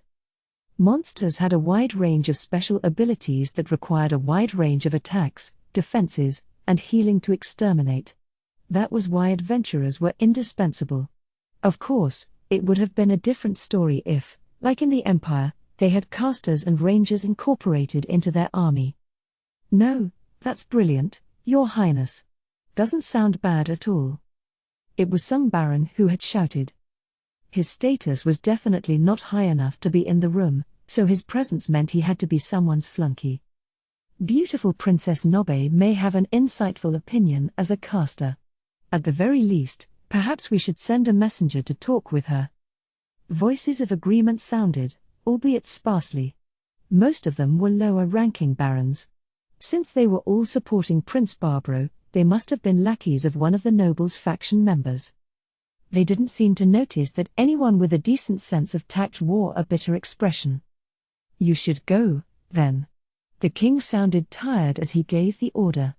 "Sir Moman is an adamantite-plate adventurer, though. Don't do anything to upset him."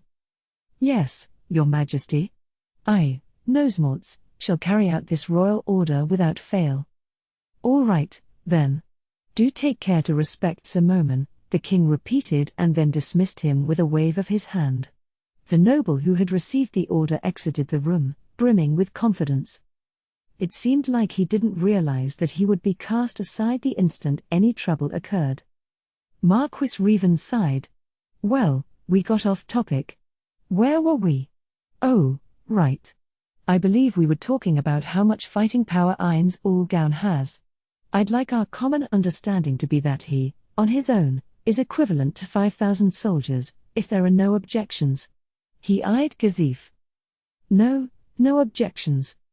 Gazif felt like double that still probably wasn't enough, but he knew it would be a challenge to get anyone who hadn't witnessed his power to believe that. "All right. Then can everyone send their troops to the area of Katsa Plain as specified by the Empire?" Each noble gave their assent as Revan looked at them in turn. When he faced Marquis Buell Europe, the man answered loudly. "Of course it's no problem, Marquis Revan. I can move my army at once. And your majesty, I have one proposal, if I may. There's something I would like the prince to do for me." There was only one prince present. All eyes turned to Barbaro. It's said that the caster Ainz Ul Gaun showed up and saved Kugane. If he was just playing at chivalry, that's fine, but it's also possible he was making some sort of strategic move. I think we should send an army and speak with the people there. I'd like the prince to command that endeavor. Marquis. Barbaro glared sharply at Marquis Buell Europe. Silence. It was the king who spoke. "That's not a bad idea. My son, I hereby order you, go to Kugane and speak with the people there." Gazif desperately worked to keep his eyebrows from moving. He didn't think it would be possible to get information about the caster from Kugane at this point. And wasn't it a bad idea to split up their forces, even slightly? "If it's an order, then I have no choice but to obey. But please know that it's not what I want to do." Realizing the king had no intention of retracting his command, the prince bowed his head, though he didn't attempt to hide his displeasure. "For the army that will go to the village, I'll lend you some of my elite troops. Please also allow me to gather some nobles to accompany your highness. I imagine 5,000 is enough?" "Aha, so you're wary of a detached imperial unit? You're always so perceptive, Marquis Buell Europe." Gazif understood Marquis Revan's comments, but he wondered if the Empire would really pull such a stunt after specifying the location of the battle. In a normal war, that would be elementary strategy, but to send out a detachment after promising a definitive battle would simply earn contempt from neighboring countries. The Empire would be hanging itself. "I doubt it will require that many soldiers, but it's your proposal, Marquis. I'll leave the numbers up to you." "I'm grateful, Your Majesty. There is one more thing." Marquis Buell Europe paused for a moment, less to take a breath than to make sure everyone was listening. "Who will lead the army in this war? I have no problem taking command, if need be." The atmosphere shifted. That was a disquieting remark. He was asking the king a question, but the content of it was something else entirely. He was putting invisible pressure on the king to hand over command authority. When asked whether King Ramposa III or Marquis Buell Europe would be the better commander, most of the nobles would choose Marquis Buell Europe. He was also responsible for raising a full fifth of the kingdom's army, 50,000 men. Additionally, he had an elite corps. It was a band of professional soldiers inspired by Gazif's Royal Select. Their combat ability was high. They weren't as strong as Gazif's men, but they could still fight evenly or better against the Empire's knights. What was particularly surprising was how many there were, some 5,000 in total.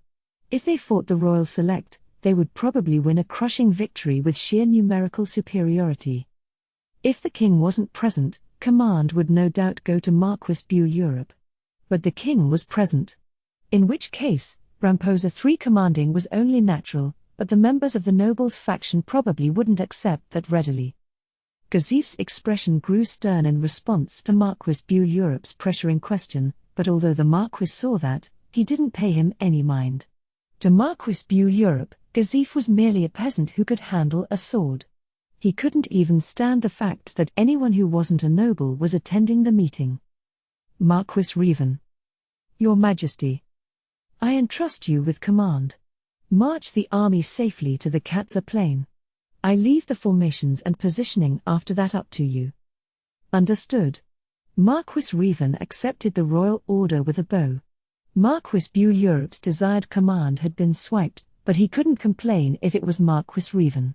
Everyone knew how he excelled, so it was hard to criticize Revan in a harsh way.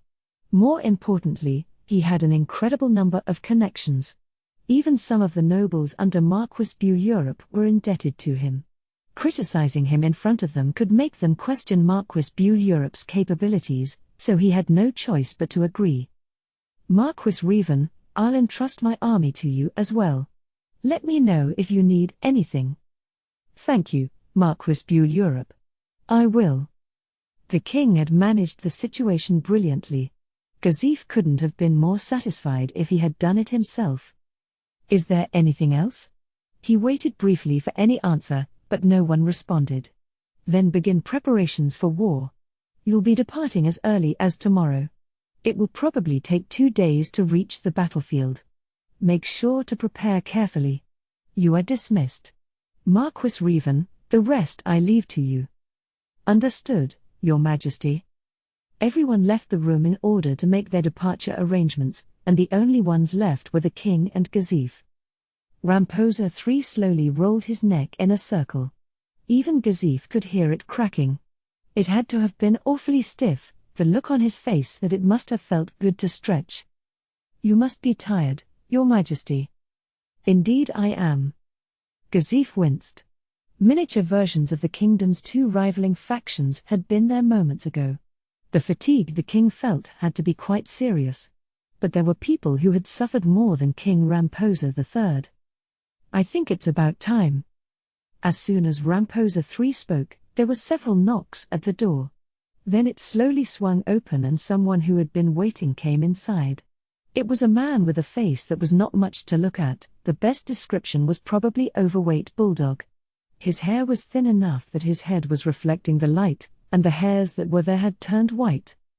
His body was round, with an overgenerous amount of fat around his abdomen and so much flesh gathered under his chin it left onlookers in disbelief. No, he may not have been much to look at, but there was a gleam of wisdom in his eyes. Ramposa III greeted him with a deeply sympathetic smile. Thanks for coming, Panasoliai. Your Royal Majesty. The Mayor of Rantel gave his master a respectful bow. Then he shifted his gaze. It's been a while, Sustranov. Panasoliai was a noble, but he was extremely polite to Gazif, a commoner, and paid him respect. It was precisely because he was that sort of man that he was dispatched to such a key location. Well, if it isn't the mayor. Thank you again for your assistance that time. And thank you for helping treat my men's wounds. I had to report back to the king as soon as possible, so I rushed off without offering a proper thank you. My apologies for that. No, please don't trouble yourself. When you were attacked, I understood what a major incident it was, so I didn't find it strange at all, nor could I have. They bowed repeatedly to each other, and the king's cheerful laughter echoed out. Panasoliai, not going to do that snorting thing this time? Your Majesty. There's no point in putting on that act with people who won't underestimate me. Or do Your Majesty and Sustranov think I'm the kind of man who actually does that sort of thing? Sorry. I was only joking. Forgive me, Panasoliai. No, as your subject, I spoke too harshly. Please excuse my rudeness, Your Majesty. Now then, shall we begin? No. The king hesitated before responding. No, There should be one more coming. Shouldn't we wait for him? Oh? Then should we get the matter of expenses for the city's provisions out of the way? I can also explain the calculation of national strength a year out based on materials the Marquis provided. Yes, I'd like to get anything that will give me a headache out of the way first. The contents of Panasoliai's report made even Gazif, who knew very little about the internal affairs of the kingdom, frown in worry. The piling costs were enough to make anyone anxious for the future of the country. Scraping together the great number of necessary provisions had worsened the domestic food situation.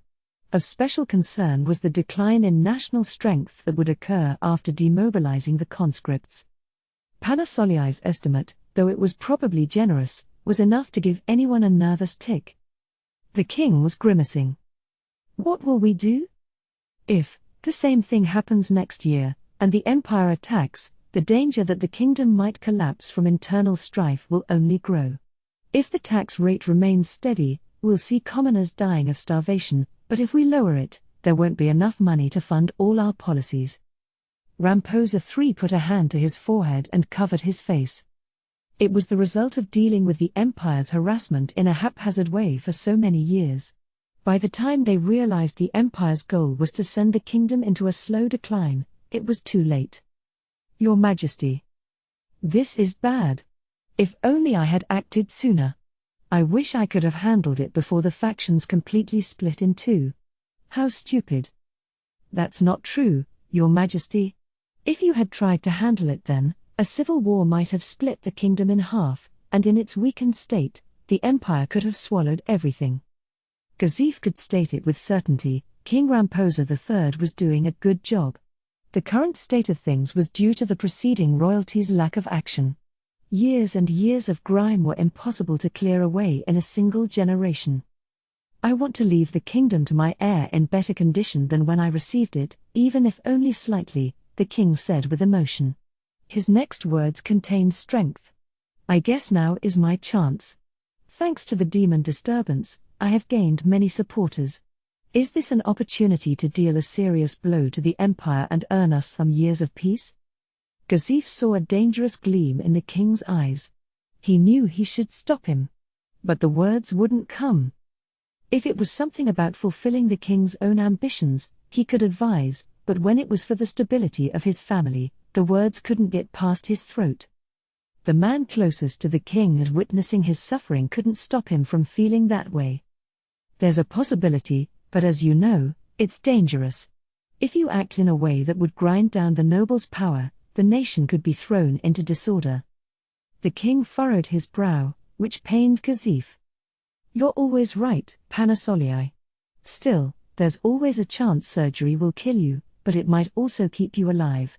If we do nothing, the disease will spread throughout the entire body, leading us to a death that is slow but certain. In that case, shouldn't we take action?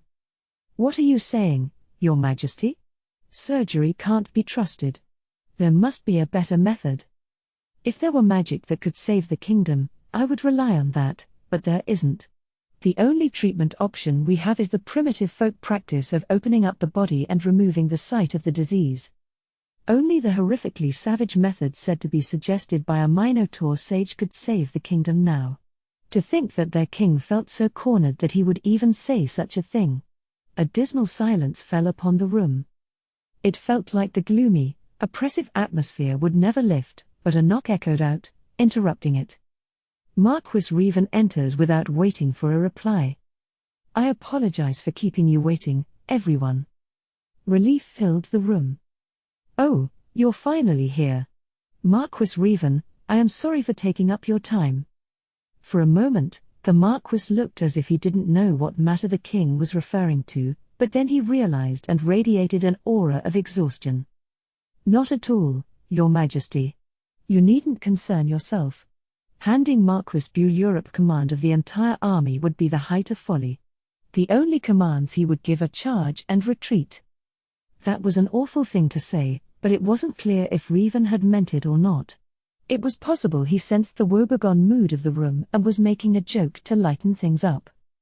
And if Your Majesty had taken direct command, it might have resulted in the nobles faction retracting their support for the war. That left no one else suitable besides me. That said, I would like you to spare me a grueling, no vacation workload, so I'm announcing ahead of time that after this war is over, I shall take the liberty of holing up in my domain for a few months. Now then, his expression tensed. My apologies, but I can't stay very long, so let's make short work of these issues. It was the usual cold, snake-like face, but Gazif could see human emotion, perhaps even something agreeable. I was a fool for not being able to discern his true personality. If someone told me I didn't have an eye for people, I'd have to agree. Frustrated, he recalled the conversation that had taken place in the king's private chambers before he left the capital. There had been 5 people present, Ramposa III, himself, Princess Rena, plus Prince Zaynak and Marquis Revan. The astounding things he heard from those latter 2 shattered his rigid perception of the court. Astounding wasn't enough to describe the shock that the people he had so loathed were actually the ones doing the most to support the king. Whether for my children or you, I'm always causing trouble. Turning to Marquis Revan with a sincere expression, Ramposa III bowed deeply. Please don't, Your Majesty. For my part, I did many things without consulting you first. I regret not dealing with them sooner in a different way. Marquis Revan, please allow me to apologize as well. Gazif bowed deeply. Unaware of your true intentions, I was tricked by your conduct on the surface and harbored disrespectful feelings toward you. Please forgive me for being such a fool.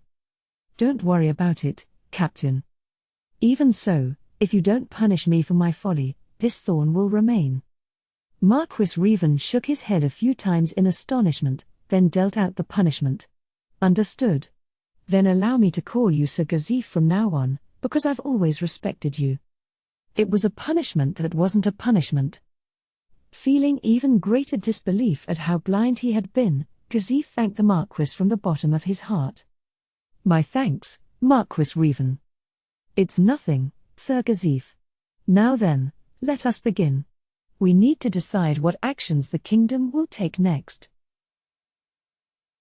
3.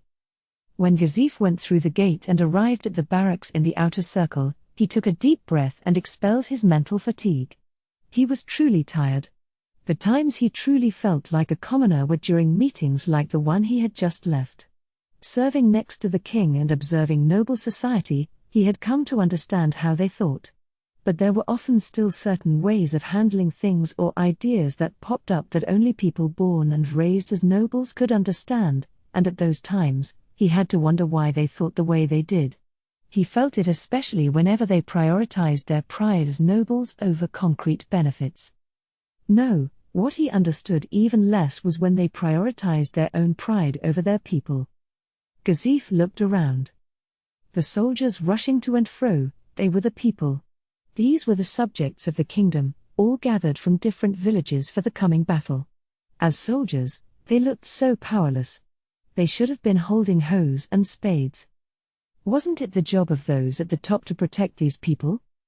It was wrong to say they should give away Rantel. Like the king said, handing over Rantel would hurt the people living here. But the image of Ain's ul gown in his strange mask appeared in Gazif's mind. When the caster returned to Kugane with the first signs of night, he didn't look at all like he had just fought a fierce battle. Yes, he and his partner had returned without a scratch from a clash with an opponent who had crushed Gazif and his men.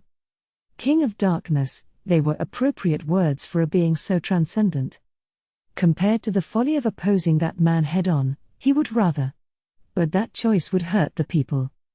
Shit, he snapped. His thoughts wouldn't come together. He couldn't figure out what to do. Hesitation on the battlefield meant death. Even the man celebrated as the strongest of the countries in the region could die if his mind wasn't made up. Especially if he was up against Ain's ul gown. Certainly, Gazif had never witnessed the fighting ability of the caster who saved the village. And even that man had said the enemies had fled, not that he had defeated them. But everyone knew that was a lie. Come to think of it, why did he lie and say they ran away? After the pair had left, he had gone to see the meadow where the battle had taken place, but there was no sign of a massacre. He didn't find a single body. It took time to bury dozens of soldiers. The fact that there were no corpses, no physical evidence, lent credence to his claim that they fled. But that held true only if Ain's Ul-Gaun couldn't use magic. It was possible there were spells that would transport or erase the bodies. And Gazif was confident in one thing. It stemmed from his intuition as a warrior. When Ain's returned unscathed, Gazif had sensed the caster smelled faintly of death. If it was true that they ran away, it was definitely because he had let them go. But Gazif had more faith in his hunch than the caster's words. It was a groundless conviction that the 6 Scriptures members were dead and their corpses had simply not been left behind. I don't know. There existed a caster who could annihilate an opponent who defeated Gazif. How powerful would such a person have to be? At least several times as powerful as the band of warriors Gazif led. What would happen if that person appeared on the battlefield and attacked them using magic? Gazif looked once more at the people driven by excitement, fear, resignation, and panic. The strength of the magic casters used depended on the skill of the caster, even if the spell was the same tier.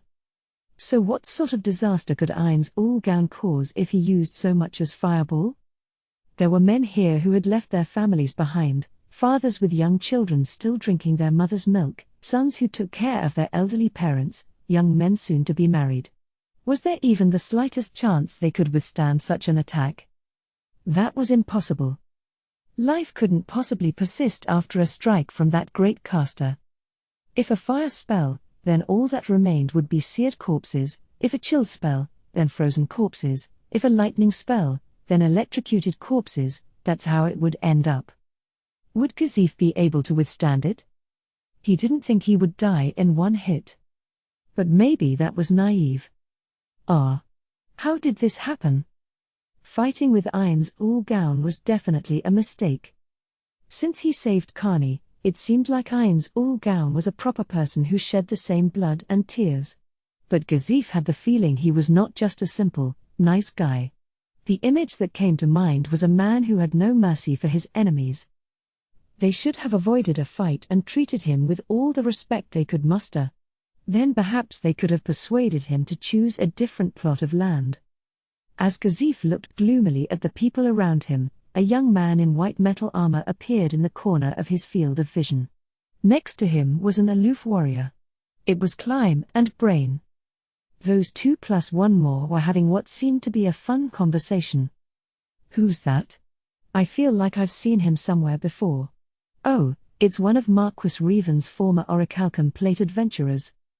That team of former adventurers was a star of hope for the people, since all the members had come from a commoner background, so Gazif knew of them as well. In a way, they were like fellow ladder climbers who came before him. Boris Axelson, 41 years old, was a holy knight of the fire god and also held the class Evil Slayer, which excelled at slaying monsters.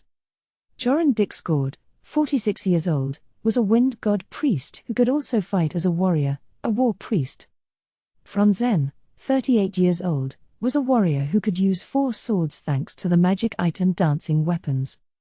Lundquist, 45 years old, was a wizard said to be brilliant, who had spells he developed named after him. And Lockmere, 40 years old, was a thief called the Unseen. As Gazif counted the members on his fingers, he realized who was talking to Climb. Lockmere.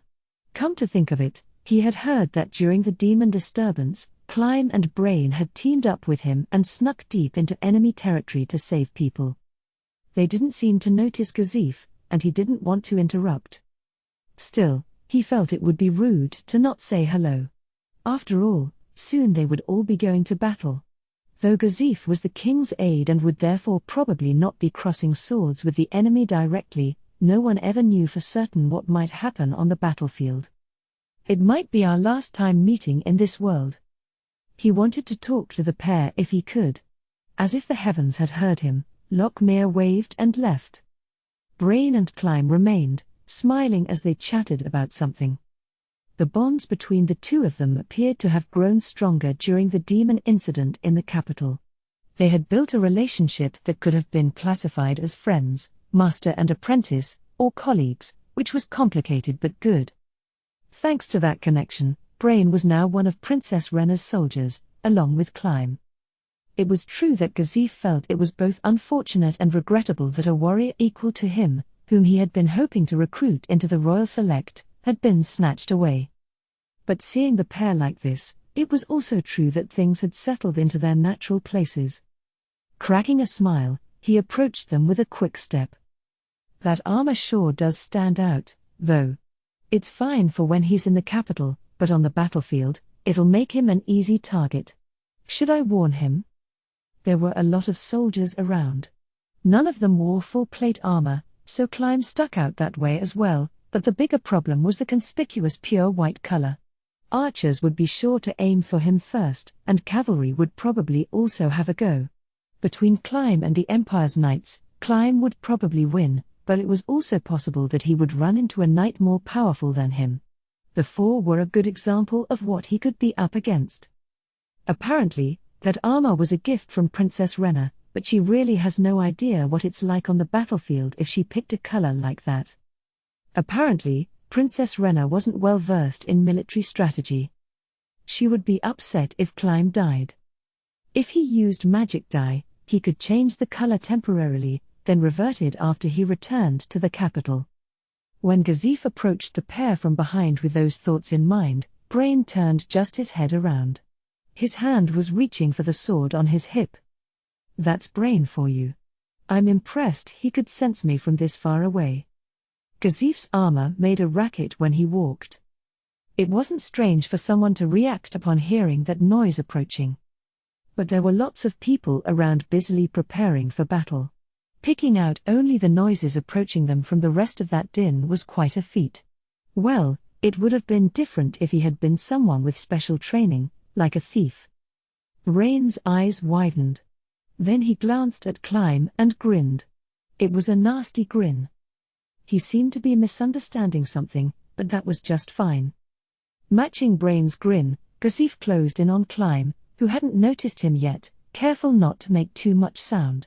He had no special training in walking silently, and he was wearing metal armor to boot, but Climb didn't seem to notice him at all and said something to Brain.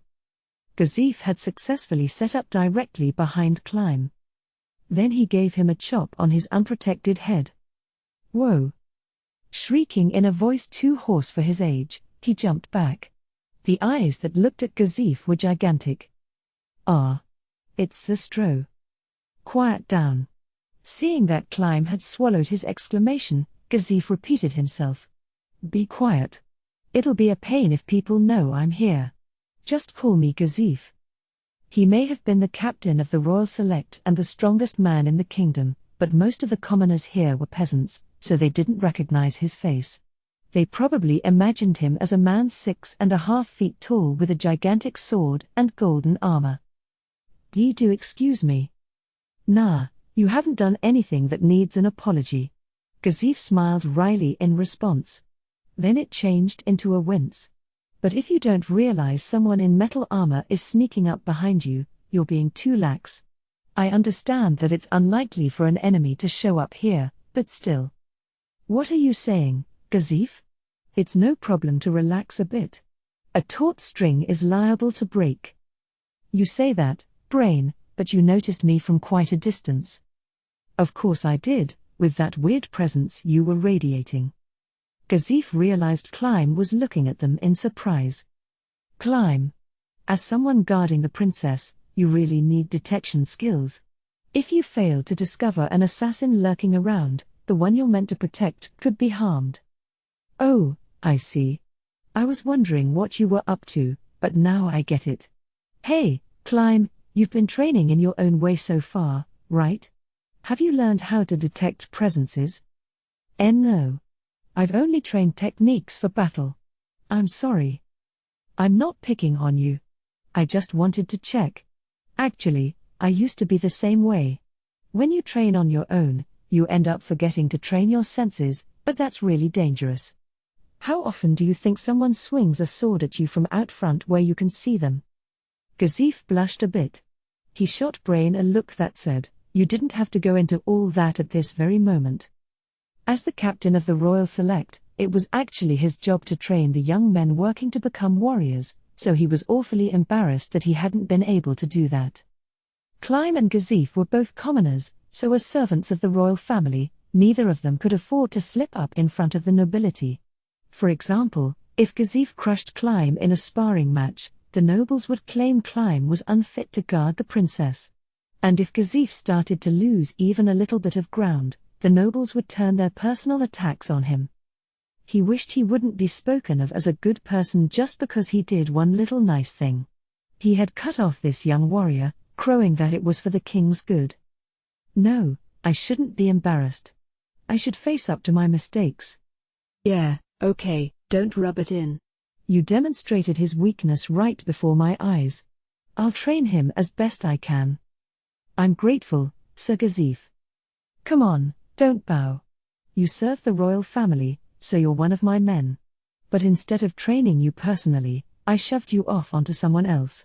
That doesn't deserve a thank you. The more Gazif was thanked, the more guilty he felt. Man, having one foot in noble society makes everything hard in so many ways, huh? You get held back by stupid stuff, you can't do what you want. But you're in the same boat now that you're working with Climb to guard Princess Rena. I take it easy. I'll tell you what I think about being her subordinate. No I won't, that would be bad, sorry. But I will say working for the princess is only temporary. If I get sick of it or have my fill, I'll leave. Brain smiled with a face like the autumn sky. The sopping wet man Gazif met in the capital was nowhere to be found. He was a little jealous of him, that he could live freely like that. Sir Gazif, is it really all right for you to hang around chatting with us? Well, I am busy, but I'd rather relax a bit. Speaking of which, are you two free now? Brain and Climb exchanged looks. More or less. Yes, there's nothing we need to be doing right now. All that's left is to equip ourselves for battle. Then how about we? He looked at one of the rampart towers. Want to go over there? No one objected, so Gazif took the lead and headed over. Since he was captain, the soldiers guarding the tower didn't stop him, and they arrived at his favorite place. The tower stood along the outermost wall of Rantel, naturally making it the highest place in the city. It had a fantastic view reaching far into the distance. In addition, the stagnant body heat didn't reach up that high, so the air was fresh, delivered by the bracing winter wind. Wow, what a view! A boy's genuine wonder rang out. Climb's gaze fixed on the southeast. That's the Katza Plain, where the battle will take place, right? Yeah, a foggy area where undead spawn, and, in a few days, a battleground. Gazif inhaled deeply and exhaled as he answered, hoping that by pulling a large amount of the refreshing air into his body, he could free himself from the various fears and worries eating at him, like his anxiety about Ain's ul gown. This really is amazing. This alone makes it worth working for the princess. Casters who can use fly must get to see this scenery all the time. I think I understand why so many of them are weirdos. When you see the wider world, it must change your perspective. Nah, that can't be. Otherwise why not bring the nobles up here? You can shove the ones who don't change over the side and kill two birds with one stone. Gazif smiled wryly at Brain's joke. If this view alone would change them, he would drag them up in chains if need be. Climb's apparent confusion over how to react put Gazif in even better spirits. It was the right decision to come here with you two. It feels like poison is leaving my body. Well, that's good. So? Why'd you have us come up here, anyway? No one's watching now. It can't be that you just wanted us three guys to admire the view together, right? Is there someone you want us to kill? Brain's bleak comment threw Gazif off.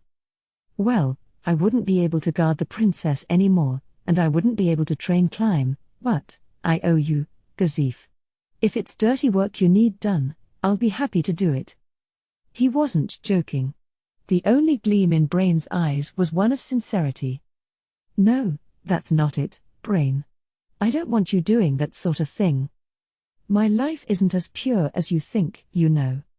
Probably not. Brain, You must have trained your sword in a tremendous amount of blood. But I'm the same. But in your case, it's the blood of your country's enemies, right? For me, it was just the result of my own ambition. The blood may be the same, but we're still completely different. Are you trying to atone for your crimes? No, it's not like that. I would have done anything in order to defeat you. I dedicated my life to it. Even after learning that the realm I can reach with my power alone amounts to nothing, I don't feel guilty about anything I did. I just said I could do it because I owe you, that's all. Don't overthink it. Then the answer is, I don't want you to do that. And what do you owe me for? You mean when we met in the capital? Brain's face soured. Don't worry about it. I just feel indebted to you, that's all. If you tell me not to worry about it, that just makes me want to know even more. Sensing a powerful will to refuse, Gazif changed the subject. Oh, and there's no reason for bringing you two here. Huh? Climb was the one who asked. Brain merely raised his eyebrows. I just thought if you were free, it wouldn't be bad for us three to have a talk, and the only place I could think of where we could relax and not worry about other people watching us was here. If we were in the capital, I know a quiet place where we could have had a drink, but... What, so it was really just to chat? I thought for sure you had a secret mission for me. No. Well, Just because they might lose their lives and never meet again didn't mean he could say something that might only make them suffer later. Nah. Oh, Climb. That armor is a little too flashy. You might want to change the color. The way it is, you'll make a good target for the enemy. I can't do that, Sestranov, Climb refused flatly. This armor will be conspicuous wherever I go, so if I fulfill my duty while wearing it, my deeds will reflect well on Princess Rena. Besides, many nobles know that I wear white armor. If I dyed it another color out of fear, I'd be a laughing stock, and it would cause trouble for the princess. If that's how it'll be, I'd rather die a heroic death and enhance her reputation.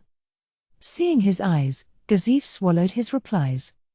Princess Rena doesn't want you to die. Don't confuse recklessness for bravery. Be patient now and become an even greater success later. He could have given him any sort of advice along those lines.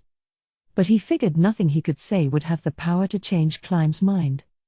As Climb said, his white armor was the princess's banner. His achievements would reflect well on her. Of course, the opposite was also true. Climb was a warrior from an impoverished background.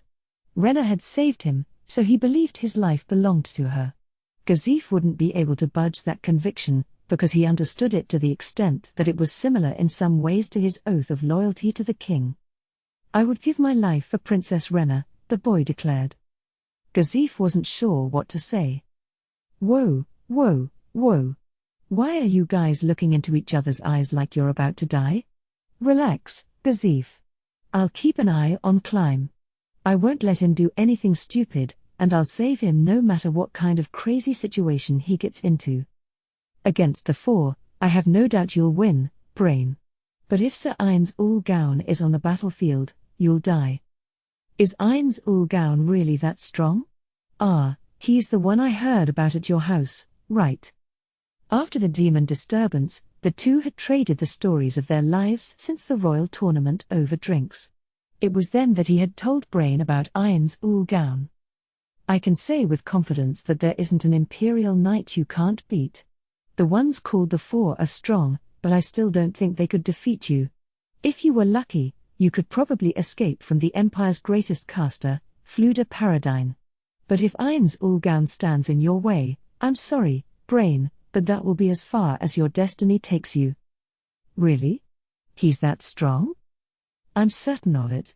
Brain, he's more powerful than what you're currently imagining. You should double or triple your estimate, at least. If he's that strong, then I wonder if he's a match for Sir Sabos. Sabos? The old man you told me about? The old man from your story was shockingly strong, but I think Sir Gaun surpasses him. I would beg to differ. I can't really imagine he could be stronger than that man. But anyway, what's with the Sir you keep sticking on our enemy's name? He's an opponent worthy of respect. But I don't want to cause trouble for the king, so I adjust depending on who I'm talking to. Brain shrugged. I gotta hand it to you, Captain, and you too, Climb. It seems like there are so many annoying details when it comes to swearing loyalty to the kingdom. I'm just kind of allowed to help out. That spacey princess is so generous. It was a brain-like thing to say. But his attitude toward the royal family was disrespectful. The king's retainer Captain Gazif Stranov frowned, but the warrior Gazif Stranov grinned at the boldness of it. If there were a lot of onlookers, he would have had to reprimand him, but because it was just the three of them, he figured there wouldn't be an issue if he was true to his warrior self. Well, it's true that Princess Rena might be a little too carefree. Well, I understand that you won't change the color of your armor, Climb, but in that case, be extra cautious. Thank you for your concern, but Princess Rena also told me to do my best with the color as it is, so I'm sorry, but I have no intention of changing it. I see. That's fine, then. A cool breeze blew among them. The sky was so clear and blue it was hard to believe a war was about to start. Looking at Climb and his determined face against that backdrop, Gazif felt both joy and sadness at the fact that he had so many people he didn't want to let die. He changed the subject in a purposely light tone to clear the recurring emotions from his mind. By the way, what were you two up to before? Climb and Brain exchanged looks, and Brain answered. Yeah, you may be busy, but we have quite a bit of free time. I had him come with me on an errand. Earlier there was another guy, Lockmere, he showed us the way. Our objective was the adamantite plate adventurer who saved the capital. I heard he makes this place his home base, so we went to go visit him. Oh, Sir Moman? Yeah, him. We didn't really get to talk at all that time in the capital. I wanted to understand the power of the warrior everyone says is the strongest, and his mood changed to be more serious. I wanted to ask him about something. Ask him something? Gazif repeated it back as a question. Brain's expression was impossible to describe. Oh, you know, that vampire, Shultir Bloodfallen. Shultir Bloodfallen. Though Brain Unglaeus was equal to Gazif, that ultimate vampire had broken him. He said that monster against whom humans couldn't win had appeared in the capital as well. Brain thought she must have had something to do with the demon Yaldabaoth. I heard that Sir Moman destroyed the powerful vampire Onyapnyoko with an ultra-rare magic item or something. And that you can find the aftermath of a huge explosion in the forest. Apparently, the fighting was so intense that his armor was all beat up when he came back. That's what Gazif had heard from the mayor. Yeah. I heard the same things. That's why I wanted to talk to him. First of all, personally, I don't think anyone, even an adamantite plate, can defeat Shultir Bloodfallen. I don't doubt his abilities, but I did want to ask if he really finished it off. And I'm curious about this Onyapnyoko, too. So you mean there might have been another vampire, too? That's right, Climb. From what I've been able to gather, Sir Moman was chasing two vampires, so I wanted to see if it was Onyapnyoko and Shultir. So what did you find out? Well, nothing. Brain shrugged. He wasn't in. Apparently, he's out of town on a job, and it's unclear when he'll be back. That's too bad. I guess my luck isn't very good, either. Like you, I didn't really get to talk to him. I was thinking if he had time I'd like to talk. Or I'd at least like to thank him for saving the capital. I see. Then, when this fight is over, want to go talk to him together. If we're lucky, we'll be able to meet him. How about you come, too, Climb? I would be happy to accompany you. Okay. Now I have something to look forward to after this war. He's an adamantite plate warrior. I'm sure we'll learn something if we talk with him. Right. He probably has lots of instructive stories. I'm looking forward to hearing what kinds of powerful enemies he's fought. That's surprising. I didn't know you liked those kinds of stories, Gazif. Yeah, as a warrior, they definitely interest me personally. Guess we'll have to come back alive, huh? Gazif looked toward the Katsa plain. I know a pub in the capital that serves great food. When this war is over, want to go there to unwind? My treat. Times like this are one of the reasons to have savings, after all. Hopefully, we'll be celebrating a victory. Brain stood next to Gazif and gazed in the same direction. Am I invited, too? Can you drink, climb? There were no rules about drinking in the kingdom, but no bartenders would serve teenagers. Well, I've never done it, so I don't know. Oh? Then you should try it. Eventually, you'll end up doing some social drinking. Like we're talking about. Yeah. It might be good to get drunk once first so you understand how it feels. Understood.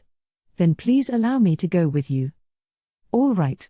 All three of us are going to meet up here safe and sound. Don't go throwing your life away, Gazif said, and Brain and Climb nodded in return. 4.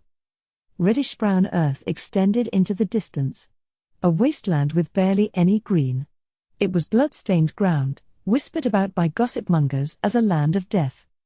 The Katsa plain was crawling with undead and other monsters. It was known far and wide as a dangerous place. Especially horrifying was the perpetual thin fog that was a constant whether night or day, gently concealing the creepers and crawlers. In fact, the fog itself gave off a slight undead reaction. It was true the fog had never affected living creatures directly. It hadn't sucked away their life force or harmed them. But because the fog reacted to undead detection methods, the actual undead often stayed hidden, and many an adventurer had died in a surprise attack. It wasn't foggy now. Visibility was clear for a long way, as if the plain were welcoming the new undead that would spawn as a result of the coming battle.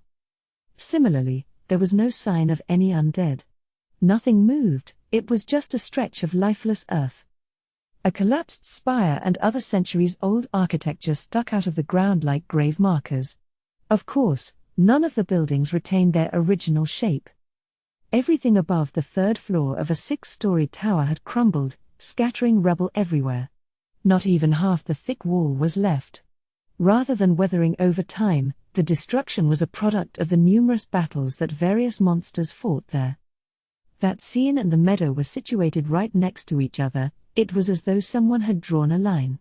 That was one of the reasons people thought the plain was cursed.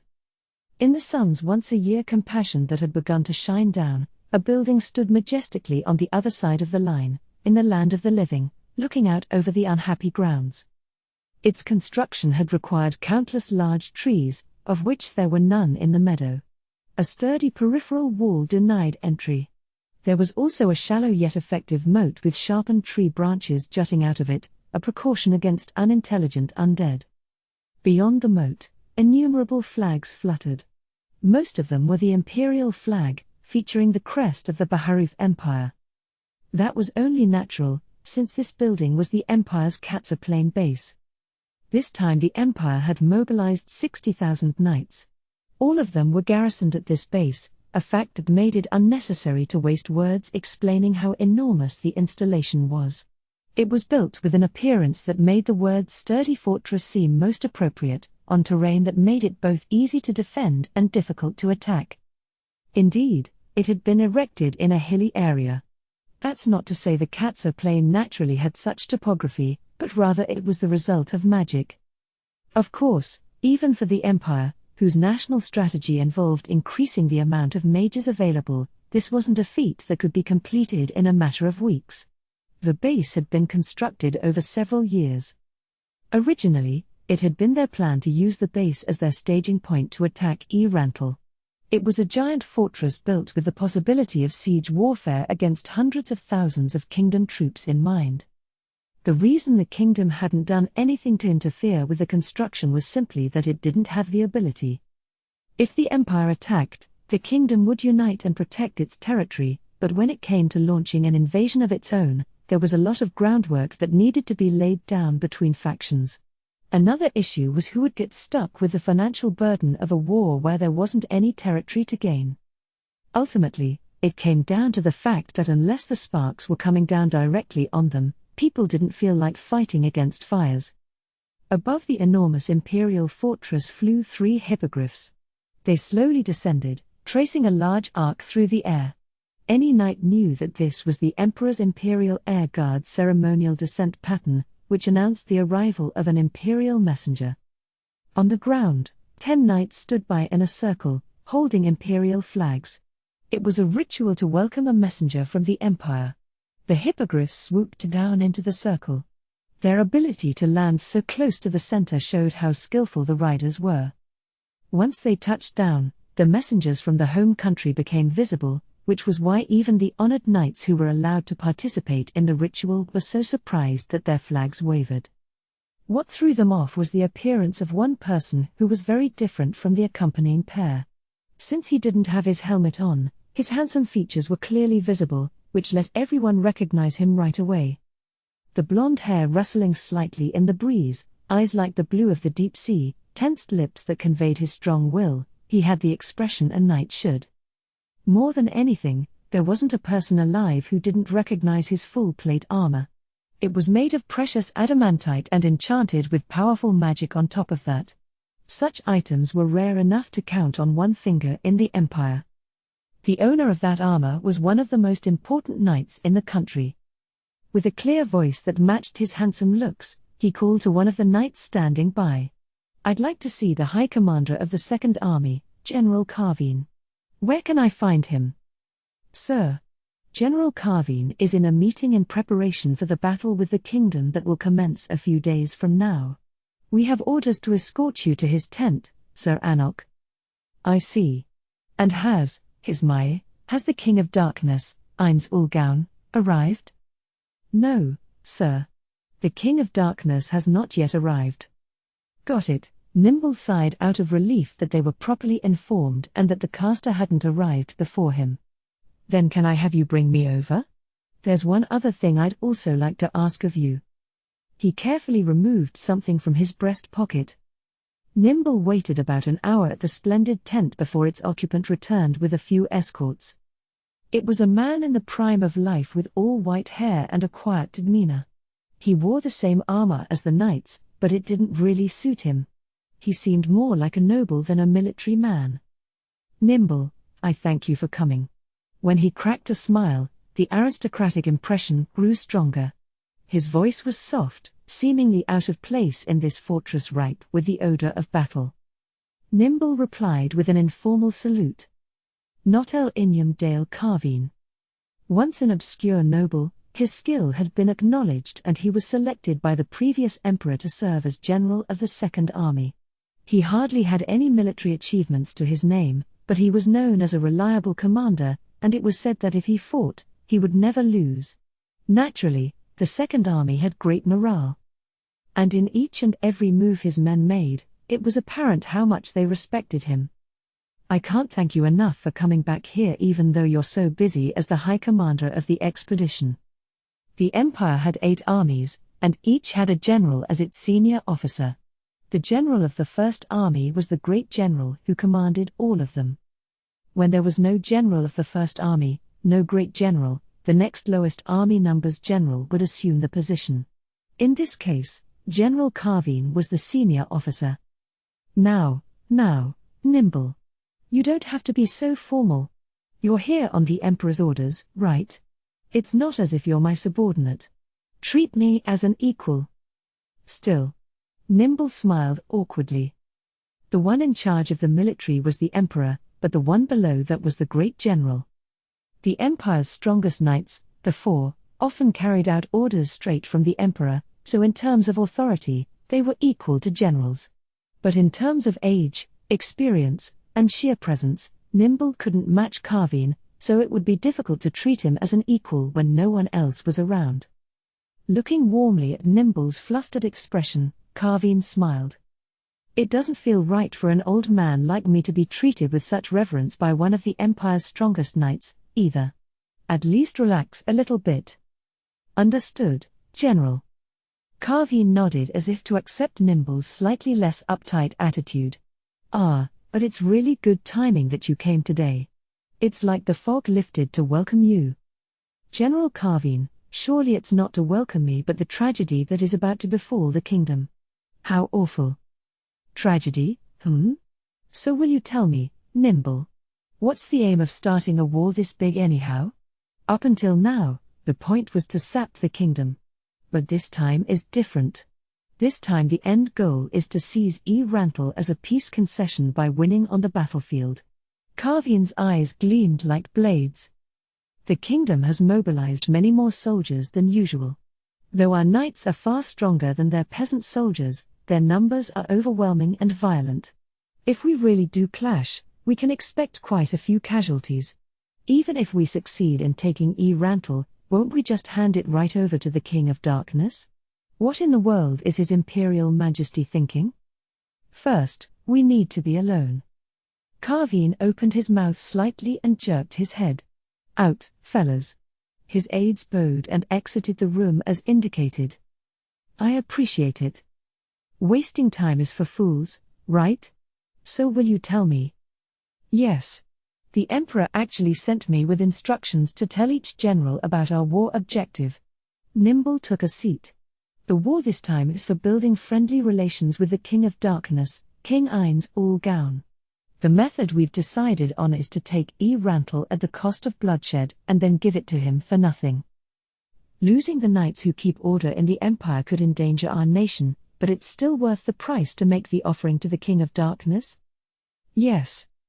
Kavian crossed his arms and shut his eyes. But only for a moment. Understood. If it's the Emperor's idea, then I'll go along. Thank you. No thanks unnecessary.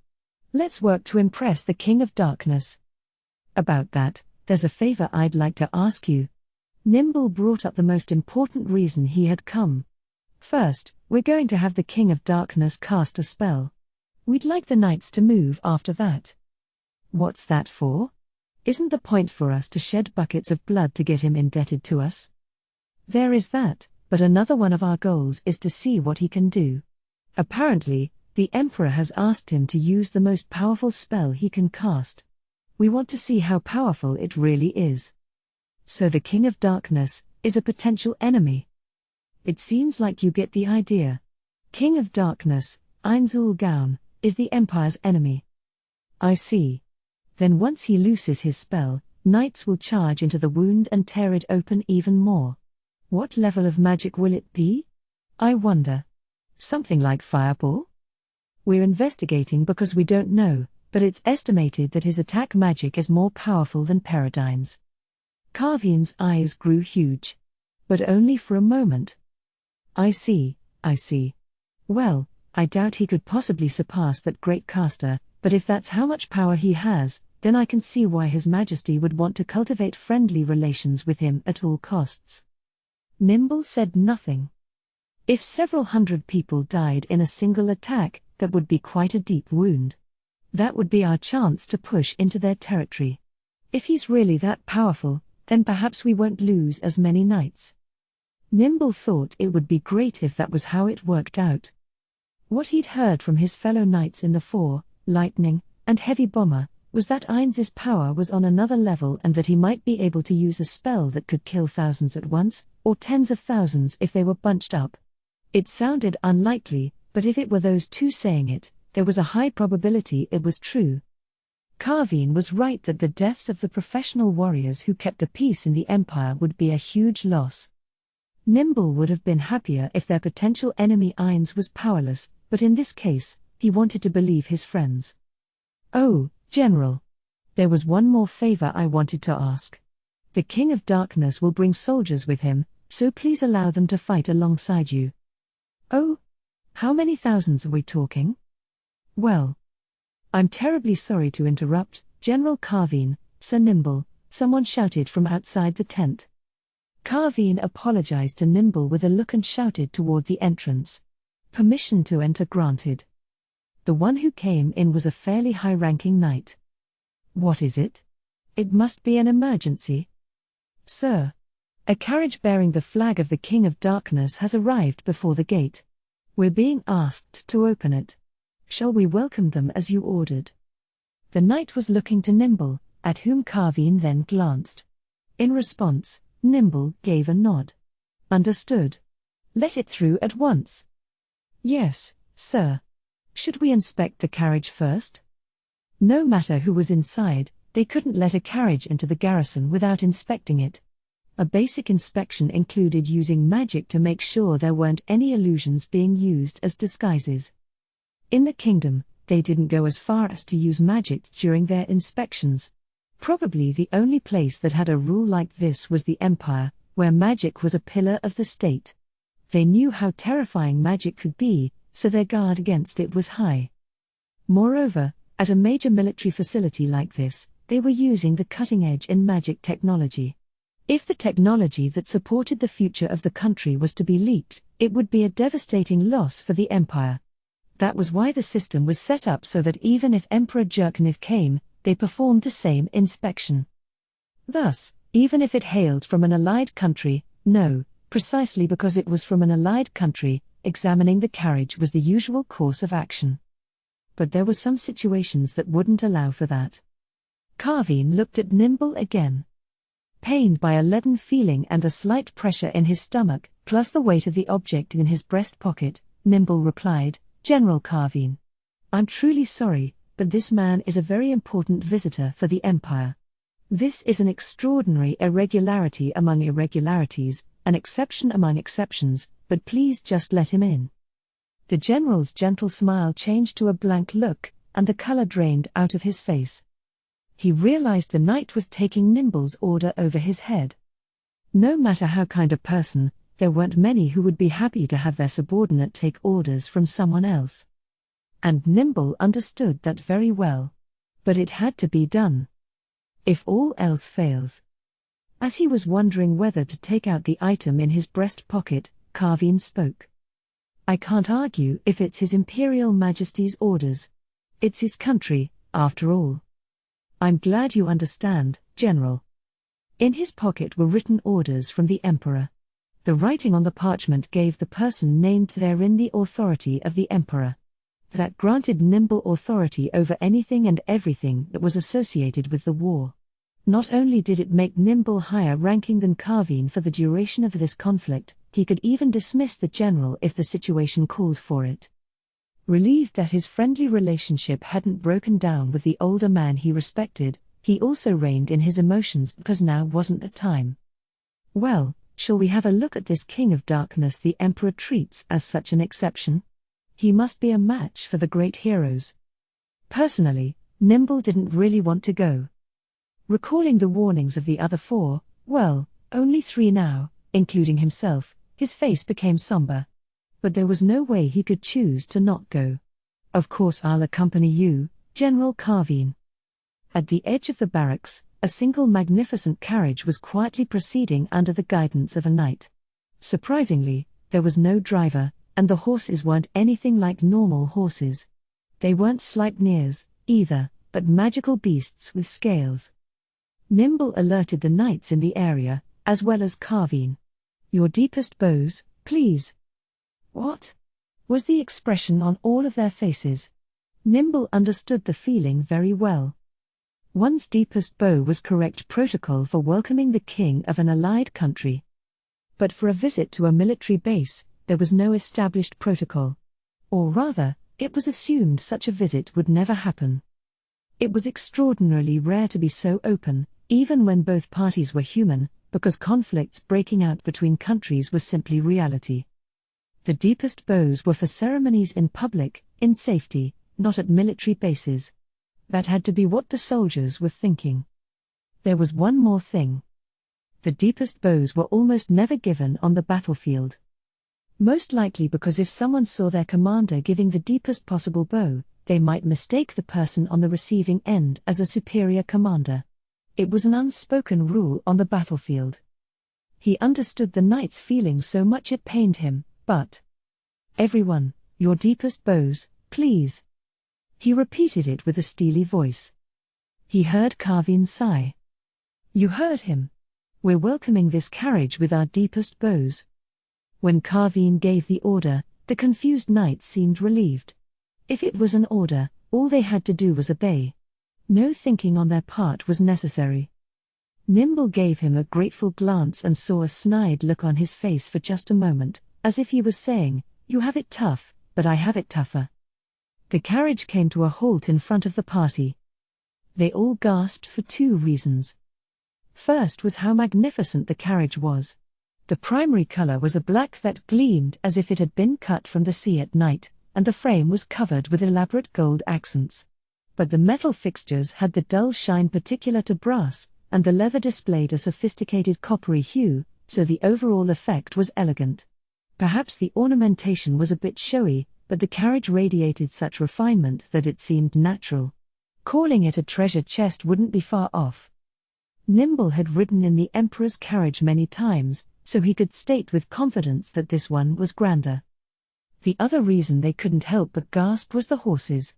No, they weren't horses. Sharp fangs peeked out of their growling mouths. Reptilian scales coated their bodies completely, and beneath those rippled abnormally robust muscles. It was like overpowering violence had been molded into the shape of a horse. An acute sense of caution filled the area. Nimble himself was breathing heavily and felt sweat ooze from his back and hands. The magical beasts seemed shockingly strong. As he was breathing raggedly in and out, the carriage's door opened. A dark elf girl got out. His mind went blank. Everyone was speechless, their eyes caught.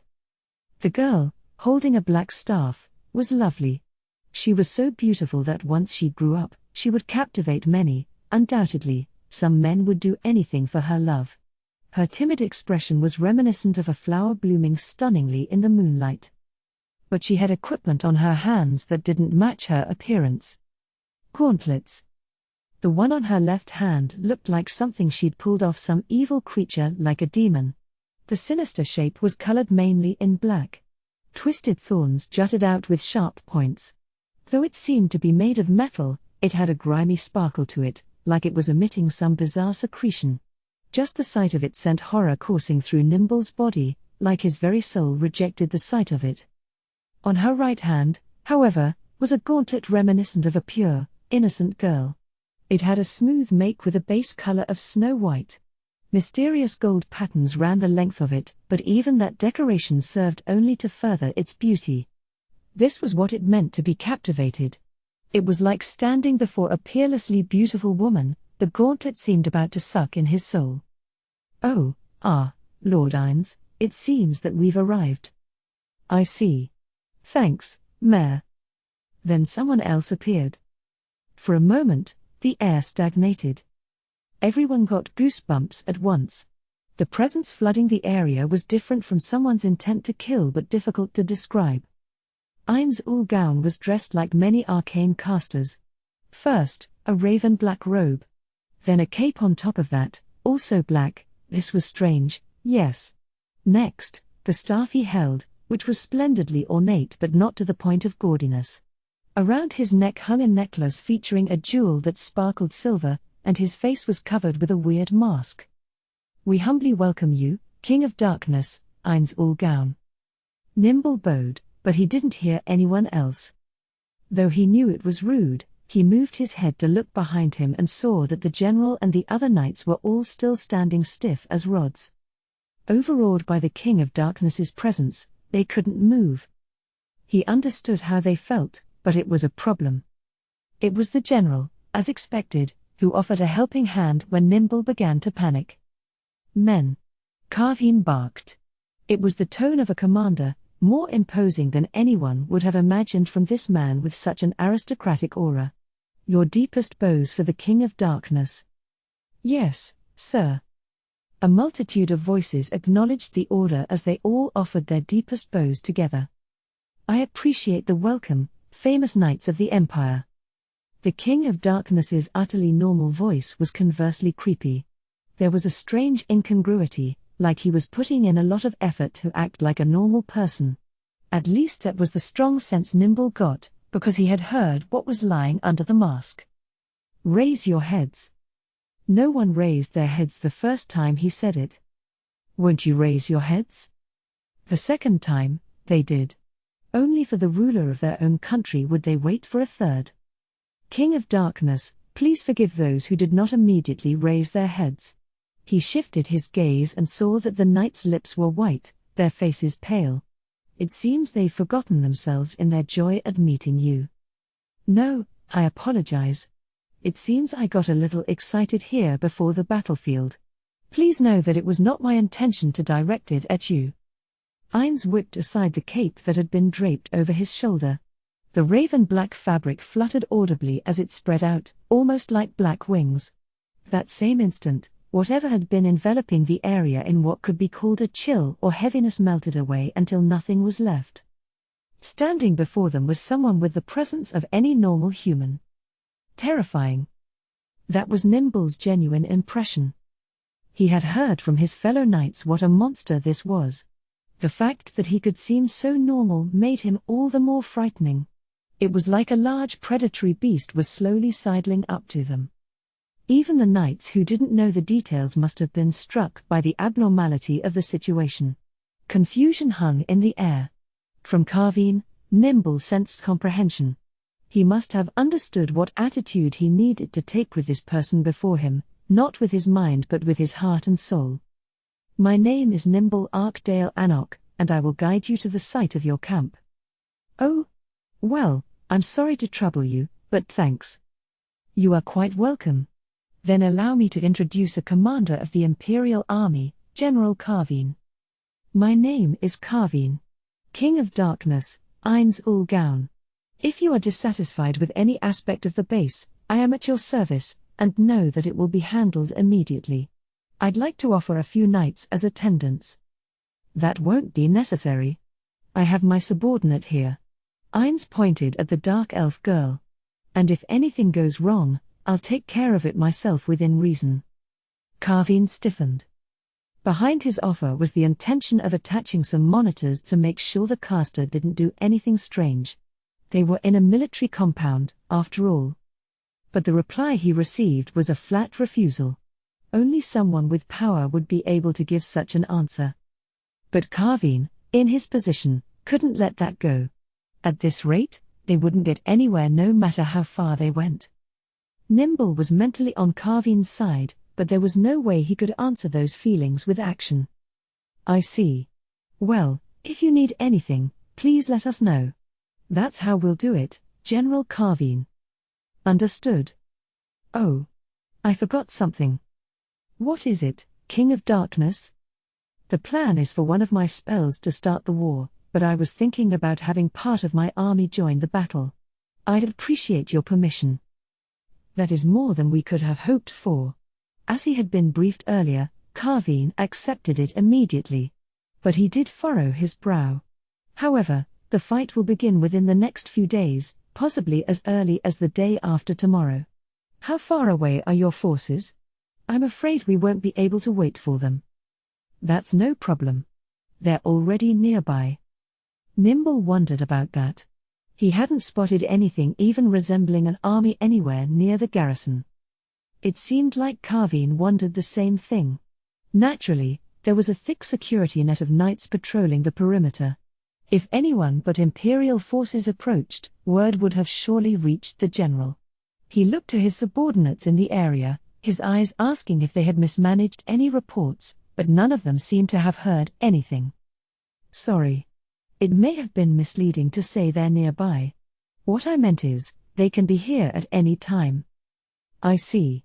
Kugane didn't understand, but he decided to set it aside and asked a different question. And how many are there? About 500, I'd say. 500. Kugane skillfully hid it, but Nimble didn't miss his disappointment. Kugane, the King of Darkness's forces can be lined up alongside ours, correct? The Empire had to shed the most blood to demonstrate its loyalty to Ainz. It would be preferable if his forces acted only in case of an emergency, but there would be no problems if they formed ranks together. 500 shouldn't require a change to our formation, and I'm sure you would like your own soldiers to guard you. The implication was, please don't participate aggressively in the attack. To show the Empire's sincerity, it had to be the party shedding the blood. It wouldn't help their positions if Ainz's forces did all the heavy lifting. Ainz nodded in satisfaction at Nimble's comment. Nimble was secretly relieved, but when he thought about it, it was only natural. What could he expect to do with 500 soldiers anyhow? They were probably meant more as an honor guard than anything. But what happened next was beyond anything Nimble had imagined. Ainz activated some kind of spell and spoke into space. "Can you hear me? Shaltir? Open a gate here and send over the troops." Ainz's eyes seemed to move behind his mask. "All right, General, I've summoned my army." As he finished speaking, the commotion began. Something that appeared to be a dark half-circle appeared, floating behind Ainz. "Gate." The word flickered across Nimble's mind. The gate opened, and the figures who emerged were. All noise ceased. A strange atmosphere and a heavy silence dominated the space. It was as if the sound of stillness had flooded the area. The 500 soldiers appeared. It was a paltry amount compared to the Empire's 60,000. But it was impossible to underestimate a single one of them. The odd forces arrayed before them spoke louder than words. "This is my army." Ainz merrily introduced his troops to the speechless onlookers. Intermission. The young girl seated in the sole chair, a throne, of a luxurious but not terribly large room raised her voice, which anyone would have said was innocent and befitting her age. "All right. I'm leaving it up to you." "Yes, Your Majesty. You can count on me." The man who seemed to be a knight stood up from his prostrate position in front of the little girl, his head bowed, before leaving the room in a self-assured manner. The door closed, and a few seconds later, the girl asked her prime minister next to her, "Is it okay now?" "Yes. He was the last one, so it's no problem." At the sound of the man's cool voice, the little girl's cute, naive expression crumpled. She sulked. That was the only way to describe it. Perhaps because she was tired, her eyes went dull and half-closed, her lips warped into a frown, and her shoulders slumped. "I feel horrible." She was acting less like a little girl and more like an exhausted woman in her 40s. But her voice sounded youthful. It was like her external youth had remained, but her insides had changed. "You must be tired." "I really am. I'd really like to quit this form." She picked up the hem of her skirt. "There's something disturbing about these clothes that leave my legs hanging out. I've told you many times, Your Majesty, but there's nothing that can be done." This girl was Queen of the Dragon Kingdom, the Black-Scale Dragonlord, Draudillan or Ukuls. She was called a Dragonlord, but her combat ability was the same as any average person's. Incidentally, according to the Theocracy's criteria, she was a true Dragonlord, but since it amounted only to the powers she was born with, she was also sometimes known by the rare term true yet false Dragonlord. The issue was that being true or false depended on whether one could use primeval magic or not. The reason everyone works so hard if you're in this form is that it stimulates their urge to protect you. Does everyone have a lowly complex? I think being bigger feels better in all kinds of ways. Draudillan held her hands in front of her flat chest and jigglingly mimed something. "That form certainly does have its." "Don't say form. That's my real body." "Do excuse me, Your Majesty." "Oh, come on, I can tell you don't have any intention of apologizing whatsoever." "That's not true." Gazing at her Prime Minister's cold smile and unable to read the emotions behind it, Draudillan averted her eyes in frustration. "You seem to understand. Back to the point, it's true that you might be more popular with men in that form, but that's not the case with women. In contrast, with this form, we can expect nice reactions from everyone regardless of sex or age. You understand that, I'm sure. If you want to assume the other form, you should wait until after we make a breakthrough in the country's current situation. Do you have any bright ideas? Don't call it a form. That said, at the rate we're going, you'll be able to take whatever form you like. There will be no one left to see it anyway." The thought of the Dragon Kingdom's current state caused a heavy silence to fall between them. So this Beastman invasion will be different from the others? Without a doubt. I hardly think that Great Host's main objective could be the same as the piddling armies that have come up until now. Surely, they mean to bring down our nation. It seems like they're determined to put up livestock pens or something. Near the Dragon Kingdom was the country of the Beastmen. Beastmen were subhumans who were like lions or tigers, carnivorous beasts, who walked on two legs. One look at their heads was enough to tell they were meat eaters, and naturally, their diet included humans. Races that ate humans weren't rare.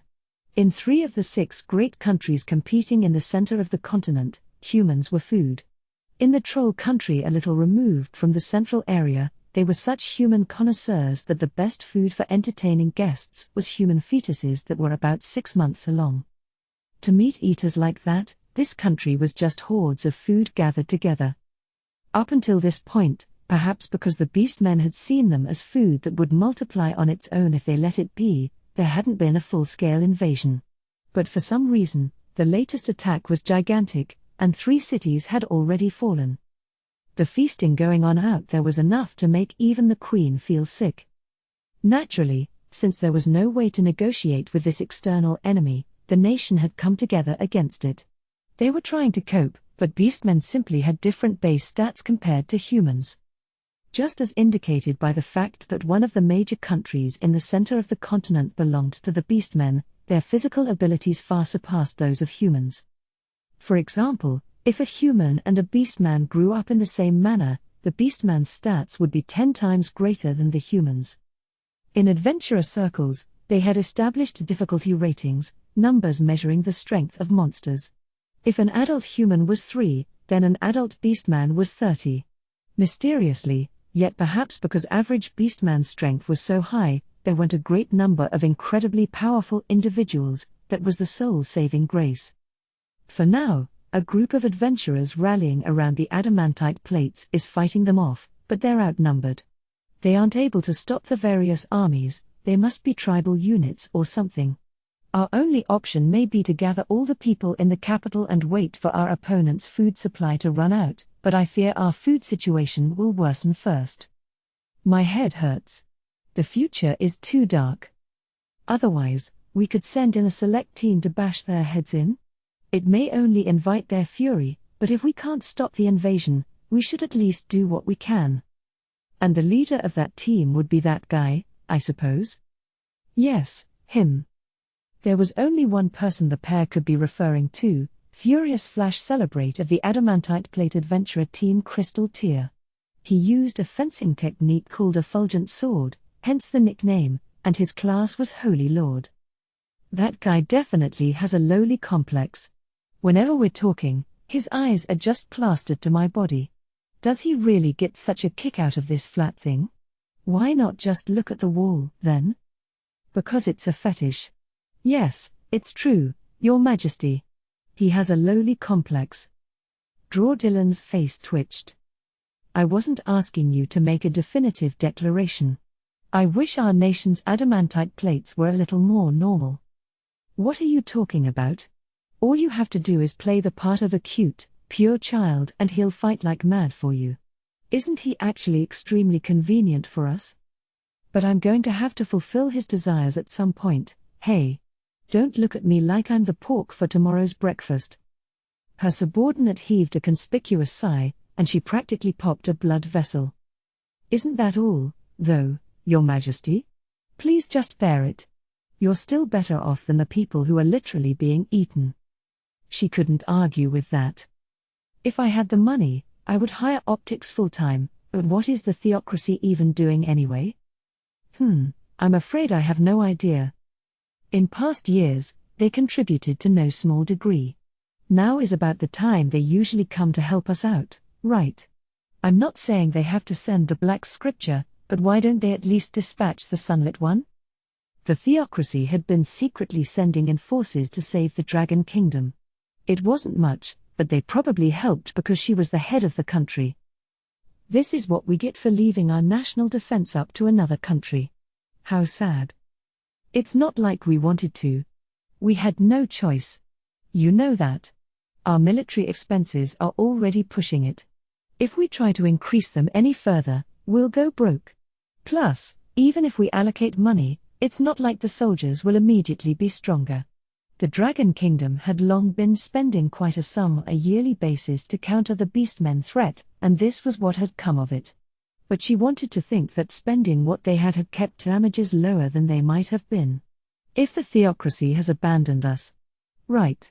What if we asked the Empire for help? If we fall, the next will be the Empire, right? The Katsa Plain is there, so it won't be the Empire straight away. They could also go around the lake and strike the theocracy. Yeah, maybe they aren't brave enough to plunge into a zone where tons of undead spawn. Incidentally, both of them excluded the Wyvern Tamer race in between. It's less about bravery and more that they can't eat undead. There's no point in conquering them. The only ones who would be happy to take that territory are other undead. Plus, isn't the Empire busy? It's almost time for their annual war, right? It's a bit late this year. Yes, it's about half a year late. We got this proclamation about some caster, if you'd like to see it. Who cares about the situation in other countries? We need to worry about how to save our own country. Aren't you the one who brought it up, Your Majesty? What about using your magic? The Prime Minister waved a finger around. That must have been what he imagined magic to be. Draudillan winced. Primeval magic? That's not the sort of thing a person, even someone with an eighth of dragon's blood, can control. One wrong move and I could end up assisting in the country's downfall. It's our last resort. Our last resort? I hope the day we need it will never come. All right, I'm going to request support from the theocracy. Okay. Thanks. Draudillan responded in a naive, childlike manner, and the Prime Minister looked coldly at her. That's it, Your Majesty. If you can find the wherewithal to do that, it seems like you can write 30 letters to encourage the commanders at the front, tell them a little girl believes in them. And of course, make sure to do it with a child's handwriting. Bleg. I can't do that sober. Bring me a drink. Understood. I don't mind if you get wasted, just please make sure the work gets done today. The Prime Minister bowed and left the room. Seeing him off, Draudillan looked down at her hands. Spirit magic, huh? Primeval magic was different from normal magic in that it was cast with souls. If she sacrificed a ton of her people, then connected and broke down their souls, she would probably be able to use an immensely powerful spell. She could probably even imitate the huge explosion her great-grandfather had told her about, the Platinum Dragon Lord's ultimate attack. That said, she was far weaker than a dragon, so even an optimistic estimate meant the spell required 1 million sacrifices.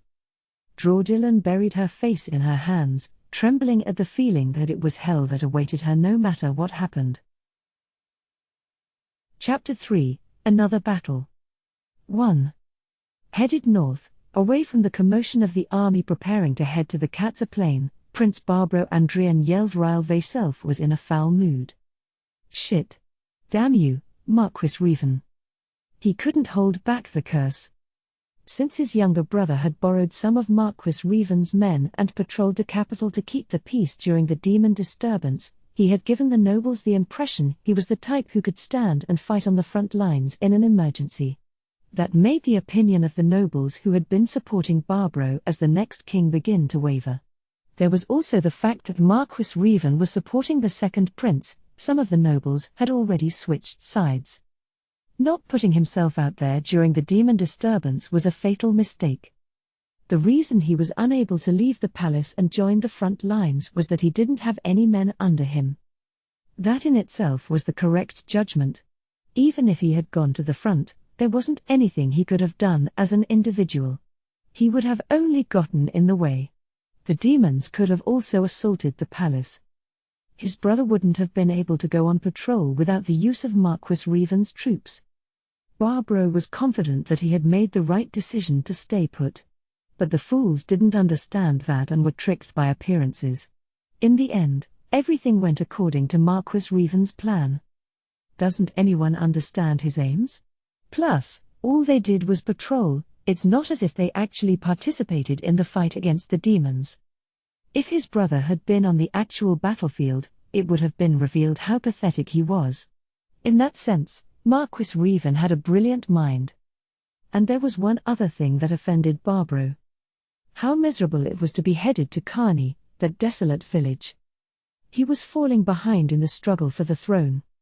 In this fight against the Empire, He needed to score some achievements and look like the eldest prince he was supposed to be. He had to show the world that he was fit to be the next king. The reputation his brother had stolen from him would be his once more. That made this battle with the Empire critical, but instead of participating, he had been ordered to conduct this trivial job like an errand boy. Where was the honor in riding to a frontier village and investigating its link to Ain's ul Gaon? Just then, a chill went up his spine. Could it be that the orders were meant to prevent his achieving anything? Father already decided on my brother, and he doesn't want me to do anything that might result in my comeback. That's why he sent me to this nowhere village. His breath grew labored. His heart was burning with hatred for his father for passing him up and yielding the throne to his little brother just because he happened to show a little bravery. It was only by chance that he noticed the person riding next to him despite his agitated tunnel vision. "Prince, are you feeling ill? Shall I call a priest?" The shrill voice from so near grated on his brain as if it were echoing and made him want to vomit. But he held back. It was thanks in part to the chilly winter air but also his daily life training in glossing over things as a member of the royal family. Showing one's true emotions was foolish. No, don't worry. I was just thinking about this job my father gave me and how best to get it done. More importantly, Baron Nosemorts, you went to visit the adamantite plate adventurer Moman, right? How did it go? I'll tell you, Prince. It's most dreadful. Moman was out, so I didn't get to meet him at all. Well, these things happen. He's an adamantite rank adventurer after all. Why are you so upset about it? You didn't have an appointment. What could you expect? No. Not like that. What I found offensive was his partner, Nobe. Nobe? Oh, beautiful princesses. Barbaro remembered the peerless beauty he had seen in the capital. She was as lovely as his youngest sister. He wanted her, but she was one of the team of adventurers his father had been rewarding. He couldn't just do as he pleased like a commoner. So what did that gorgeous woman do to you? She was violent. Take a look at this. Nosemorts removed his gauntlet to reveal a big blue bruise. What? Adamantite plate or not, she's not allowed to perpetrate violence against a noble. And yet she suddenly grabbed my hand and threw me out. This wasn't enough information to go on. Barbaro quit taking him seriously. There had to be some reason for it that the Baron was hiding. Prince, I beg you, bring your iron hammer down on that foolish wench. Can I use this to my advantage and get her to do whatever I want? Barbaro wondered. Was there a way to give the Baron a hand while also making that woman his? He couldn't think of one. It was this idiot Baron he was dealing with. The man would probably consider the prince indebted to him. This guy really is useless. Well, for now I'll stay close to him, and once I'm king, he'll be the first I cut off. Until then, I'll use him as best I can. But even as he was making those calculations, the reality sank to the pit of his stomach that even this man had his own territory and military strength, yet he didn't. He had to borrow forces if he wanted to fight. In response to the Baron's expectant eyes, Barbaro made the same empty promise. I'll take that into account when I am king. Thank you, Your Highness. Barbaro didn't want to talk to that bowing moron anymore, so he turned to one of Marquis Bull-Europe's knights who was riding nearby. He was one of the commanders of the Marquis's elite forces. Hey, there's something I want to ask you. What is it, Your Highness? Actually, there wasn't anything. But he couldn't very well say it was a convenient way to cut off the conversation with the Baron. When he paused briefly to come up with an appropriate question, the unpleasant thoughts from earlier came back. The whole reason Barbaro was headed for the frontier village was that Marquis Bull-Europe had suggested it. Which meant, did the Marquis betray me? Has he defected to my brother's side? He wanted to believe it couldn't be true. He had taken the man's daughter as his wife and gotten along well with him as his son-in-law. If Barbaro succeeded to the throne, Marquis Bull-Europe would be the most important of the 6 great nobles. If he switched to Barbaro's brother's side, he would only end up in conflict with Marquis Revan. But what other reason could there have been for him to suggest this? So then I I was sent to this desolate village so they could spread the idea that I'm not doing anything useful in the war. Did you need something, Your Highness? Shall we take a break? Shut up. The loathing he couldn't smother leaked out. He could see that the knight was surprised, but he still couldn't hold himself back. Spitting murder from the gap between his teeth, Barbro said, I have orders for you.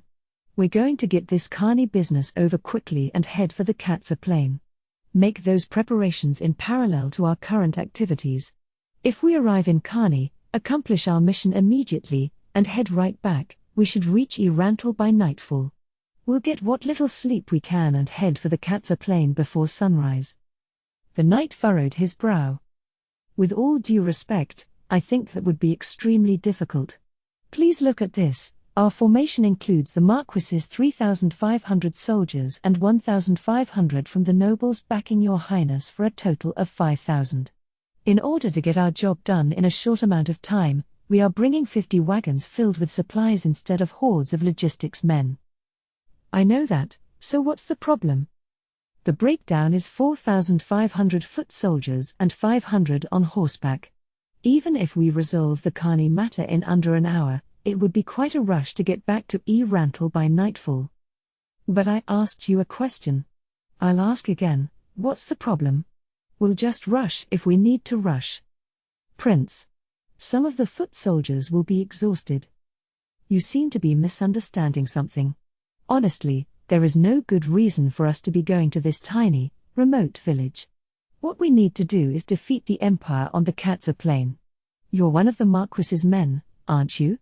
Then I ask you, is this a war in which we can afford to have 5,000 men do nothing? Is that what you think? The knight pursed his lips. Don't prioritize the wrong things. Some of the foot soldiers will be exhausted. Whip them so they keep running. You've been gathered here to fight on the Katsa Plain. And to enhance my reputation. You're right, Your Highness. Understood. The knight bowed his head. That's how you should be responding in the first place. Plot out what time we'll reach Irantal and what time we'll leave again. The details are your responsibility. Yes, Your Highness. I'll meet with the others right away and return with the answer you desire. The knight racing his horse over to his fellow commanders was already gone from Barbro's mind. Does my father hate me? Or is he so senile he can no longer arrive at the correct decision? Is that why he's trying to give my brother the throne? It should go to the eldest. If it doesn't, he'll antagonize the nobles. He was determined to turn his utterly disadvantaged situation around. He would make them regret giving him 5,000 men. Those were the thoughts that spurred Barbro on. Baron. Why yes, Your Highness. I'm expecting a lot out of you. He had the feeling the thrilled voice was saying something, but it went in the right ear and out the left. Damn you, Zaynak. You can just stay in the capital regretting the mess you made. The man was his brother, and they shared blood, but in the race for the throne, he was an enemy to kick out of his way. And it wasn't as if he loved him or anything.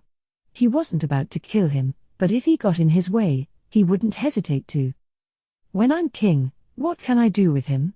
Should I kill him so he doesn't become some idiot noble's rallying cause? Would that be a waste? If he were a woman, there would be all sorts of uses for him, but he's not very smart, but our little sister is. I should sell her to the highest bidder. I wouldn't want the royal bloodline to continue through her, so the best would be to marry her into a far-off country's royal family, but, well, if she'll be useful in building my power base, I can think it over a little more. Barbro's eyes became distant, entranced in his ideal vision of the Re-Estize kingdom. Him seated on the throne, the nobles before him bowing their heads. His retainers, who carried out every order he gave. That would be great. He caught himself smirking a bit and quickly covered it with a hand. Right now, they would finish their business in Kugane, and then the question would be how fast they could get to Irantal. Whether his dreams came true or not would depend on that branch in the path. Assuming I force the soldiers to hurry, the important thing is to make it back before the war starts. Or what if we waited for it to start and then went in as an ambush? He thought it was a very good idea, but he wasn't sure he could maneuver his troops into position to strike from their flank or behind. He would have liked to leave it up to the knights, but putting other people in charge didn't seem like a good plan given that the goal was to achieve something that would win him the throne. As he was trying to think about what he could do to shine the brightest and be selected as the next king, he had a flash of inspiration. Could I use the people of Kugane to negotiate with Ainz ul Gaun? It was as if a ray of light was gleaming down from above. This was the optimal plot. Regardless of why Ainz ul Gaun saved the people of Kugane, Barbro felt he should be able to use them as bargaining chips. If this caster Ainz ul Gaun, whom he'd never heard of, backed out of the war, the Empire would lose its jasus belli and be forced to withdraw unless they wanted to be labeled as invaders. And if what caused the Empire's withdrawal was Barbro's actions, that would be wonderful. Father wouldn't be able to ignore my opinion anymore. I would practically be guaranteed to be king. Good. Most excellent. If Ainz ul Gaun just happened to save Kugane as he was passing by, he might not pull out of the war. In that case, he could hand the villagers weapons and force them to fight. This was a general mobilization of the nation. The villagers of Kugane would have no way to refuse. It seemed the king had pardoned them for not responding to the draft, but that was before the situation changed. When playing things by ear on the ground, it was up to the commander, Barbro, in this case. If Ainz ul Gaun killed the farmers of Kugane, then that just showed what kind of person he was, and they could use it as propaganda. That would tie into anti-empire propaganda because it was backing him. Barbro trembled at the perfection of his plan. If he was honest, he had thought his brother was the smarter one, but apparently that wasn't the case. He was moved to find so much ability latent within himself. 2. For a small village, winter was hell. It was days of waiting inside thinking of warmer seasons. If spring was late or autumn's harvest wasn't big enough, they would resort to eating their rice seed and sometimes still starve to death. There wasn't much field work, but life in a farming village meant work was never hard to find. There was a huge amount of labor to do at home. Tending to livestock, repairing farming tools, and the house, shed, and stables needed maintaining, too. There was no time to rest. And in Kugane, they had started raising pigs so they wouldn't have to rely solely on the rangers hunting to feed the meat-eating ogres. They had been able to buy the pigs with the earnings the valuable herbs brought in. The goblins would take the pigs into the Tove woodlands and have them eat tree roots and the like. They had only a few because the project was still in its experimental stages, but if things went well and they made it through the winter with the pigs, they would probably increase their number in the future. Normally, if farmers put animals out to graze, they would have to pay a tax to the owner of the land, but luckily Kugane didn't have to. The Tove woodlands were home to monsters, they weren't considered part of the human realm. Kugane's future was bright. And it was all thanks to Ainz ul Gaun, who had saved the village and supported it in all sorts of ways, as well as the warrior of Raven Black, Moman, who tamed the wise king of the forest. Many of the villagers were grateful to them. Some even named them alongside the gods in their prayers over breakfast. Because they were overflowing with hope, the new village headwoman, Henry Emmett, had a lot of work to do. At it again that day, Henry, accompanied by Nferya, was headed for a shed. In a small frontier village like Kugane, all the residents operated together like a family. If they didn't, they wouldn't be able to survive. They shared farming implements, helped one another out with food, and even took turns using the oxen to plow their fields. So the villagers all took care of the livestock, and they jointly managed their feed. This was the shed where they stockpiled the hay that served as the oxen's food during the winter months. Henry opened the door and went inside. Nferya followed a moment after. Henry continued straight into the mountain of hay and sat down. Her butt sank in. Nferya closed the door and sat next to her.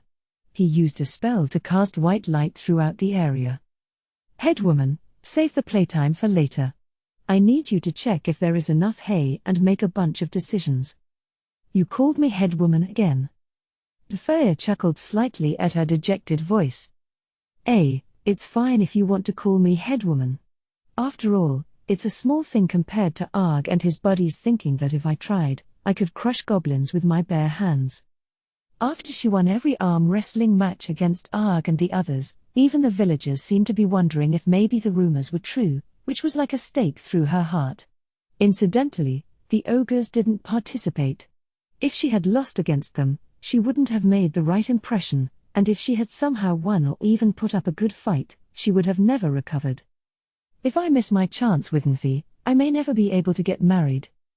Her hands got sweaty, which she hated. Oh, should I go open the window? It's dry outside now anyway, so it won't matter if we open it. Huh? It's fine, isn't it? Plus, I already made us a magic light. Are you sure? If you're okay with it, then I'm fine. The magic light was brighter than sunlight. All Henry meant was that, since it was still light out, maybe it was a waste to use magic. Well, she also wanted to change the mood. There was no special reason, so she didn't care that he said no. But Neferya reacted in a weird way. And his ears were bright red. Did he use up that much mana? From what I've heard, just a magic light doesn't make you that tired. Maybe he cast some spells before we came here? Actually, he smells kind of good, different from the usual herb smell. What, Henry? She had brought her nose closer to him and taken a whiff. His voice became panic-stricken. Nothing. Something smelled good, that's all. Oh? Well, that makes me happy. It's cologne I made. Wow, are you going to sell it in town? You could probably fetch a pretty good price. No, that wasn't really the idea. Well, whatever. Anyhow, the hay here is fine. Ready to go to the next one? Why yeah. But first, let's check some things here. It's cold outside. It's not very warm in here, either, but... well, it's fine. So there are several things I'd like to discuss with you. Neferya seemed nervous next to her. I wonder what's wrong. His profile bathed in Henry's questioning gaze. Neferya took out a sheaf of papers. They were covered in tiny letters. Henry had learned to read somewhat, but as far as she could see from a peek, there were a lot of words she didn't know. The first thing is the procurement of food for Arg and the survivors of his goblin tribe and the ogres. What? Aren't we fine for now? They helped us out with the fall wheat harvest, and we bought food for the ogres from town. Yeah, and thanks to the expensive herbs we sold, we were able to buy enough food. We definitely have enough to weather one winter. We'll be all right even if the population increases a little. But I realized we might run into trouble if the numbers go up much more, so maybe we should think about another way to obtain food. There were already 14 goblins from Arg's tribe living in the village now. It wasn't as if they were reproducing. That was just how many had fled from the magical serpent of the west and the giant of the east. I think we're all right, but should we go back to Rantel to buy more food just in case? Really, I wanted to save some money and buy iron farming equipment. If we had iron implements for the ogres, clearing the land in the spring would go so much more quickly. I guess the only problem is that people would think something was weird if we ordered ogre-sized tools that humans wouldn't be able to use. Would it cause trouble if people found out we had ogres working in the village? When the tax collector had visited in the fall, she'd made Jugemu and all the subhumans hide. They hid their portions of the wheat harvest, too, which was quite a lot. Since the government understood that Kugane had been attacked by Imperial Knights, they were allowed to get away with fewer taxes, which was a lucky break. They had also been exempted from labor requests for several years. It wasn't just an apology for not being able to protect them, the officials really did seem to feel guilty. Henry thought they would be suspicious of the splendid wall surrounding the village, but all she had to say was, "the great caster," and they accepted it without probing further. That made Henry think maybe they could get away with the ogres, too, but then Neferya dispelled that hope. Definitely trouble. In a worst-case scenario, a team would be sent to exterminate them. That's awful. You can be mad, but there's nothing I can do about it.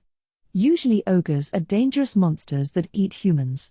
Don't forget that the only reason we're coexisting with them is because Jugemu and the others are more powerful. I haven't forgotten. The other issue I wanted to talk about is how we'll recruit more people to come live here, since we don't have enough hands. It would be great if they came around the time of the spring land clearing. That could be tricky. And what you were just saying makes me think it might be a pain because people will see the goblins and ogres and run for what? Henry asked. Nfeya had been acting weird the whole time, like he wasn't really present in the moment. Huh? Oh, nothing. She had trouble believing it was nothing. Maybe he was tired again? Her boyfriend had the bad habit of losing himself in potion creation. When Henry furrowed her brow, Nfeya took a deep breath and leaned on her. So maybe he is tired? It does seem like he's doing a lot of experiments every day. But I think it's a bit cold to sleep here. Inside the hay, it's probably warm, but... As she was thinking those things, Nfeya's body grew gradually heavier as he leaned on her. I wonder what's wrong. He should really get a little stronger. He needs to eat a lot of meat. I can't encourage his lifestyle of foregoing food and sleep to work. Henry suddenly felt like teasing him, so she decided to apply pressure in return.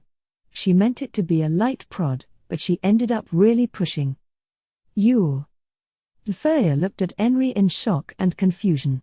His face was bright red. Yeah, it's embarrassing for a guy to lose to a girl, isn't it? Then you better eat your meat. When she relaxed, Nfeya, with his eyes closed, flopped over onto the hay.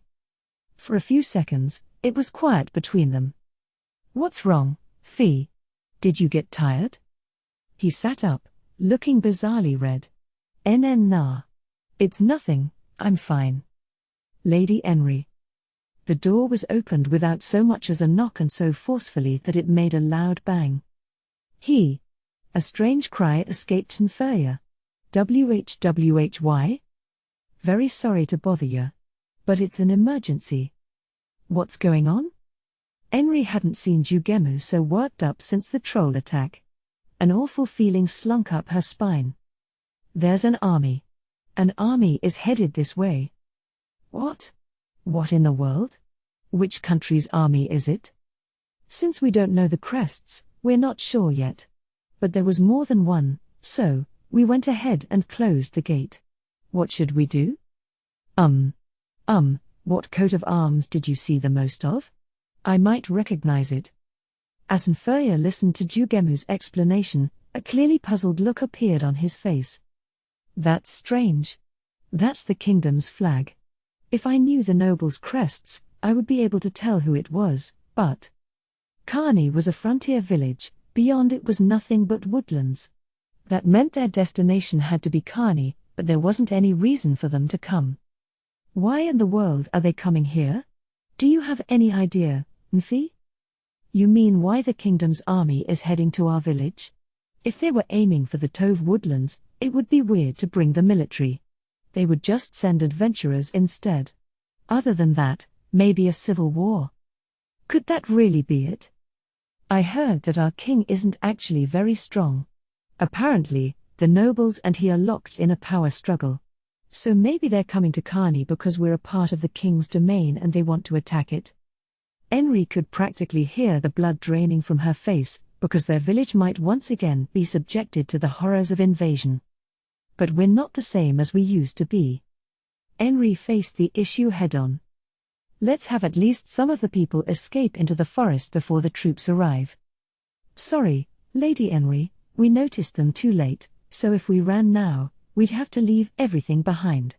It's also winter, and when there's a good chance monsters will come out of the forest, we would have our hands full just guarding against that. Henry shuddered at Jugemu's pained expression. If the army burned down their village during this cold season, they would have no chance of survival. Then yes. If we can't take the food and things with us, let's prepare to fight while we hide as much as we can. Yeah, that's a brilliant plan, Henry. The cellar we used to hide the ogres, Jugemu, and everyone when the tax collector came shouldn't be full yet. Let's put everything in there.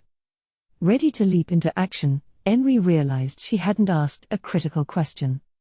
How many? How many villagers they would need depended on how many soldiers there were. How many are there? 100 or so? No. The way Kugane trailed off, Henry was seized with the urge to plug her ears. More than that. A few thousand. Henry blinked. Nfuya next to her did the same. It seemed like at least 4,000. What the? Why so many? I can't imagine what they're thinking. What reason could there possibly be to send that many soldiers to this village? Henry, is there any possibility that word about the goblins got out? No, definitely not, Henry answered immediately. She could think all she wanted, but there was no reason that information would have leaked out.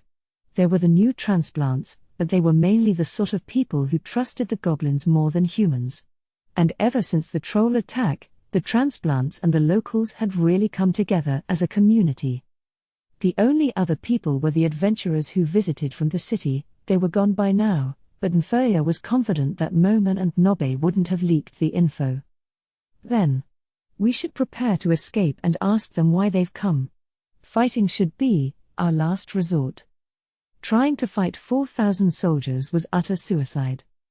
As you say, Master Nfi, that's our only option. Going up against that many would be impossible. Yeah. So we'll buy time with the idea of escaping in mind. Okay, let's go. They had the villagers who had been preparing to defend near the gate go and hide food with the ogres. Henry, Kugane, and the goblin troop, plus Britta and a few members of the self-defense squad were the only ones who remained. Britta had arrived ahead of the others, and Henry had questions for her. The first one, naturally, was who was coming, which nobles' flags they were, but unfortunately, Britta didn't have the answer. She said she had left staying on top of that sort of information to someone else. It was a moment that made the value of knowledge sink in for Henry, so she waited for Nfuya to come back with his report from the watchtower.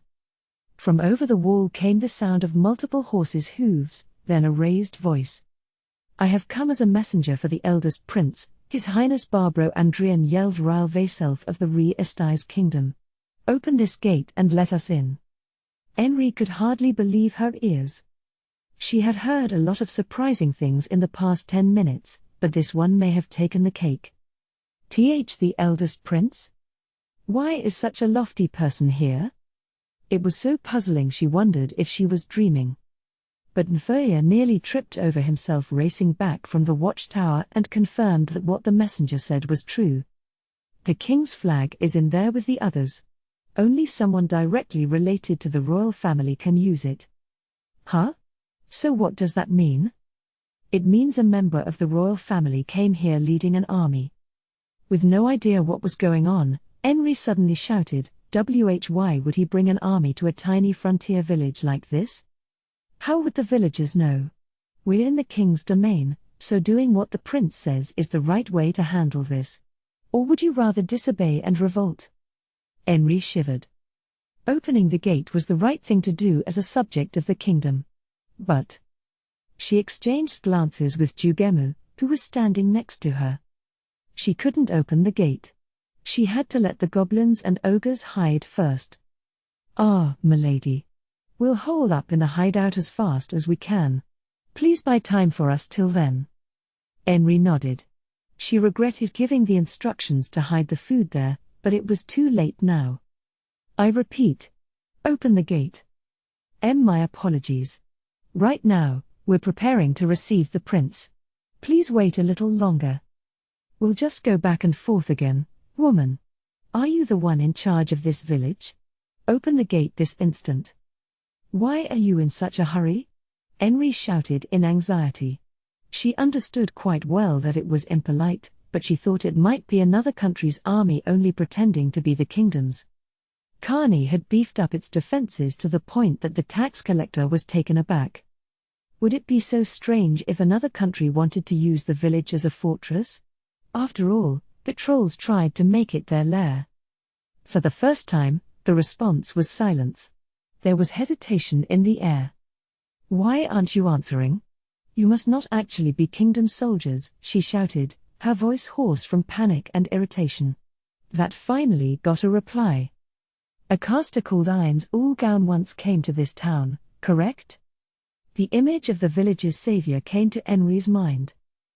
That caster has antagonized the kingdom. So since you've had contact with him, we want to make some inquiries. Enri was so shocked she couldn't say anything. But one of the self-defense squad members spoke in a low voice only their side could hear. If that great man antagonized the kingdom, then the kingdom must be in the wrong. All the villagers' eyes said they agreed. Especially marked was the reaction of the transplants, the ones whose villages had been burned. Their hatred of the kingdom for not protecting them had been channeled into the trust they had for the passerby caster who saved the village. That he gave them items that summoned goblins, offered golems to help them build thick walls, and sent a maid to rescue them when a troll attacked only made them trust him more. Is opening the gate the right thing to do? It's quite an army. If we don't open it, we couldn't possibly betray him, after all he's done for us. Wait. They only said they want to make inquiries. Responding to them won't necessarily be a betrayal, you know. Oh? But if it ended up that way, we would be utter ingrates. All eyes gathered on Enri. She understood everyone's feelings extremely well. She was stuck between a rock and a hard place. As she was fretting, another shout came over the wall. Do you understand? If so, open this gate at once. If you resist any longer, we'll assume you're rebelling against the kingdom.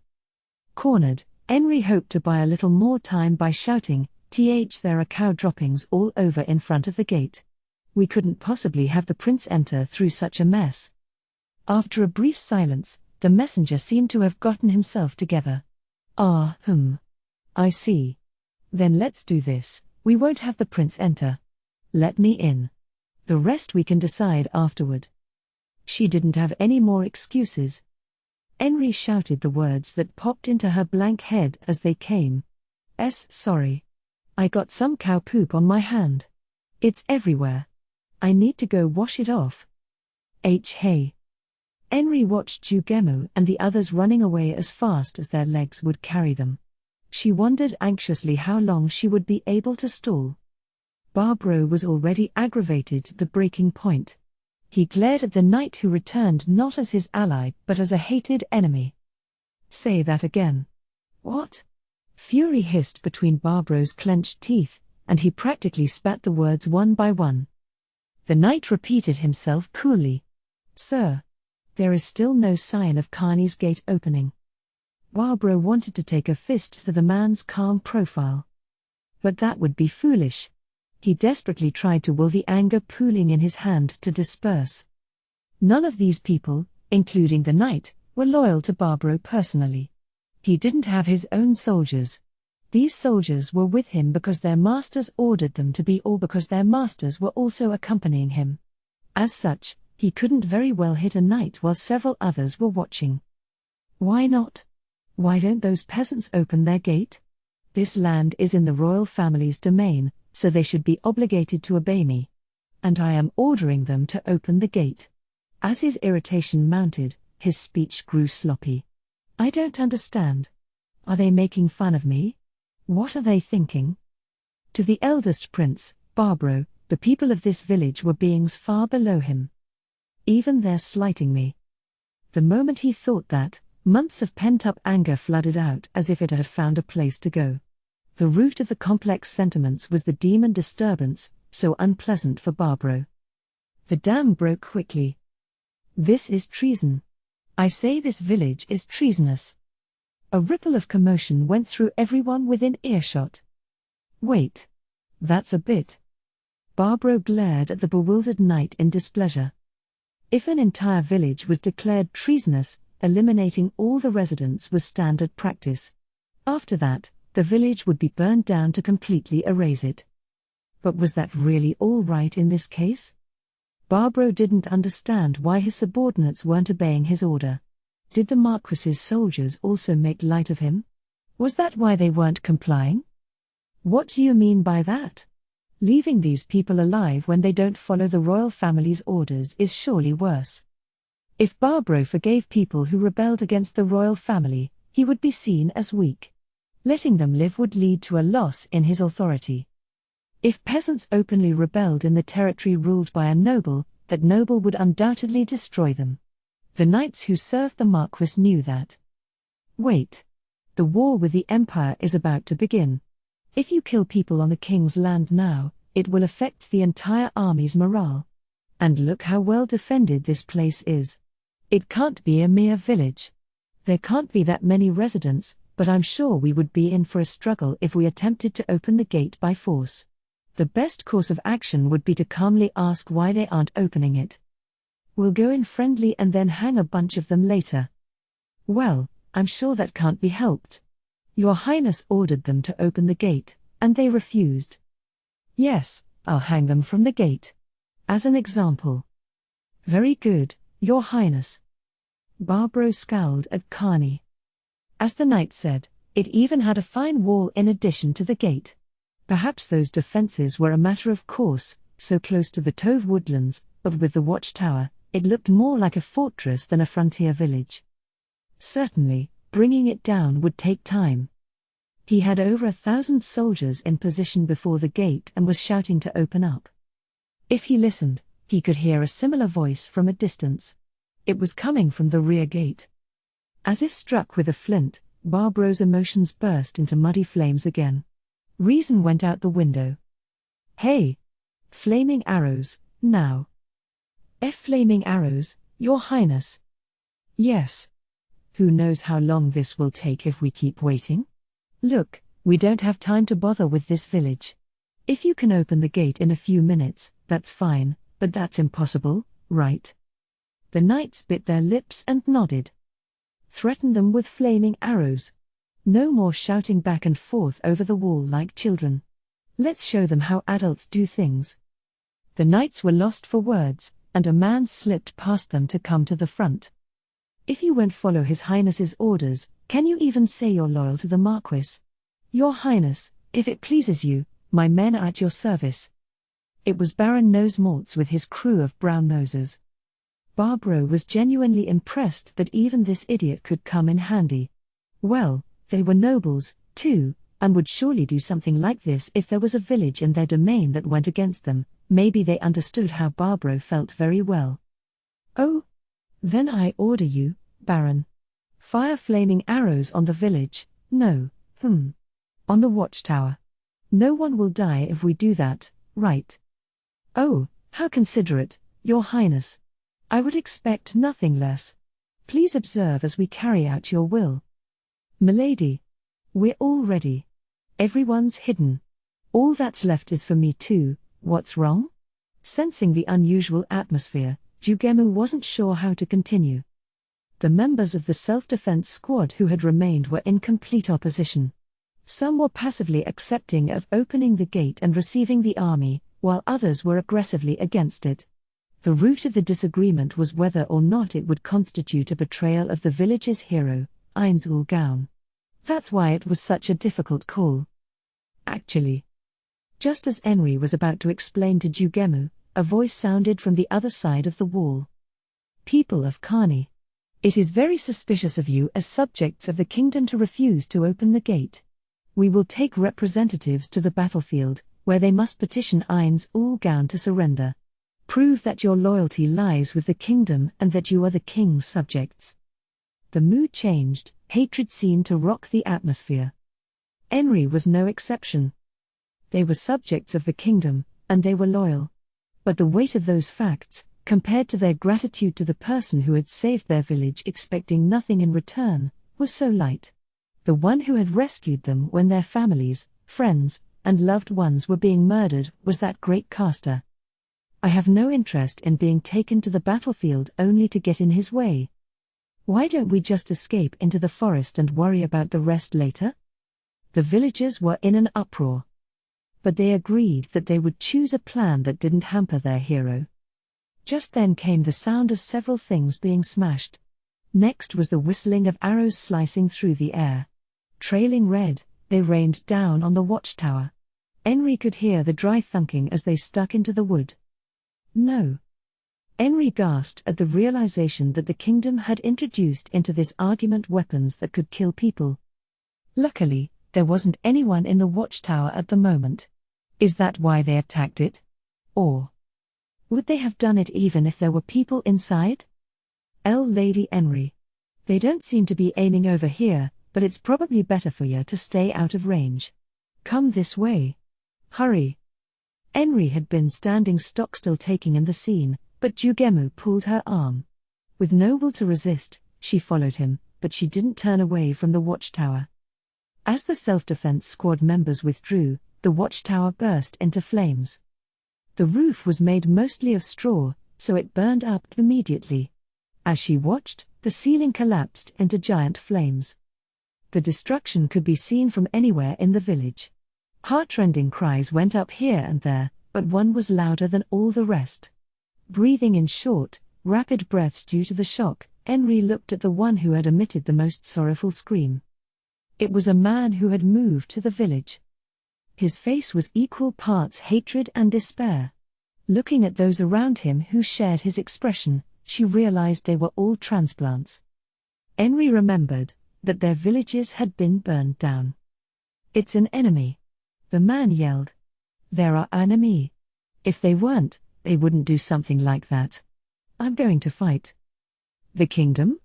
Ha! Those good-for-nothings never helped us. Are you going to burn this village down, too? Shouted a plump woman. Are we going to let them get away with this? If they're gonna kill us, let them. We'll take as many of them with us as we can. This will be our revenge. A young man spat. With the loosing of the flaming arrows, a nearly insane hatred took over the crowd. Lady Henry, you should call for a vote. Jugemu made the level-headed suggestion with the steely face of a warrior. Huh? Those people aren't in their right minds. We should vote once everyone calms down a bit. There's no time. And there's nothing that says our opponents won't go on a rampage. The village should decide what to do. He was right. They had already shot flaming arrows at the watchtower. Their next attack would surely be worse. They didn't have a second to lose. Having made up her mind, Henry took a deep breath. When she glanced at Nfuya, who had brought Nemo over, he gave her a little nod as if to say, "You can do this." Henry felt a slight warmth in her chest. That gave her the last bit of courage she needed. Everyone. We're going to make the decision for the village with everyone here. Once we reach a decision, please follow it. Energetic voices replied in approval. Does anyone think the village should go along with the kingdom's suggestion? No one raised their hand. As her heart pounded, Henry shouted, "Then we'll risk our lives to oppose it. Raise your hand if you want to fight against the kingdom." With a roar, so many hands flew into the air that there were too many to count. And none of them had simply raised their hands. All were tightly balled fists. The villagers' faces were determined. Certainly, there was fear. Of course there was. They had chosen the path that ensured their deaths. But there was something else affecting them more deeply. They didn't want to be the type of people who repaid all the kindness they had received with ingratitude. Then we fight. This is our fight. We'll repay that kindness. Jugemu, please come up with our battle plan.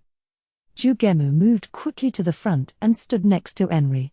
We've seen your determination. You're gonna die here, you know. Is that all right? The only response to the seasoned veteran's words was yes. You lot have a lot of bark for how pale your faces are. You're all magnificent. Now, I don't mean to dampen the enthusiasm, but don't you think we should have the young ones escape? Shouldn't the only ones to die be us and the older men? One of the older villagers spoke. That's a good point, but it's futile, isn't it? The enemy is waiting outside both gates. Even if the children climbed over the wall, they'd definitely be discovered. Yeah, if they ran the normal way, things would go right as you said. Jugemu grinned. They wouldn't be able to run and stay hidden. That's why first we'll open the front gate and draw in the enemy. Once they've lowered their guard, that's when we strike. If we can do enough damage, they should concentrate their forces. He looked around at everyone. Of course, they might also realize it's a distraction. Even so, if our attack is strong enough, they'll have no choice but to gather together. Any questions or concerns? Doesn't seem like it, but Jugemu, where should they run to? That's obvious, milady. Into the Tove woodlands. We'll have Arg and Lady Britta, with their knowledge of the forest, go along with the evacuees, so I'm sure they'll be able to manage until these guys leave. The villagers were prepared to give their lives, but it was only natural that they didn't want their children to be killed. When Jugemu realized their fighting spirit had slackened with the relief of a lower possibility of losing the young ones, he said with a grim expression, "Listen. We need to land the first strike, then focus on attacking and defending after they concentrate their forces. We can't let them get a breather in between. The more powerful our attacks are, the more likely the ones who run get to survive." Ha ha ha ha. Phew, what a relief. Several people were laughing. It wasn't due to despair or a lapse in sanity. It was refreshing laughter. If my wife and children are saved, then I have no regrets.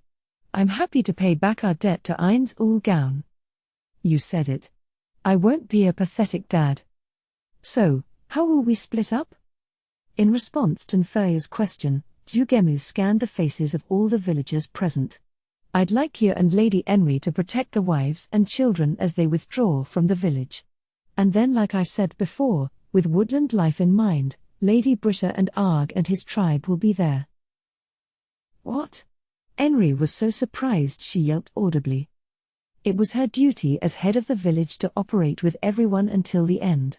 Having decided to send the villagers into a deadly battle, it was her duty to go with them. She tried to say those things, but the villagers piped up faster. They all agreed with Jugemu. As she was thinking about how to convince them otherwise, they decided the plan without her. Enri, we're counting on you. Please look after my kids. My wife was killed, but I still have my kids. The villagers' firm handshakes contained all sorts of emotions. Enri was moved nearly to tears by the time Nfurya stepped beside her. Enri, let's go. Our battle will take place after we survive. It's a battle we can't lose. And maybe Eins ul Gaun will come to save us again. Since we've been to his castle before, it would be best for us to be around if he does. That's right. Oh, Jugemu. That horn you used to summon us, there was, well, even if you used it, it would only be a drop in the bucket. Instead, put the new goblins to work after this battle. Almost crying, Enri pressed her hands against her eyes. Understood. We'll take good care of your wives and children, everyone. Let's go, Fee. The gate slowly swung open. Aha, we should have shot the flaming arrows first thing. Readying the follow-up volley was a waste, but... Barbaro frowned in displeasure. They had used up too much precious time they didn't have. It would be quite the forced march to make it up later, but there was nothing to be done about that now. This was the mistake of the Marquis's men. If he hadn't given the order to loose the flaming arrows, he couldn't even imagine how much more time they would have wasted. He looked to the heavens, cursing his poor luck to have to manage such foolish subordinates. They would also need some time for executing some villagers. He would hang them from the walls as examples of how foolish it was to disobey the royal family. Then they would need time to find someone who knew Eins ul Gaun well. That seemed like it would take longer than the executions, because it would have to begin with an interrogation. Shit. How was I supposed to know I would need a torturer? I guess I could tell them I promised to spare them. The problem is the children. There was no point in letting the young live. In the first place, a child would never be able to survive on its own, so hanging it with its parents would be the compassionate thing to do. Do we even have that much rope? It would be nice if the numbers worked out. The soldiers approached the gate. He was incredibly satisfied with the sight of the royal family's flag advancing at the head of the line. He wanted the flag bearer in his honor guard once he was king. The soldier holding the banner passed through the gate first, and went flying backward as if repelled by something. The royal family's flag fluttered through the air before landing on the ground. From within the gate, a huge figure showed itself. That's an ogre, right? An ogre? Barbaro cried stupidly, forgetting the royal family's dignity in the confusion of a situation he never anticipated. Yes, it was an ogre, a people-eating subhuman. Multiple soldiers just as bewildered as Barbro at the sudden appearance of the monster were batted away with its gigantic club. When they fell to the ground, after flying quite a distance in a scattering of flesh scraps, it was like a sign, and the other soldiers scrambled to be the first to escape the area in front of the gate. More ogres exited and ran after them. The soldiers who had taken off in the humiliating rout were clobbered away with clubs. They were like dolls being sent flying by children. Their retreat was too sloppy to be called a withdrawal, probably because it was the Baron's troops. They never thought their reward of being the first to enter the village after firing the flaming arrows would end up like this. Just as Barbro raised his eyebrows at the sight of the Baron abandoning his territory's soldiers and skedaddling out of harm's way himself, a high-pitched whistle sounded.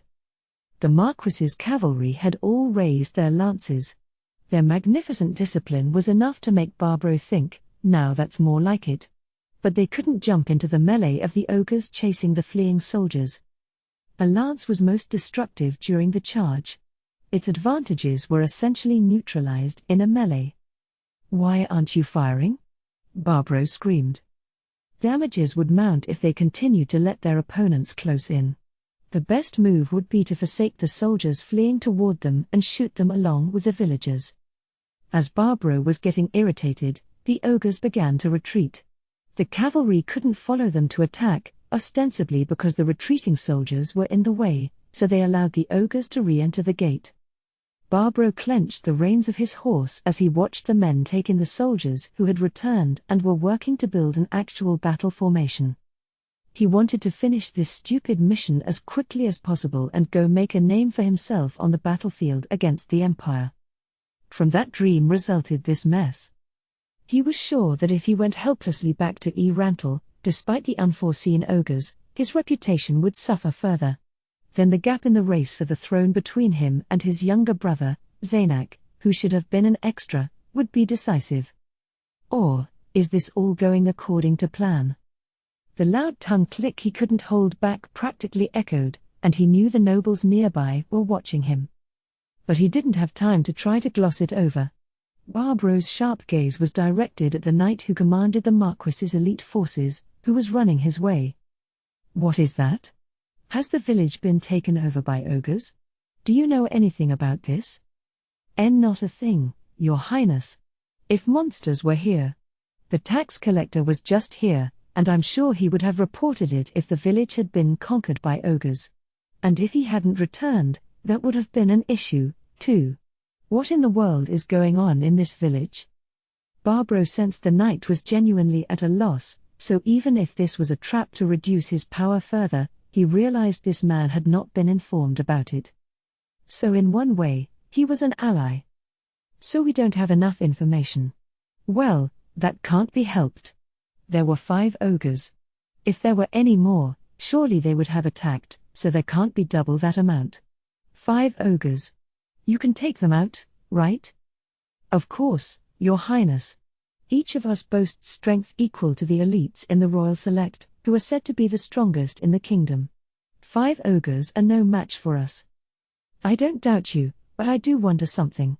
As far as I know, ogres are not very intelligent monsters. Their actions earlier seemed too clever.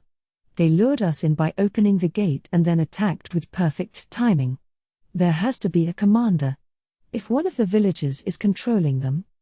With all due respect, that's not possible. How would a mere farmer tame ogres?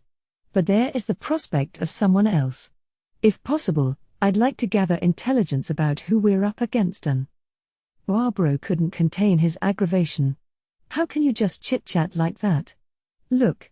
He pointed to the royal family's flag lying on the ground in front of the gate like a tattered rag. "Look what they've done to the royal family's flag. I don't care what it takes, we must destroy this village. Gather the soldiers. Loose your flaming arrows and burn it to the ground. This is a chance to get some siege experience. We're past the point of getting through this without any casualties. Attack like you mean to raise the place. Wait. Perhaps it's not a villager but a subhuman with a brain, like an ogre sorcerer. Maybe, But what about it? Barbaro spoke slowly to the puzzled knight, as if he was explaining to a child. Listen. It doesn't matter if it's the villagers controlling the ogres or a smarter monster controlling the villagers and the ogres. The people in this village have rebelled against the royal family, the rulers of this land. We need to show the world how foolish that was. It's possible the villagers have been taken hostage and are innocent. Were you not listening? What did I say? It doesn't matter. The knight seemed to be having difficulties accepting his point, so Barbaro shrugged. Okay.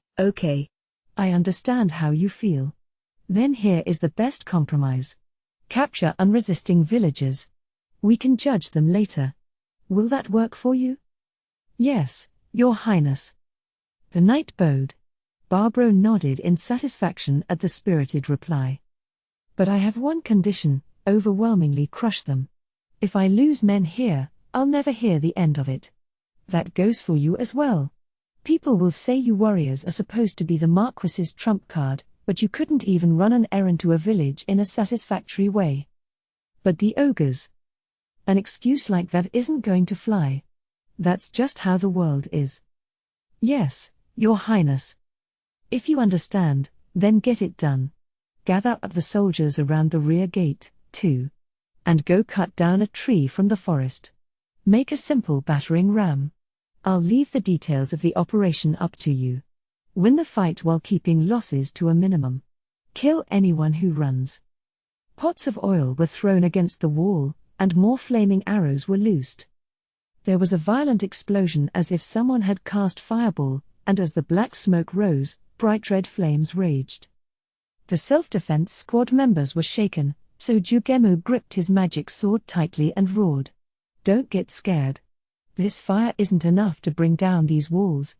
It's more important to guard the Gar. A huge bang rang out, and the gate creaked.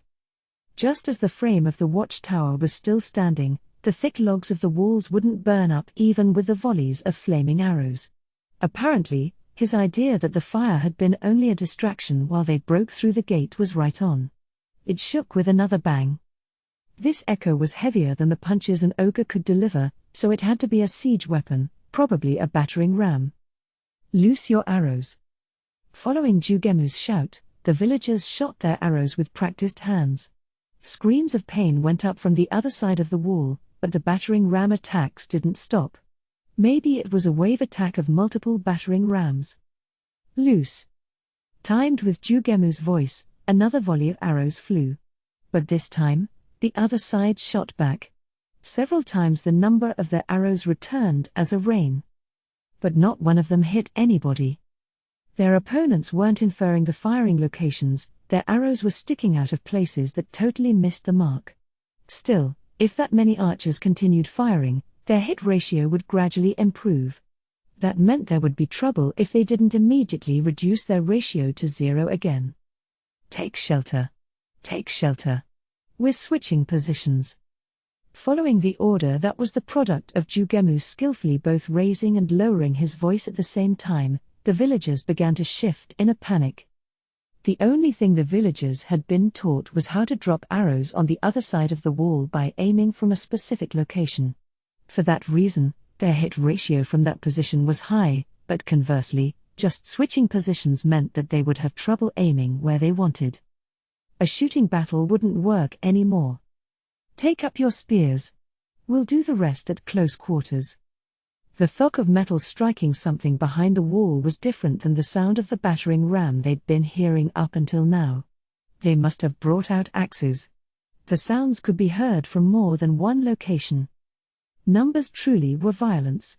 There was a good chance the attacks on the walls and gate were distractions, and soldiers were climbing up ladders somewhere else entirely. That was the tactic Jugemu would have chosen if he was commanding.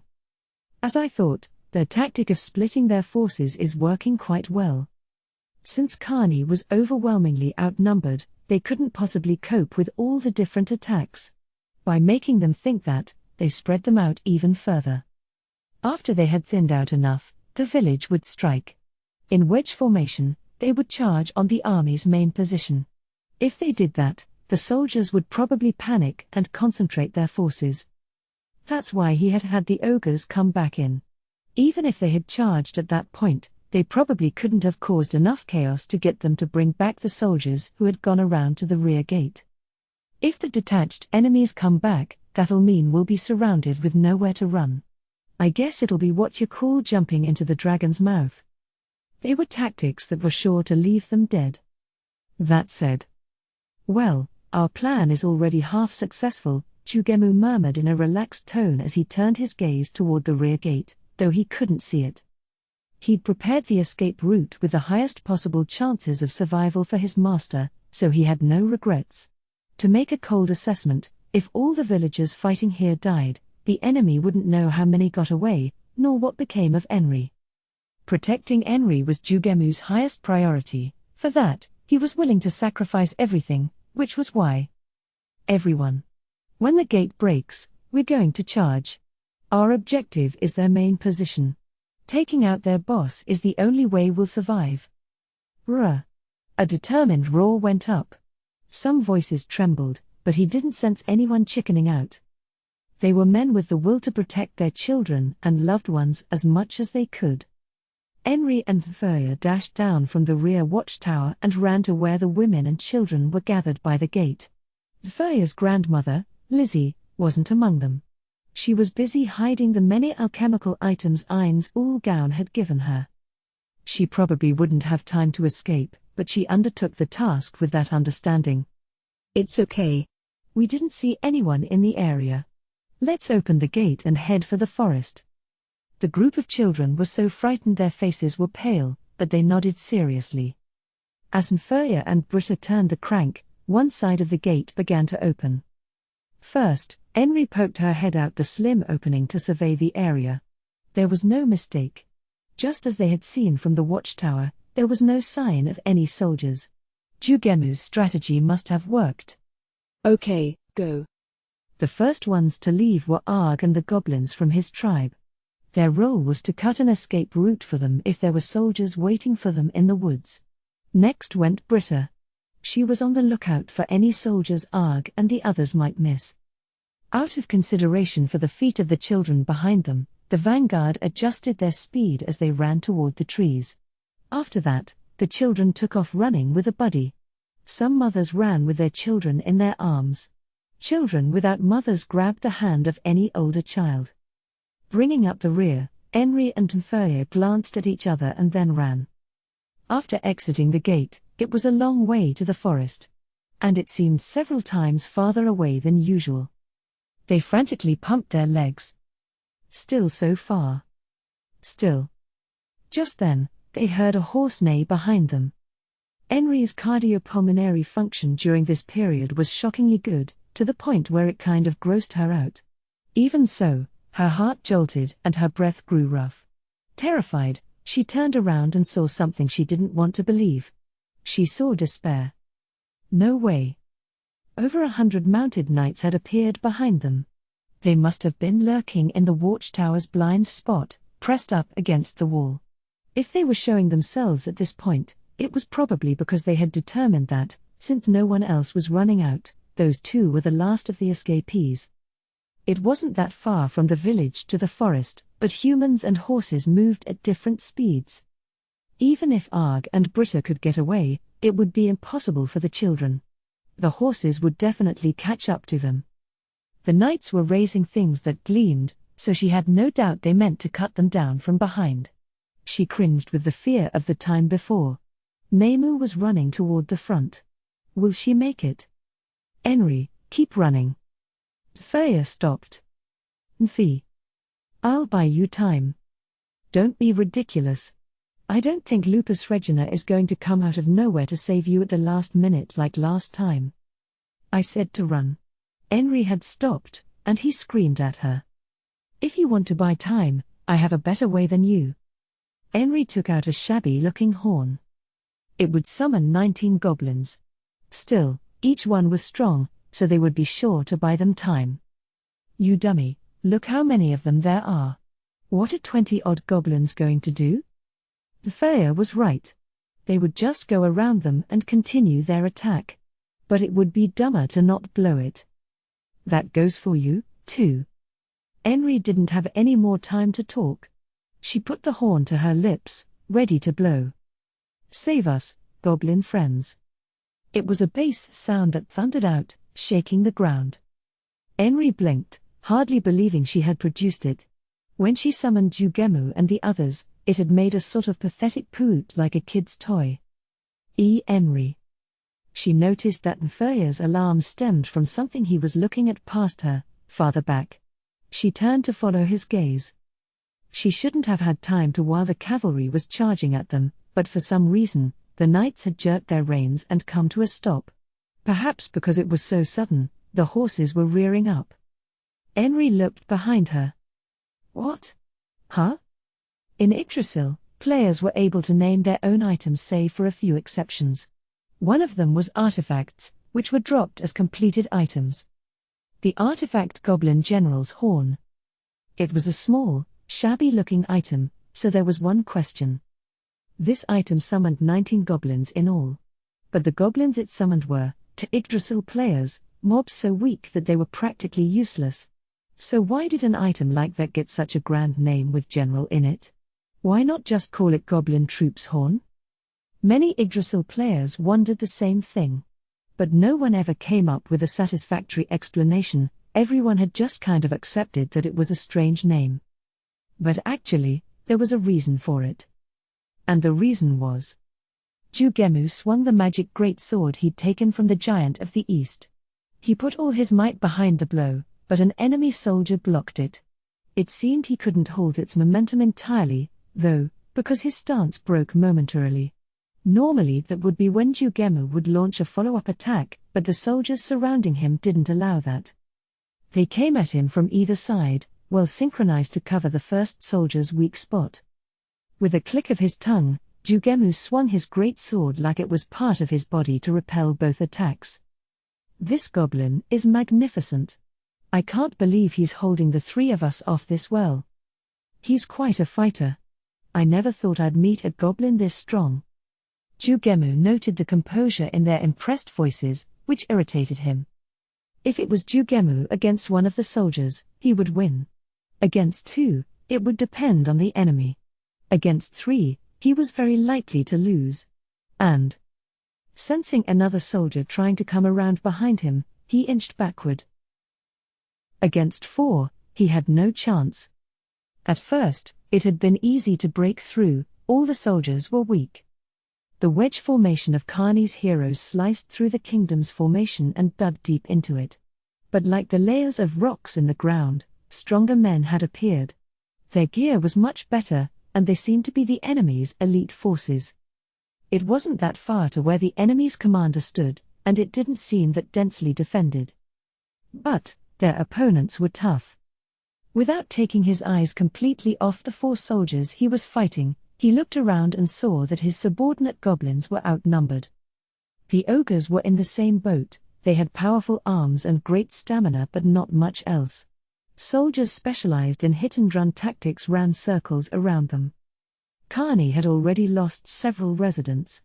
Though the goblins were the front line of the wedge formation's frame, their enemies were so numerous they couldn't hold them all back, and each time they managed to make inroads, someone hit the ground. It was an impossible battle from the beginning, so these results were only natural. But it was true that Jugemu wondered if maybe. That's when it happened. He couldn't completely block the sword that swung down and took a scratch. TCH. He brandished his great sword and created some distance. Who are ya? Definitely not just militia, that's for sure. Jugemu was level 12. With that in mind, his opponent's level must have been 10 or 11.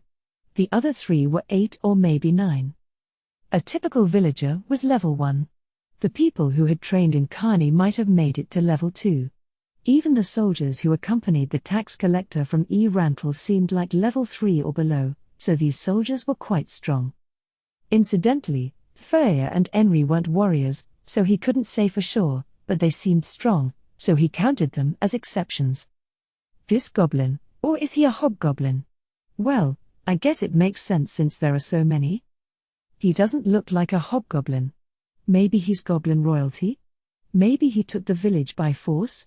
But that doesn't explain why the people are putting up such a desperate fight. Humans aren't very smart. It's because we've taken them hostage. Can't you figure even that much out? That's definitely a lie. Villagers like that can't fight to this level. They'd be more likely to stab you in the back. I sense battlefield bonds that transcend race from you guys. But why? Why are goblins and humans fighting side by side? How should I know, dimwit? Looks like I was right that you're on the same side. If you weren't. Shut up. That satisfied smirk on your face is pissing me off. Jugemu brought his sword down. But the outcome was the same as before. The soldier could block the blow, but he couldn't halt its momentum completely. His stance broke, but when Jugemu tried to perform a follow-up, the others all aimed at his weak points to intercept. In that case, having made up his mind, Jugemu didn't dodge the swords. The blades aimed at unarmored parts of his body sliced into him. The sensation in those two places was less like pain and more like heat. Jugemu gritted his teeth, used a skill, and shifted his greatsword's attention to the soldier coming to slash at him from the side. Goblin blow. He unleashed a powerful attack aimed at the soldier's mail, a weak point. It cut through the armor and left a large wound in the man's flesh. The moment he was hit, the soldier spasmed. The greatsword had poison magic, though the man seemed to be resisting it, albeit not perfectly. His ability to fight hadn't been completely eviscerated. But then, it wasn't as if Jugemu was distracted, but he failed to dodge a strike from behind. The breastplate he was wearing protected him, so he wasn't seriously injured, but the impact of the sword made his whole body shriek. Shit. That's my line. How dare you do that to Vike? Vike, fall back. Go around behind him. This was a melee, so Jugemu dispatched other soldiers who entered his range, as well. Their shabby gear meant they were probably peasant conscripts. The sheer numbers they had were really unfair. Fall back. These guys, these goblins, are seriously tough. Fall back. We'll handle this guy. Go to the villagers in the rear. I don't think so. Jugemu whipped his sword around, and the peasant soldiers backed up, frightened. The heat turned into a throbbing pain. Aside from swinging a sword, one of the most important things a warrior trained in was the ability to get used to pain. And another was to gain an understanding of one's pain threshold, so that it was possible to run when things felt bad. Jugemu's senses told him he could still fight. But only that he could still fight. How many more minutes would he be able to stall them? Out of the corner of his eye, he saw another villager collapse. The earth soaked up his blood.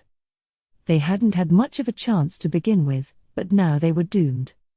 That said, he figured they had bought Enri and the others enough time to escape, so all that was left for him to do was lurch forward toward death. Our objective is the enemy boss. I'll go even if I have to go alone. Did they see his determination? The expressions of the soldiers in front of him hardened. Just as Jugemu clenched his sword and resolved to charge, a commotion went through the entire battlefield. When he glanced in the direction his opponents were looking, he couldn't look away again. It had appeared next to the village. Quite simple. Its true power wasn't to summon 19 goblins. In Yggdrasil, no one had managed to put its actual value on display, so it had been discarded as a junk item. In this other world, however, it unleashed its true power for the first time. Its name, once more, was Goblin General's Horn. Its real power, if used when 3 conditions were met, was 3. The heavy, rhythmic sound of a drum echoed across the battlefield from next to Kani. The eyes that gathered in the direction of the noise popped wide open immediately, because an army of about 5,000 strong was advancing to the beat of the drum with orderly motions. Both Prince Barbro's side and Kani's side first assumed it was reinforcements for the kingdom's forces. The only difference was whether they could think of someone who would send Prince Barbro reinforcements out here or not.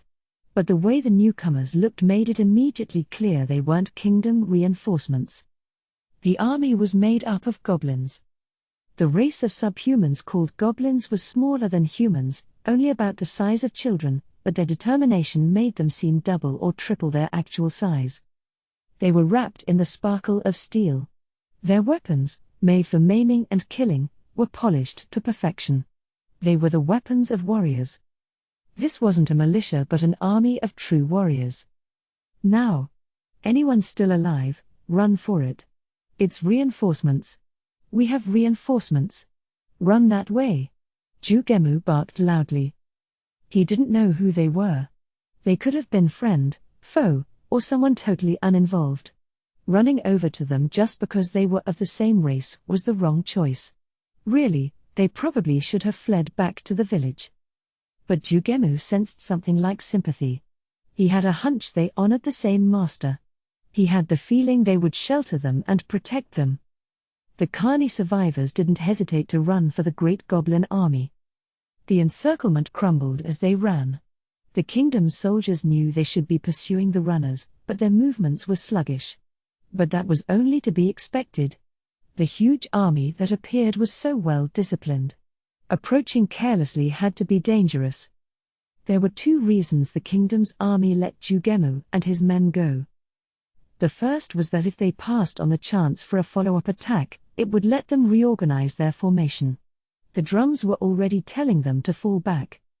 The other was that they worried if they killed any goblins, the great army would unleash fierce and immediate retribution to avenge their kin. The new goblins readily accepted Jugemu and his men, loosening their formation to allow them to slip inside. The moment the last ally had been welcomed, they closed their ranks and returned to their original positions, like a steel door. Jugemu looked over his friends as they lay on the ground, dead tired. No one had made it unharmed. Many of them were so relieved to reach safety that they fell unconscious. As he scanned the area, his vision seemed like it might begin to blur. The number of goblins, ogres, and villagers had decreased. But I guess we're lucky that over half survived. Konar. He called the name of the only goblin in their group who could use healing magic, the cleric. But Konar shook his head. He had already used up all his mana in the fight. Then what about first aid? Can anyone? Midway through Jugemu's shout, he saw a bearded goblin wearing a Chinese headdress and carrying a fan made of feathers approaching. From his demeanor, he was clearly the core figure of this army. Ho ho ho ho. You are General Enri's escort, I take it? I have been entrusted with command of this army. I am a goblin strategist. Now that we have come, no one will do you harm. Never fear. We'll take them to the healing core right away. The goblin raised his fan and a robust group of goblins arrived bearing stretchers. Quickly now, load them up and carry them over. Since we're here now, the loss of even one life would be a disgrace. The injured were carried away. You are also wounded. I think it would be best for you to get treatment from our... sorry. That's very kind of you, but can we talk first? I'll last that long. The strategist must have believed that Jugemu's attitude wasn't just bravado, because he nodded once and replied, I would expect nothing less from the leader of General Enri's escort. What would you like to ask? Well, ho ho ho, I imagine there is only one question on your mind. If you're looking for General Enri, she's in the screened position behind me. I'm sure she will be pleased to see you. Oh? That's good. He heaved a genuinely relieved sigh. So much tension went out of his body that he felt like he might fall over, but he didn't want to look so pathetic in front of their successors. All right. Then I suppose I'll go see her. It doesn't seem like we'll have much of a role to play in the battle to come anyhow. Ho ho ho ho. I appreciate you yielding the action to us newcomers. What? It's fine. The seniors' duty is to give their juniors a chance to earn some achievements, after all. Thank you. Ho ho ho ho. We'll be sure to show you what we can do. Now, then. Our only option is victory. Instruct the heavy infantry to advance. What's that? We nearly had them. Shit. Barbro's eyes practically popped out of his head as he glared at the intruders who had obliterated his efforts. Nothing was going his way. Why do I have to face a goblin army in this tiny village? It was so aggravating he wanted to rip his hair out. If it was an imperial army, he would have happily ordered his men to continue fighting. But these were goblins. Even if they won, who would care? Prince, requesting permission to withdraw. He turned scornful eyes on the knight and his suggestion. The reasonable thing to do was withdraw. He didn't know why such a large goblin army had appeared in this place, but if he reported back with that information, it would probably be counted as a job decently done. But it wasn't hard to imagine that if he turned tail and ran without clashing swords at least once, he would be branded as the prince who fled from goblins. And if he was defeated, he would be the prince who lost to goblins. The nobles were so hungry for gossip that the rumors would spread until everyone had heard them. Anyone who didn't see the battle wouldn't care how strong the goblins were. All that mattered to them was if the story was interesting or not. Barbaro mentally cursed the aristocrats ridiculing him from their positions of safety. Permission denied. Fight them. Your Highness. Look at their equipment and their impeccable formation. They're as skilled or even more so than the goblins we fought so far. Our chances of winning with an army made up of mainly civilians are low. Please order a withdrawal. Barbaro knew that without being told. But he had no other way to protect his reputation besides fighting. Now they could only pray the goblins weren't as tough as they looked. You fool! Do I really have to spell out how dangerous it would be to leave this army here? The kingdom's army is headed for the Katsa Plain as we speak. What would you do if Rantle was attacked while it's practically empty? You understood. All they could do was hit them once and withdraw immediately after that if the army was as powerful as it seemed. Their aim was to fight the Empire, not suffer a major loss here. He maintained enough composure to keep that in mind. The soldiers ahead of Barbaro tidied their ranks, and almost as if on cue, the goblin army began advancing. The enemy was in 3 long columns. And against them, Barbaro's men were in an inverted wedge. The reason they weren't in a wedge was that they wanted to make the best use of the cavalry, with their superior combat strength, and because their enemy's formation was weak against flank attacks. At the front of the goblin army, facing them, were heavy infantry carrying giant shields that practically hid them. The pressure of their perfectly synchronized march felt more to Barbaro like a wall pressing in on him. Inside his gauntlets, his hands gripping the reins of his horse started to get grossly clammy. The militiamen with their spears crashed into the heavy infantry and their shields. First, these forces would put a halt to their advance and pin them down, then the idea was to have the cavalry charge their flank. The militia and the heavy infantry clashed. And a goblin shout reached Barbaro. We are the Goblin Heavy Infantry Corps under General Henry. Don't think this will be enough to stop us. Before he could wonder about who General Henry was, Barbaro was distracted by groaning movements coming from his formation. The enemy shields were shoving the conscripts back. Naturally, those who were pushed bumped into the men behind them, and the formation began to crumble. Alarmed, the cavalry units on either flank leapt into motion. The right moved a little faster and tried to swing around to attack from the side, but 17 riders sparkling in silver armor atop not horses but shining silver wolves rode out to meet them. We are the Goblin Holy Knight unit under General Henry. Our loyalty lies with her. From the left flank sprang magical beasts similar to wolves. On their backs were goblins. The wolf leading the pack had wings. The goblin astride it shouted, and its voice sliced through the conscript screams to make it to Barbaro's ears. We are the Mounted Goblin Corps under General Henry. Here we come. As the riders entered the fray, Barbaro heard the twangs of a great many bowstrings. When he looked, he saw dozens of arrows raining down on the melee. He focused on the enemy side to find where they were coming from. In the second formation, goblins in eye-poppingly red clothes held large bows. Their physiques were strikingly unbalanced, and their bodies swayed with each step. An eye-catching goblin holding a bow even larger than the others opened its mouth wide. We are the Goblin Longbow Corps. Know that you cannot escape us. And that wasn't the end of the ranged attacks. From the third formation came a few magic spells that burst inside Barbaro's army, though still quite a ways in front of his position. In a flash of light, crimson flowers bloomed and scattered in a flurry of burning petals. The series of explosions sent soldiers flying. The casters wore deep hoods that concealed their faces. In one hand, they each held a long staff that radiated a mysterious glow. The one at the head of the group lifted its hood to reveal its wizened face. "We are the Goblin Magic Support Corps under General Enri. We use not only buffing spells but debuffs and attack spells as well. Shall we familiarize you with our powers?" That wasn't the only unit casting spells. Next to the Goblin Magic Support Corps, there was a similar-looking unit. There were only 5 of them, but each of their faces looked supremely confident. The goblin out front with the most impudent smile raised its voice. "We are the Goblin Magic Bombardment Squad under General Enri. Specialized in offensive area of effect spells, we are the unit with the most attack power." "Your Highness." A knight returned to Barbaro. It was easy to tell what he was going to say just from the frantic look on his face. The presence of casters meant a significant boost in the enemy army's strength. "This is the limit of what we can do. We can't suppress them. It's only a matter of time before enemy soldiers reach your position.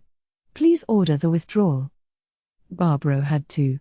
Even if he told them to stay and fight, the nobles who followed him here would probably scramble to escape.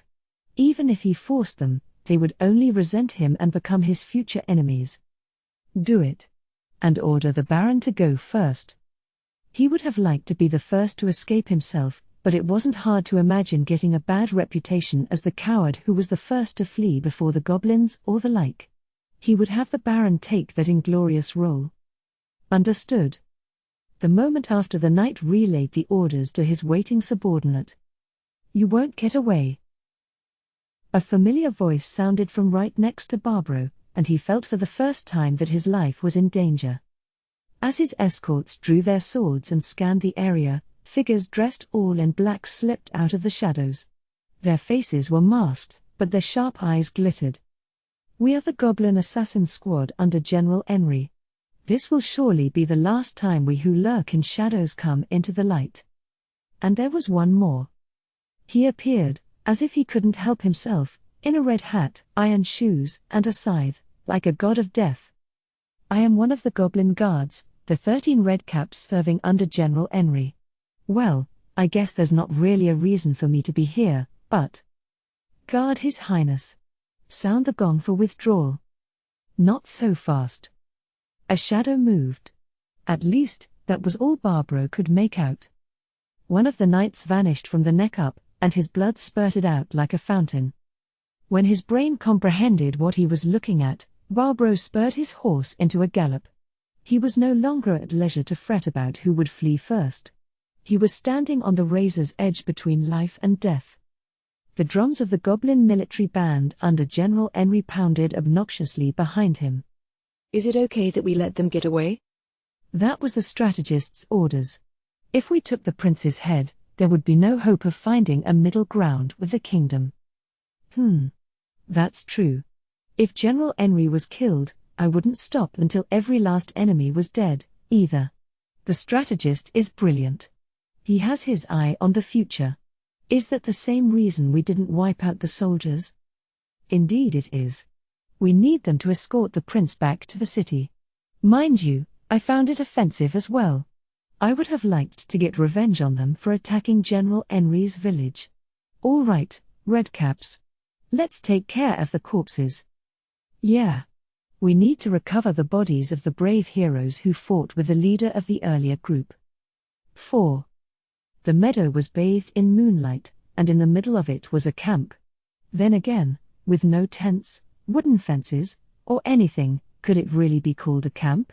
Perhaps the most accurate thing to say was that there was an army in the middle of the meadow. Most of them were lying on the ground with utter exhaustion written on their faces. The reason they could sleep with no bedding during a winter so cold their breath came out white must have been because they were dead tired. One man walked among the soldiers lying like discarded rag dolls. It was the general of the defeated army, Barbaro. Should he have felt lucky that he survived or unlucky that they encountered such a formidable enemy? The great goblin army that suddenly appeared in Kugane was a powerful adversary, no, overpowering. As a result of their clash, Barbro's forces had been broken in an instant, and they had no choice but to flee in a rout. He had been losing soldiers so fast it was like his forces were melting away. Where did those goblins come from? He wanted to know. One possibility he thought of was that an army of goblins was building a huge kingdom in the Tove woodlands. A group like that coming south was the most convincing explanation. The nobles who had fled with him appeared to have arrived at the same conclusion and had consoled him as they fled. We got unlucky. Those have to be the most elite goblins. Just bringing home word of those goblins is a fine deed. So stupid. Barbro clenched his fists. Defeat was defeat. Certainly, the goblins had been tough. Anyone who had fought them would know that there wasn't anything Barbro could have done. But to someone who wasn't in the know, Barbro was the prince who had been defeated by goblins. He would surely be ridiculed. Shit. Shit. Shit. The bile rose in his throat. This was the reason that although he was as exhausted as the soldiers, Barbro alone couldn't sleep. When he closed his eyes, he heard the taunts and jeers that would surely be waiting for him in the palace when he returned. Barbro's fight was over. His army was in no shape to travel to the Katsa plain and join the battle against the Empire. At that very moment, he sensed a presence. Not those of his men on the ground but from the direction they had run from. Was it a straggler returning or a unit of goblins coming to attack? With his heart pounding, Barbro shifted his gaze, but in the next moment, he screwed his face up in confusion. She must have realized he noticed her because she raised a hand and casually greeted him. Hiya. Where had she come from in the middle of this meadow? There, a mere 20 yards away, stood a peerless beauty with a smile that seemed best described as innocent. If he had been in a city, she would have turned his head. But this was the middle of a meadow, there wasn't even a village nearby. The strangest thing of all was the clothes she wore, something like a maid uniform. If the woman had been armed, he could have guessed she was an adventurer. But that was impossible. A monster? The thought popped into his head. Some monsters had exceedingly beautiful appearances, sprites, for a major example. But he couldn't grasp why she had a maid uniform. Hey there? I came over to play. Do ya have a minute? Clearly, she was making fun of him. Who are you? He challenged her, putting a hand on the sword at his hip. It was an awfully lame question. But he really had no idea who she was. Her existence was so unfathomable, he didn't know where to begin. I'm Lupus Regina, one of Lord Ains's maids. She stuck a hand up again and waved. What a strange woman. Then the meaning of the words she said sank into his brain. WH what? Barbro was so surprised he forgot about waking up the nearby soldiers. Well, setting that aside, what a tough time you guys had, But that was pretty low, huh? Having to face that great goblin army was no fair. Seriously, though, I was standing behind that human, watching and I screeched 'cause I was so surprised. Who knew that many goblins would come out? Ha ha ha ha. Lupus Regina's laugh was artificial. It was an obvious provocation, but Barbro couldn't bear it in his current state. What have you come for, then? There was some movement behind him in response to his shout. If she came intending to attack, she's acting quite strange. There's no point in revealing herself to us. Or is this all a plot to draw our attention? Maybe after gathering our eyes and ears on her, someone else will sneak attack from behind? No, I'm the eldest prince, I'm quite valuable. If I'm lucky, there will be a negotiation. If I'm not, I'll be made a hostage. Well, maybe negotiation would be a little too convenient. Surely, I'll be taken prisoner. Barbro felt the throne recede again. That said, the high-ranking royal aides who sent him out there without any intelligence on the massive number of goblins in that village could be put first in line for the blame. If I'm captured, I should get the chance to meet Ains Ulgaun.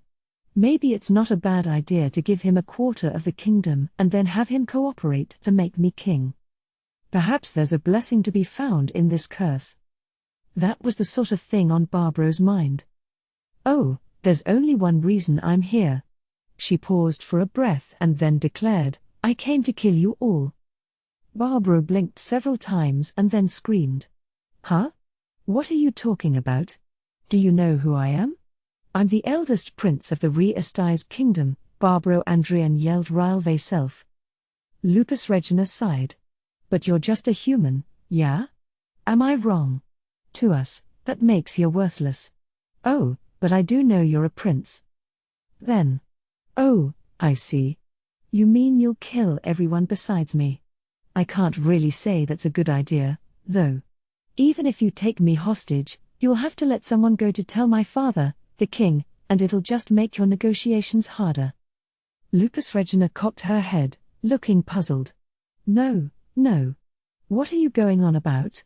I'll say it again. I'm gonna kill you all. I'm gonna kill you all means I'm gonna kill all of you. Guess you don't have much for brains in there, huh? Oh, in that sense, you might be kinda rare, but I'm not interested. What are you going on about? Do you still not understand what I'm worth? I'm the eldest prince, for crying out loud. Where are you getting the idea to kill me? Most people would take me prisoner and demand a huge ransom. Or land or something. It's much more beneficial to use me as a tool for negotiation than to kill me. Hoo boy, you just don't get it. Lupus Regina put on a creepy grin. Then she continued in a gentle voice one might use to explain something to a child. The Everlofty one, Lord Ain's Ul Gown, simply doesn't need you for his plan. So I'm killing you. Got it? Barbaro couldn't find any words, because it was clear that Lupus Regina wasn't joking around or threatening him in order to manipulate him. He gulped in spite of himself. Are you serious? Are you really going to kill me? Ooh, nice. Love that face you're making. You just went up quite a few notches on my list of faves. Then. Barbaro tried to smile with his twitching face, but Lupus Regina replied with no expression. Lord Ain's ordered me to kill all of you, that's why I'm not letting any of you leave this place alive. Then she suddenly made a goofy face. I put a lot of thought into what sort of guys you would have fun with, and I came up with an opponent who's perfect for you guys, since you had such a rough time with those goblins. She spread her arms with a tada. Behind her, multiple figures appeared, almost as if they had seeped out of thin air. I asked for these to be summoned, redcaps. There were 30 in all. They bore a close resemblance to the ones from before, appearing to be ugly, twisted goblins. They all wore bright red pointed hats and iron shoes. They were armed with adzes. In the moonlight, they seemed to glow blue. Attack! What do you think you're doing? Wake up! Hurry! Get your weapons! The enemy is attacking! Barbaro's screams roused the soldiers completely, and they jumped up promptly. In the bright moonlight, they squinted at the enemy. They're level 43. Honestly, it's totally overkill, but we didn't have any goblins weaker than this in the library. Someone screamed. The soldiers who had just come from a hellish battle with goblins couldn't find the spirit to face more goblins. Without even taking up their swords, they fled in confusion. Don't run. Fight. Fight. Fight. Aren't you going to protect me? Not a single soldier followed Barbaro's instructions. The nobles ran for their horses. Ah ha ha ha. Fantastic. You think you can get away in the middle of this open field? Ah, this is so fun. Just the best. I love this. Lupus Regina's taunt was actually exactly what was on Barbaro's mind. The only way out of this was to defeat the enemies. Looks like some of these guys are thinking, if I can just make it to my horse, I'll escape. Can you go cut those dummies' legs off for me? Emitting a shrill cheer for the slaughter, the redcaps began to move. They were like wild animals. They ran, weaving their way through the crowd of men trying to escape. Then, there was a shriek. It was one of the nobles who had tried to get away on his horse. A few more screams. Now that there are less of them, the fun time won't last as long, but, oh well.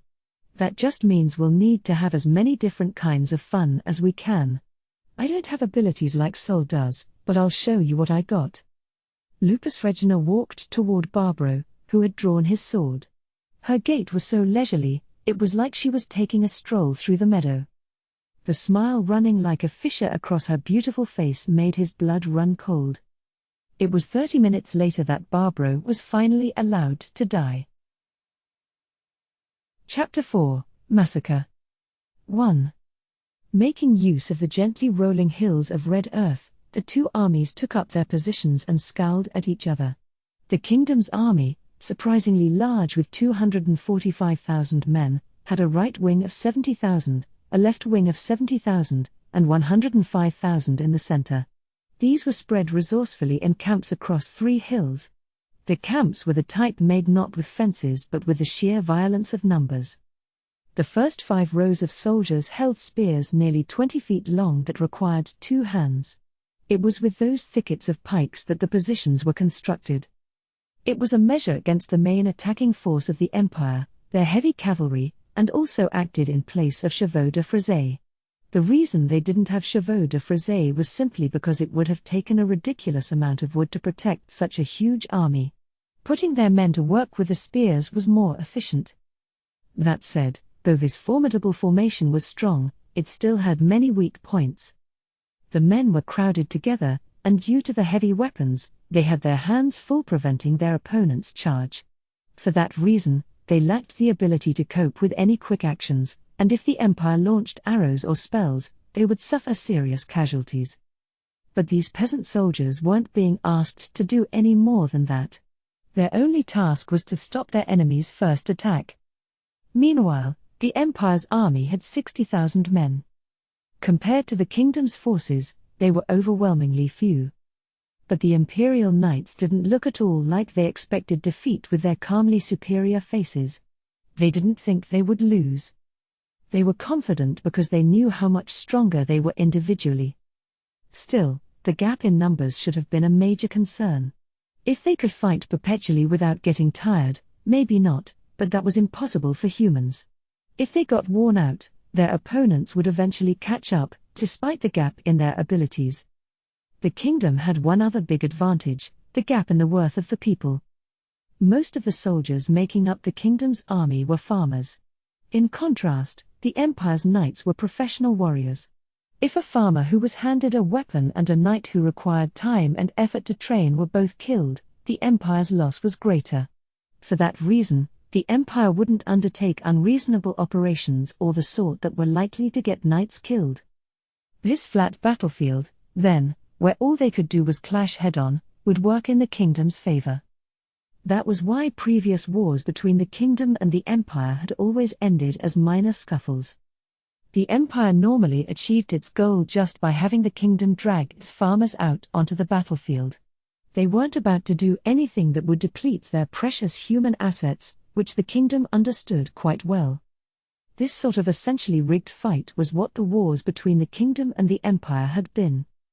Most of the kingdom nobles believed that even if the Caster Eins all-gown joined in, this war would still end as a casual dust-up. The Empire's knights weren't only its military force but also its police organization. They were the power that maintained the peace. Pointless losses were liable to shake the foundations of the country. The kingdom waited for the Empire's forces to make their move. In a normal year, the Imperial army would pass in front of the kingdom's army and then withdraw. Then the kingdom's army would let out a triumphant shout. That was how it usually went. But the Imperial forces weren't moving. They had left their fortress-like barracks and taken up a position opposite the kingdom's forces, but they hadn't moved a muscle since then. It was almost as if they were waiting for the kingdom to make a move, or perhaps there was something else they were waiting for. They're not moving, huh? What could it mean? Slightly behind the 105,000 men jostling in the central group was the king's position. It was the safest position, located on top of a somewhat tall hill. Marquis Revan, standing next to Gazif, was the one who had spoken as he looked out at the unmoving Imperial Knights. If the Empire didn't move, the kingdom couldn't move, either. As conveyed by the thickets of spears, The kingdom knew that attacking would be the height of folly.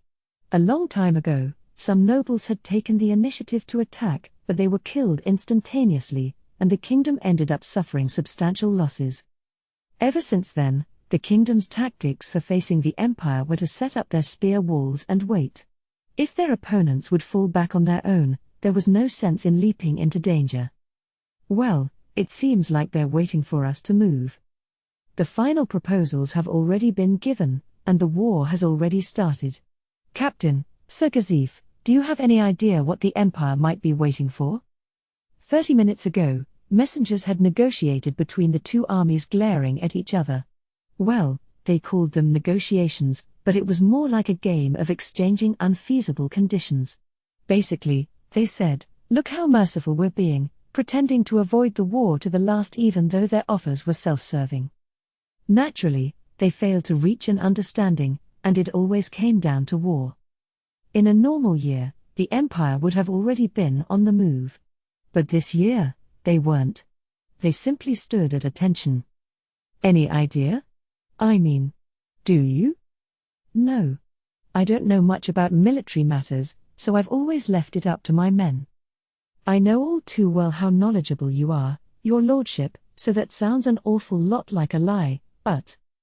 A lie, You certainly don't mince words, Sir Gazif.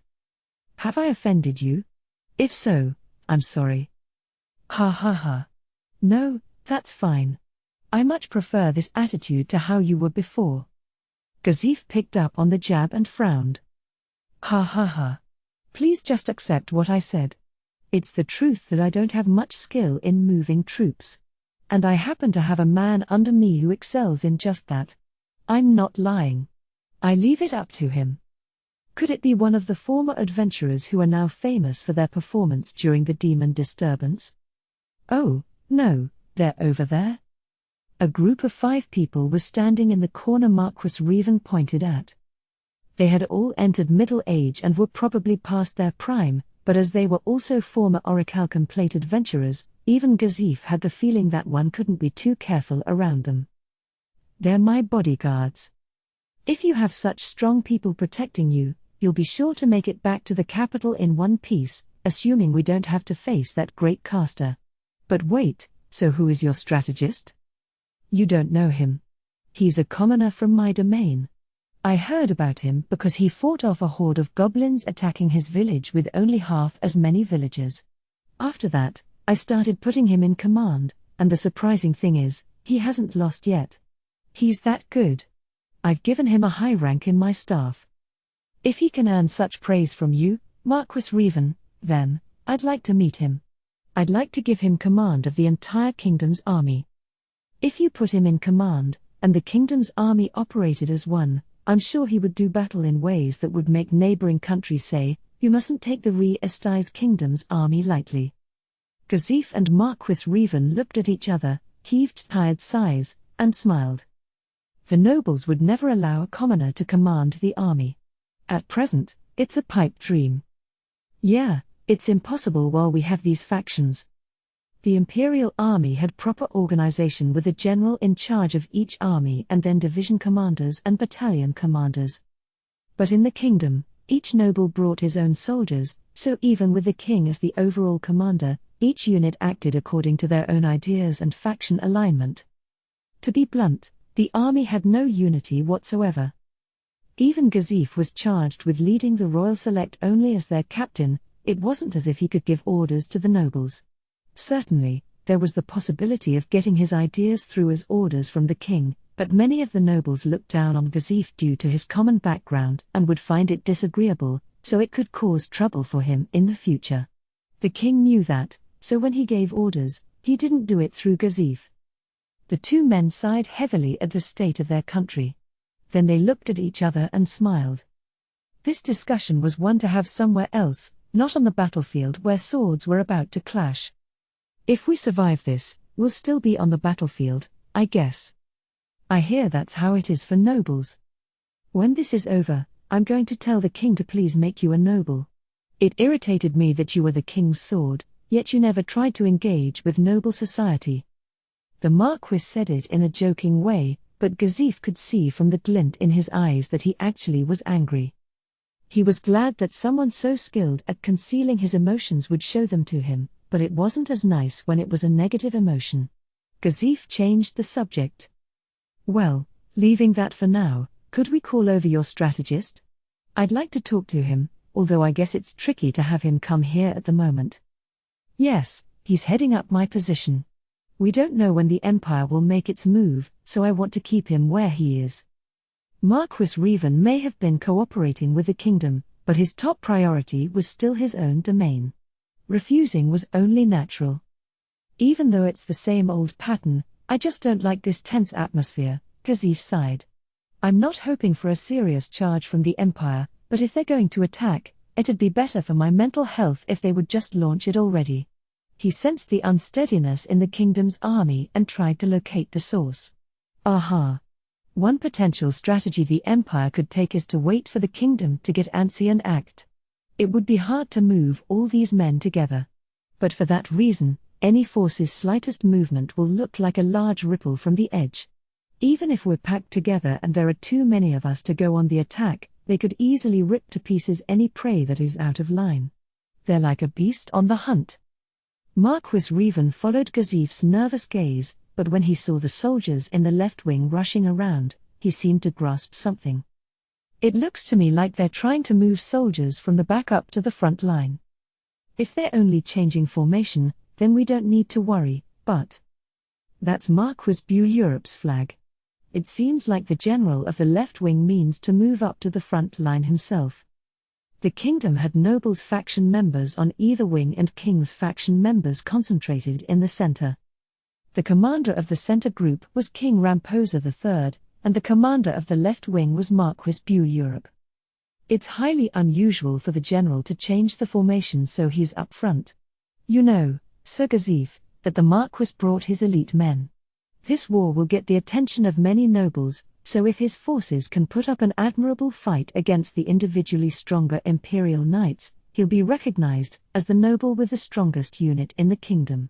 Marquis Revan flashed a provocative look at Gazif as if to say, won't it bother you if his unit is considered stronger than your Royal Select? But that wasn't about to ruffle Gazif. The Royal Select is guarding His Majesty. Even if the Empire charges, I have no intention of moving them without His Majesty's orders. Their only job is to make sure the king gets back to the capital safely. He patted his sword. Although there's the possibility that I go out on my own to kill the enemy's momentum. The kingdom has 4 treasures, and that's Razor Edge. I see. The Marquis looked at Gazif from top to bottom. The gauntlets of vitality made it so the wearer never got fatigued, the amulet of immortality constantly healed the wearer, guardian armor, made from the hardest metal in existence, adamantite, was said to be able to save the wearer from a fatal critical hit, and Razor Edge was a magic sword enchanted in the pursuit of sharpness that cut armor like butter. With all of them equipped, you yourself are the kingdom's greatest treasure. I heard that the kingdom originally had 5 treasures, but have they always been together right here? Receiving such an overblown compliment, being compared to a treasure, Gazif knew it was flattery but couldn't stop himself from blushing. Oh, cut it out, Marquis Revan. His Majesty is the truly amazing one. Knowing full well what it would mean to lend all these to a commoner, he still entrusted them to me. You do have a point. Honestly, I thought it was foolish to entrust them to a commoner. I thought it would only mean more people leaving the king's faction. But now that we're here together on the battlefield, it seems like a great idea, as self-centered as that is. I hope I can live up to your expectations. Gazif looked out at the ranks of Imperial Knights. With the exception of Triad caster Fluda Paradine, he didn't feel like they had any particularly strong opponents. He was confident that he could beat their strongest 4 knights. He even had a faint hope that, with all the treasures equipped, he could take Fluda. But he didn't think he could beat Ain's Ul Gaun. He just couldn't see it happening. No matter how positively he tried to visualize things, no matter how optimistic he was, he saw himself getting killed with a single mysterious spell. What's wrong? Nothing. He was known as the kingdom's strongest warrior. If he showed any weakness, it would have an adverse effect on the soldiers' morale. I mean, I was just feeling sorry for Prince Barbaro. Sorry for him? Could it be that? Ah, I see. So you. I see. What are you trying to say? No, it just seems like you think that the king sent the prince to Kugane to stop him from achieving anything here. Was there some other reason? Marquis Revan winced. Yes, there certainly was. His Majesty really trusts you, you know. Gazif had no idea what that was supposed to mean, and it showed on his doubtful face, so the Marquis explained. Naturally, if the king's most trusted captain is extremely wary of Ain's Ul Gaun, so is he. Rather than putting his son on a battlefield where no one knows what will happen, he sent him somewhere safe, even though there isn't as much to achieve there. The old me would have been offended that he sent his child somewhere safe when so many parents were sending their children to the battlefield. Then he smiled with the face of a father. But now I understand. I would probably do the same for my son. Yeah, Marquis Revan, you're a father through and through. Marquis Revan smiled. Gazif knew it was rude, but he couldn't help but think it was out of character for his expression to be so warm, happy, and proud. I sure am. I promised I'd play with him a bunch after this war is over. I'm an utterly normal father. Oh, but we've gotten off topic. Anyhow, that's how it is, but I'm sure Prince Barbaro doesn't understand his father's feelings. That's a bit sad, a parent's feelings not getting through to his child. Gazif wasn't sure how to respond. He didn't have kids, so he couldn't really relate. Right. Do you think there could be a detachment going to raid Erantal? They might stop at nothing to bring it down, even if they were heavily criticized.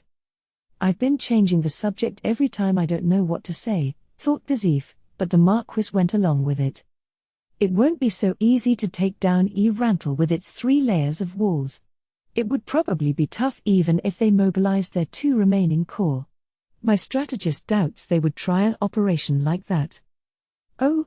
But what about using flying mounts? Or what if they had another secret army? It would be impossible. Ultimately, it's a difficult proposition to conquer a city with small numbers. Without more people, they wouldn't be able to take it. Sir Gazif, there's one critical requirement for capturing Erantal. Do you know what it is?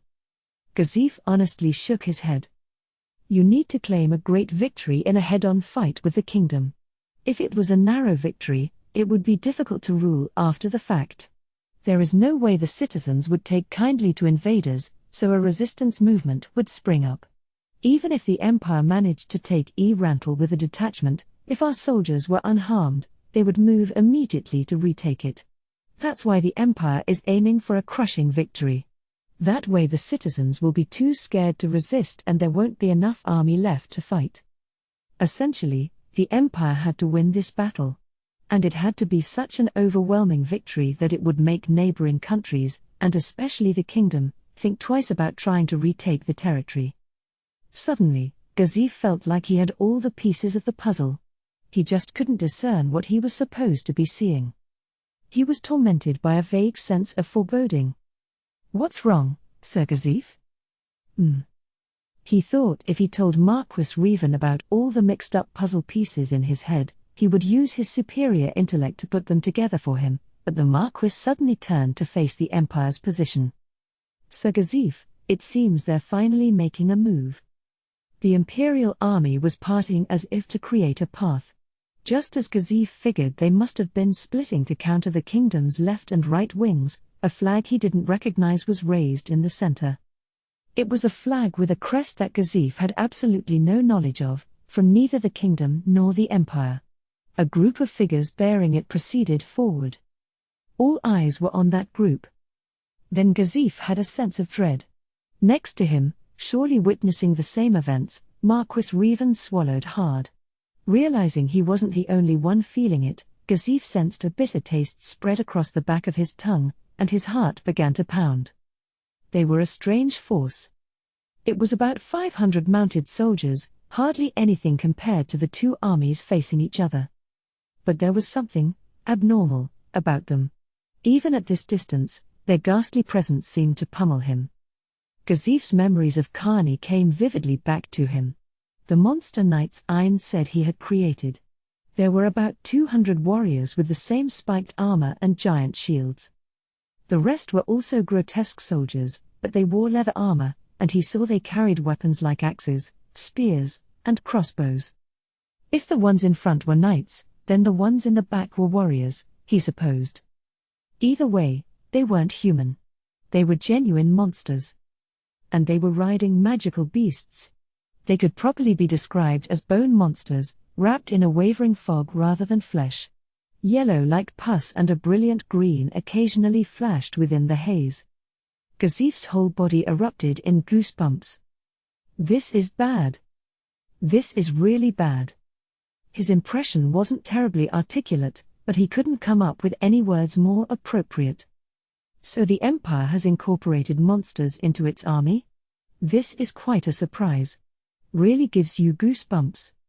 No. No, Marquis Revan, that's not it. That's not why you have goosebumps. The Marquis asked curiously. It's the threat of death. It stimulates our human survival instinct. Marquis Revan was surprised, but Gazif turned away from him to look at the Imperial army. Their horses are cowering. Even trained war horses are frightened into paralysis. What could that possibly be? Does the Empire have a secret unit? No, how could that be? Those aren't monsters that humans could tame and control. He wasn't sure what kind of monsters they were, but his intuition as a warrior made him confident of that. That has to be Ain's Ulgaun's cavalry. That's the army of the caster you're afraid of? Marquis Revan. I want you to gather your former adventurers on the double. What is the optimal course of action? I want to ask people who have fought tons of monsters and lived. He was probably going to say he understood. But before he could, they moved to protect their master. Of course they did. They probably had a better idea of how powerful their opponents were than even Gazif. Marquis Revan. The former orichalcum plates raced over on their horses. Did you see that? Do you feel it? At the head of the group was their leader, a holy knight of the fire god, Boris Axelson. His voice contained fear he couldn't hide. Marquis Revan was speechless. Gazif knew exactly how he felt. A former orichalcum plate adventurer, in this position protected by a huge army, was so frightened his voice was trembling. Gazif determined it was no longer any time to be fretting about manners and asked, "Tell me, what is that?" "No need for introductions. I just want you to tell me what you know." Boris clutched the sickle hanging around his neck as if it would protect him. "I'm not sure, but the monsters they're riding seem to be the soul eaters of legend. They're a type of greedy undead that devours the souls of the living. Folklore says they appeared in a city in the center of the continent, in the country of the beastmen." "And what was the damage?" Boris's reply was horribly quiet. 100,000. Gazif gasped. Supposedly, 3 soul eaters showed up, and the city was destroyed. 95% of the population, over 100,000 people, died, and legend has it that it was renamed the Silent City, then abandoned. A heavy silence fell. "And there are 500 of them here?" No one had the strength to answer Marquis Revan's question. Gazif finally managed to squeeze out some words. "As I said earlier, I don't think the Empire could control monsters like that on its own, even with their great caster Fluda paradigm. So." He didn't have to finish for Marquis Revan to understand. "So this is the power of Ain's Ulgaun? Then what are the things riding those monsters?" "That." The adventurers looked at one another. "We don't know. But they're just as dangerous." "No, my apologies. This probably requires a proper explanation, not a vague word like dangerous, but nothing better comes to mind." What should we do, Sir Gazif?" Gazif responded to Marquis Revan's unnerved question concisely. "Withdraw." He understood well enough that the enemy had prepared a shocking army. So what else could they do but run away? "I'll suggest it to the kin." He didn't get to finish what he was saying, because a masked caster took up position at the head of the army. To his right was a small figure in a hooded robe. To his left was one of the Empire's four. Even at that distance, Gazif knew who it was at a glance. Sir Gaun. That's the caster Ainz ul Gaun? He summoned the Soul Eaters? That guy? Marquis Revan, what? The veteran hero gulped and gasped in a murmur, what are we going up against? Ainz waved an arm. In response, a gigantic dome-shaped magic circle, it must have been at least 30 feet across, suddenly appeared with Ainz at its center. The two standing to either side of him were also inside it, but nothing seemed to happen to them as a result. It must not have been something that could hurt his allies. Even the ones who knew they were facing an emergency couldn't help but watch the fantastic spectacle. The magic circle glowed pale blue, and patterns like translucent letters or symbols appeared on it. These letters changed at a dizzying rate, the same pattern didn't linger for even an instant. A gasp of surprise went up from the kingdom. It was like the oohs or ahs one might emit while seeing a splendid show. They contained no tension. But those with sharp intuitions began looking around in confusion. I'm going back to my army. We can't even consider a clash anymore. Ainz ul Gaun's power is on another level, and trying to do battle with him was a mistake. From now on, we should focus on figuring out how to make it back to Rantle while keeping losses to a minimum. Sir Gazif, protect His Majesty and withdraw at once. Marquis Revan had been so calm until just moments ago, but no longer. Right. I'm not sure how much I can do, but I will go guard the king. And we shouldn't retreat in ranks, but... Of course not. This will be a withdrawal at a furious pace, it's a rout. Very well, Marquis Revan. I hope you'll be safe. And you, Sir Gazif. The kingdom's greatest intellect and warrior leapt into motion. Except... It was far too late. Guess there aren't any, Ainz determined as he expanded the magic circle. There were no players in the kingdom's army. Super-tier spells from the game Yggdrasil were immensely powerful. For that reason, in a large-scale battle, neutralizing anyone trying to cast one first was the basics of combat. Using teleport to close in and stab, magic carpet bombing, long-range sniping, there were countless methods of attack.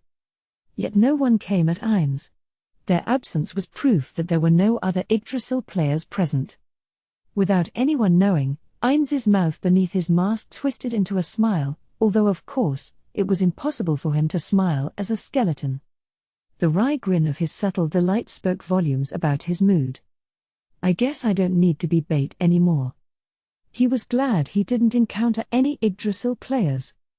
Ainz could not be called the strongest among Yggdrasil players. There was always someone stronger. Against a player stronger than him, he probably didn't stand much of a chance. Ainz's power during the era of the game had stemmed from his knowledge. In PvP, he had a high win ratio, but it could be considered a streak only if the first encounters were ignored. Ainz was actually ingenious when it came to utilizing information he accumulated. Conversely, against opponents he faced for the first time, his loss ratio was extremely high. He knew himself to some degree, so he was thankful he hadn't encountered a new, strong enemy. On the other hand, it was a bit of a disappointment. It didn't seem like they would find any leads about the being who possessed the world item and had brainwashed Shultir. There was still some stubborn hatred in Ainz's mind. Waves of powerful emotions were suppressed, but the ripples of weaker emotions persisted. Ainz opened his hands, and inside was a small hourglass. He could have used a cached store item to cast the super-tier spell immediately. The reason he hadn't was that he was acting as bait for Yggdrasil players. But if there weren't any, he no longer had any reason to space out during the long casting time.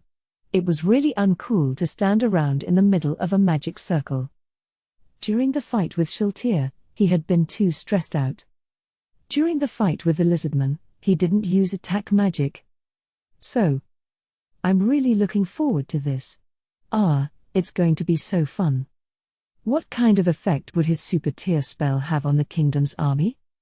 In Yggdrasil, this one wasn't so powerful, but what would it do in this world? Suddenly, Ainz furrowed his non-existent brow. He was ever so slightly horrified by his complete lack of pity or any other emotion for the numerous humans who would die. He truly felt nothing, not even the guilt that came from stomping on an ant. What he did feel was a desire to see the outcomes of his actions. That, and the benefits that he and the great tomb of Nazarick would reap. Ainz focused energy into his hands.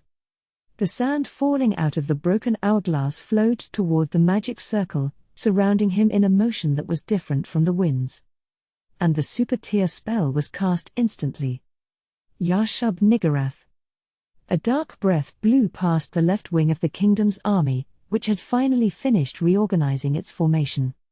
No, there was no actual wind. None of the grasses on the plain nor the hairs on the kingdom's soldiers' heads rustled. But all 70,000 men of the kingdom army's left wing were robbed of their lives in an instant. 2. What had just happened? Not a single person understood right away.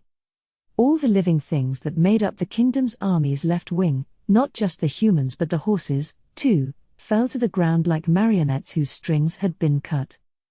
The first to realize what had happened was the Imperial army facing them. What the Imperials had seen was so unbelievable that there was a lag between then and when their brains arrived at a conclusion. At that point, the commotion became an unusually large wave that engulfed the entire army. Certainly, they had known that when Ainz Ulgaun projected the magic circle, he was probably about to unleash some sort of spell. But who could have predicted this? Who knew he would cast something so horrifying? Who would have thought he would use a spell that would slaughter 70,000 men, more than all the Imperial troops that had been deployed to this battlefield combined, in an instant? Doubting their eyes, the Imperial knights all prayed to whatever they believed in. That the kingdom's soldiers weren't dead. That such a horrible spell didn't exist in this world. Of course, with the truth right in front of them, no one was getting up. They knew that was nothing more than wishful thinking. But their emotions wouldn't accept it. They didn't want to acknowledge the truth as the truth. Even Nimble, one of the four, those pillars of Imperial strength, was staring at the now deserted kingdom left-wing position with his teeth chattering in fear. The reality that no one was getting up was so terrifying. No, a description that simple couldn't cover it. Ainz Ulgaun, this caster, was a monster who could tear down human nations as if they were sandcastles. That reality hit Nimble stronger than any words.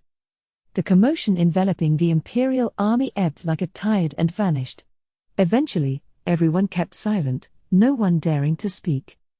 Once everything was still in the Imperial army position, a bizarre noise echoed. It was so many noises overlapping that it was actually quite a racket. It was the sound of every single knight's teeth clacking together. Fear, because they all knew that their beloved empire, where their families lived, was on the brink of destruction just like the kingdom. Making an enemy of Ainz Ulgaun would mean that spell would be shot at them. Suddenly, Nimble wondered how the inhuman caster felt after such a massive magical slaughter. Without turning his head, he stole a look out of the corner of his eye at the monster standing next to him, and the monster was unfazed. That can't be. That can't be. This. How can he be so calm? He just robbed 70,000 people of their lives. I get that this is a battlefield, a place for such atrocities to occur. It's only natural to slay your weak opponents. But isn't it natural to feel something after killing that many people? It would have been perfectly natural to feel guilt or regret, joy or delight. He would have been able to understand in the context of an atypical mind. But is feeling nothing a defensive instinct to protect his psyche? No. This monster is used to seeing scenes like this. He doesn't even feel the pity or dark glee of a human stomping a bunch of ants. What is this? It's awful. Why is a guy like this in the human world? What? Eek. It was like having cold steel driven through him. After emitting such a stupid noise in response to the question, Nimble tried to gloss over it. Nothing. That was a wonderful spell. He wanted to pat himself on the back for getting some words out. And surely, he deserved the highest praise for even managing to compliment Ainz. Ha ha ha. The response to Nimble's frantic compliment was a chuckle. Did I say something to displease you? No, nothing like that. You said, that was a wonderful spell, right? Why, yes. Was that the part he was scoffing about? Sweat dripped down Nimble's forehead. Having just witnessed how horrible it was to offend this person, he didn't want to upset him in the slightest. You don't have to be so guarded. It's just, my spell hasn't finished yet. The best part is yet to come. Our offering to the mother goddess Shub-Niggurath will come back to us bearing the return gift of her young. The young are just adorable. Yes. Just like returning ripe fruit to the earth. Once again, it was the Imperial Knights who noticed it first. It was utterly natural that the knights watching from the distance in the safest position would be the first to notice.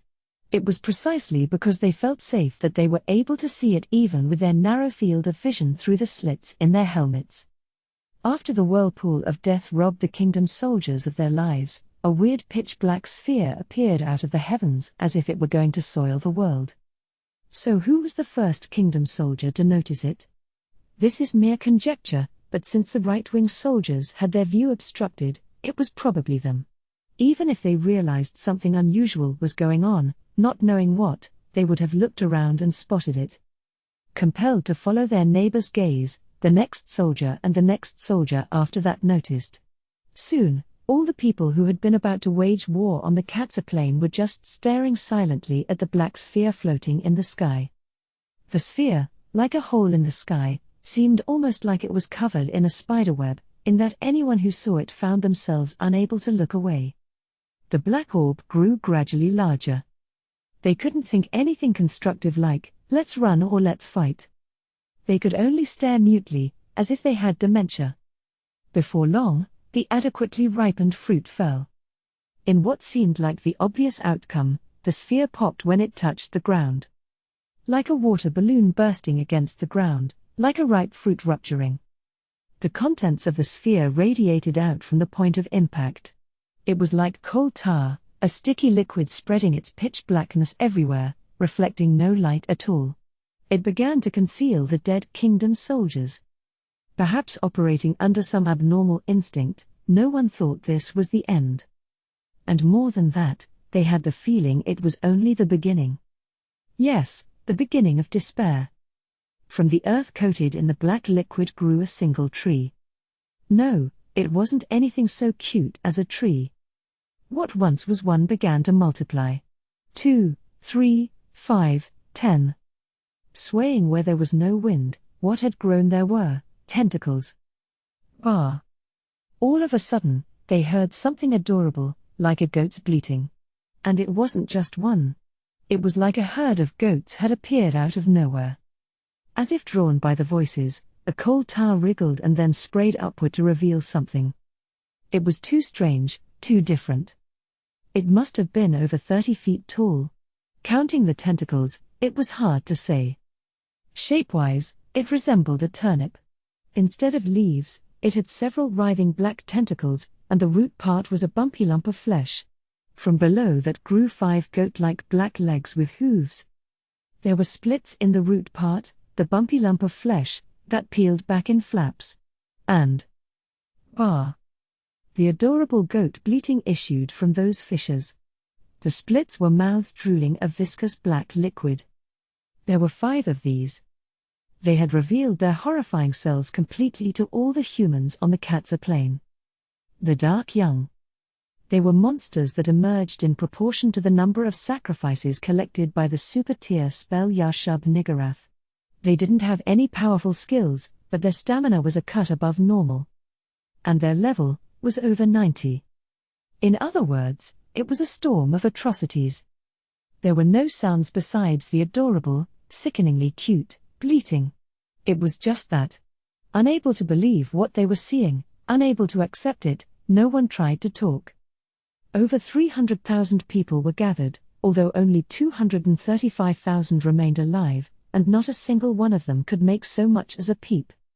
It was before this horrific spectacle that Ainz laughed. Wonderful. That's a record. I'm sure no matter where or when you look, No one has ever summoned 5 at once before. This is truly awesome.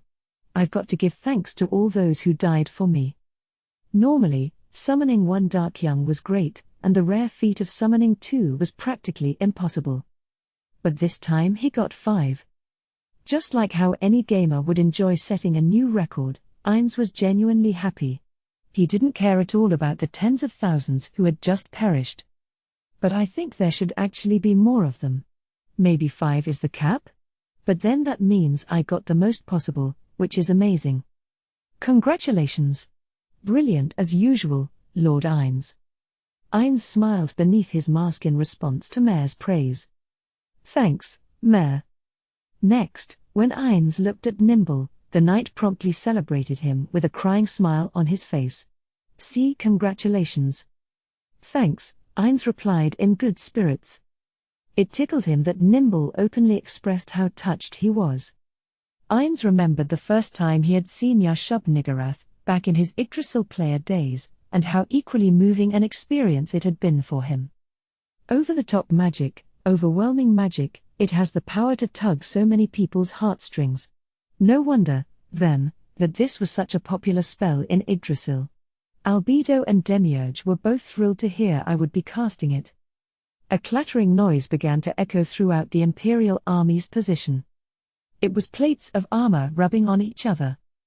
The soldiers were quivering. Who could laugh at something like this?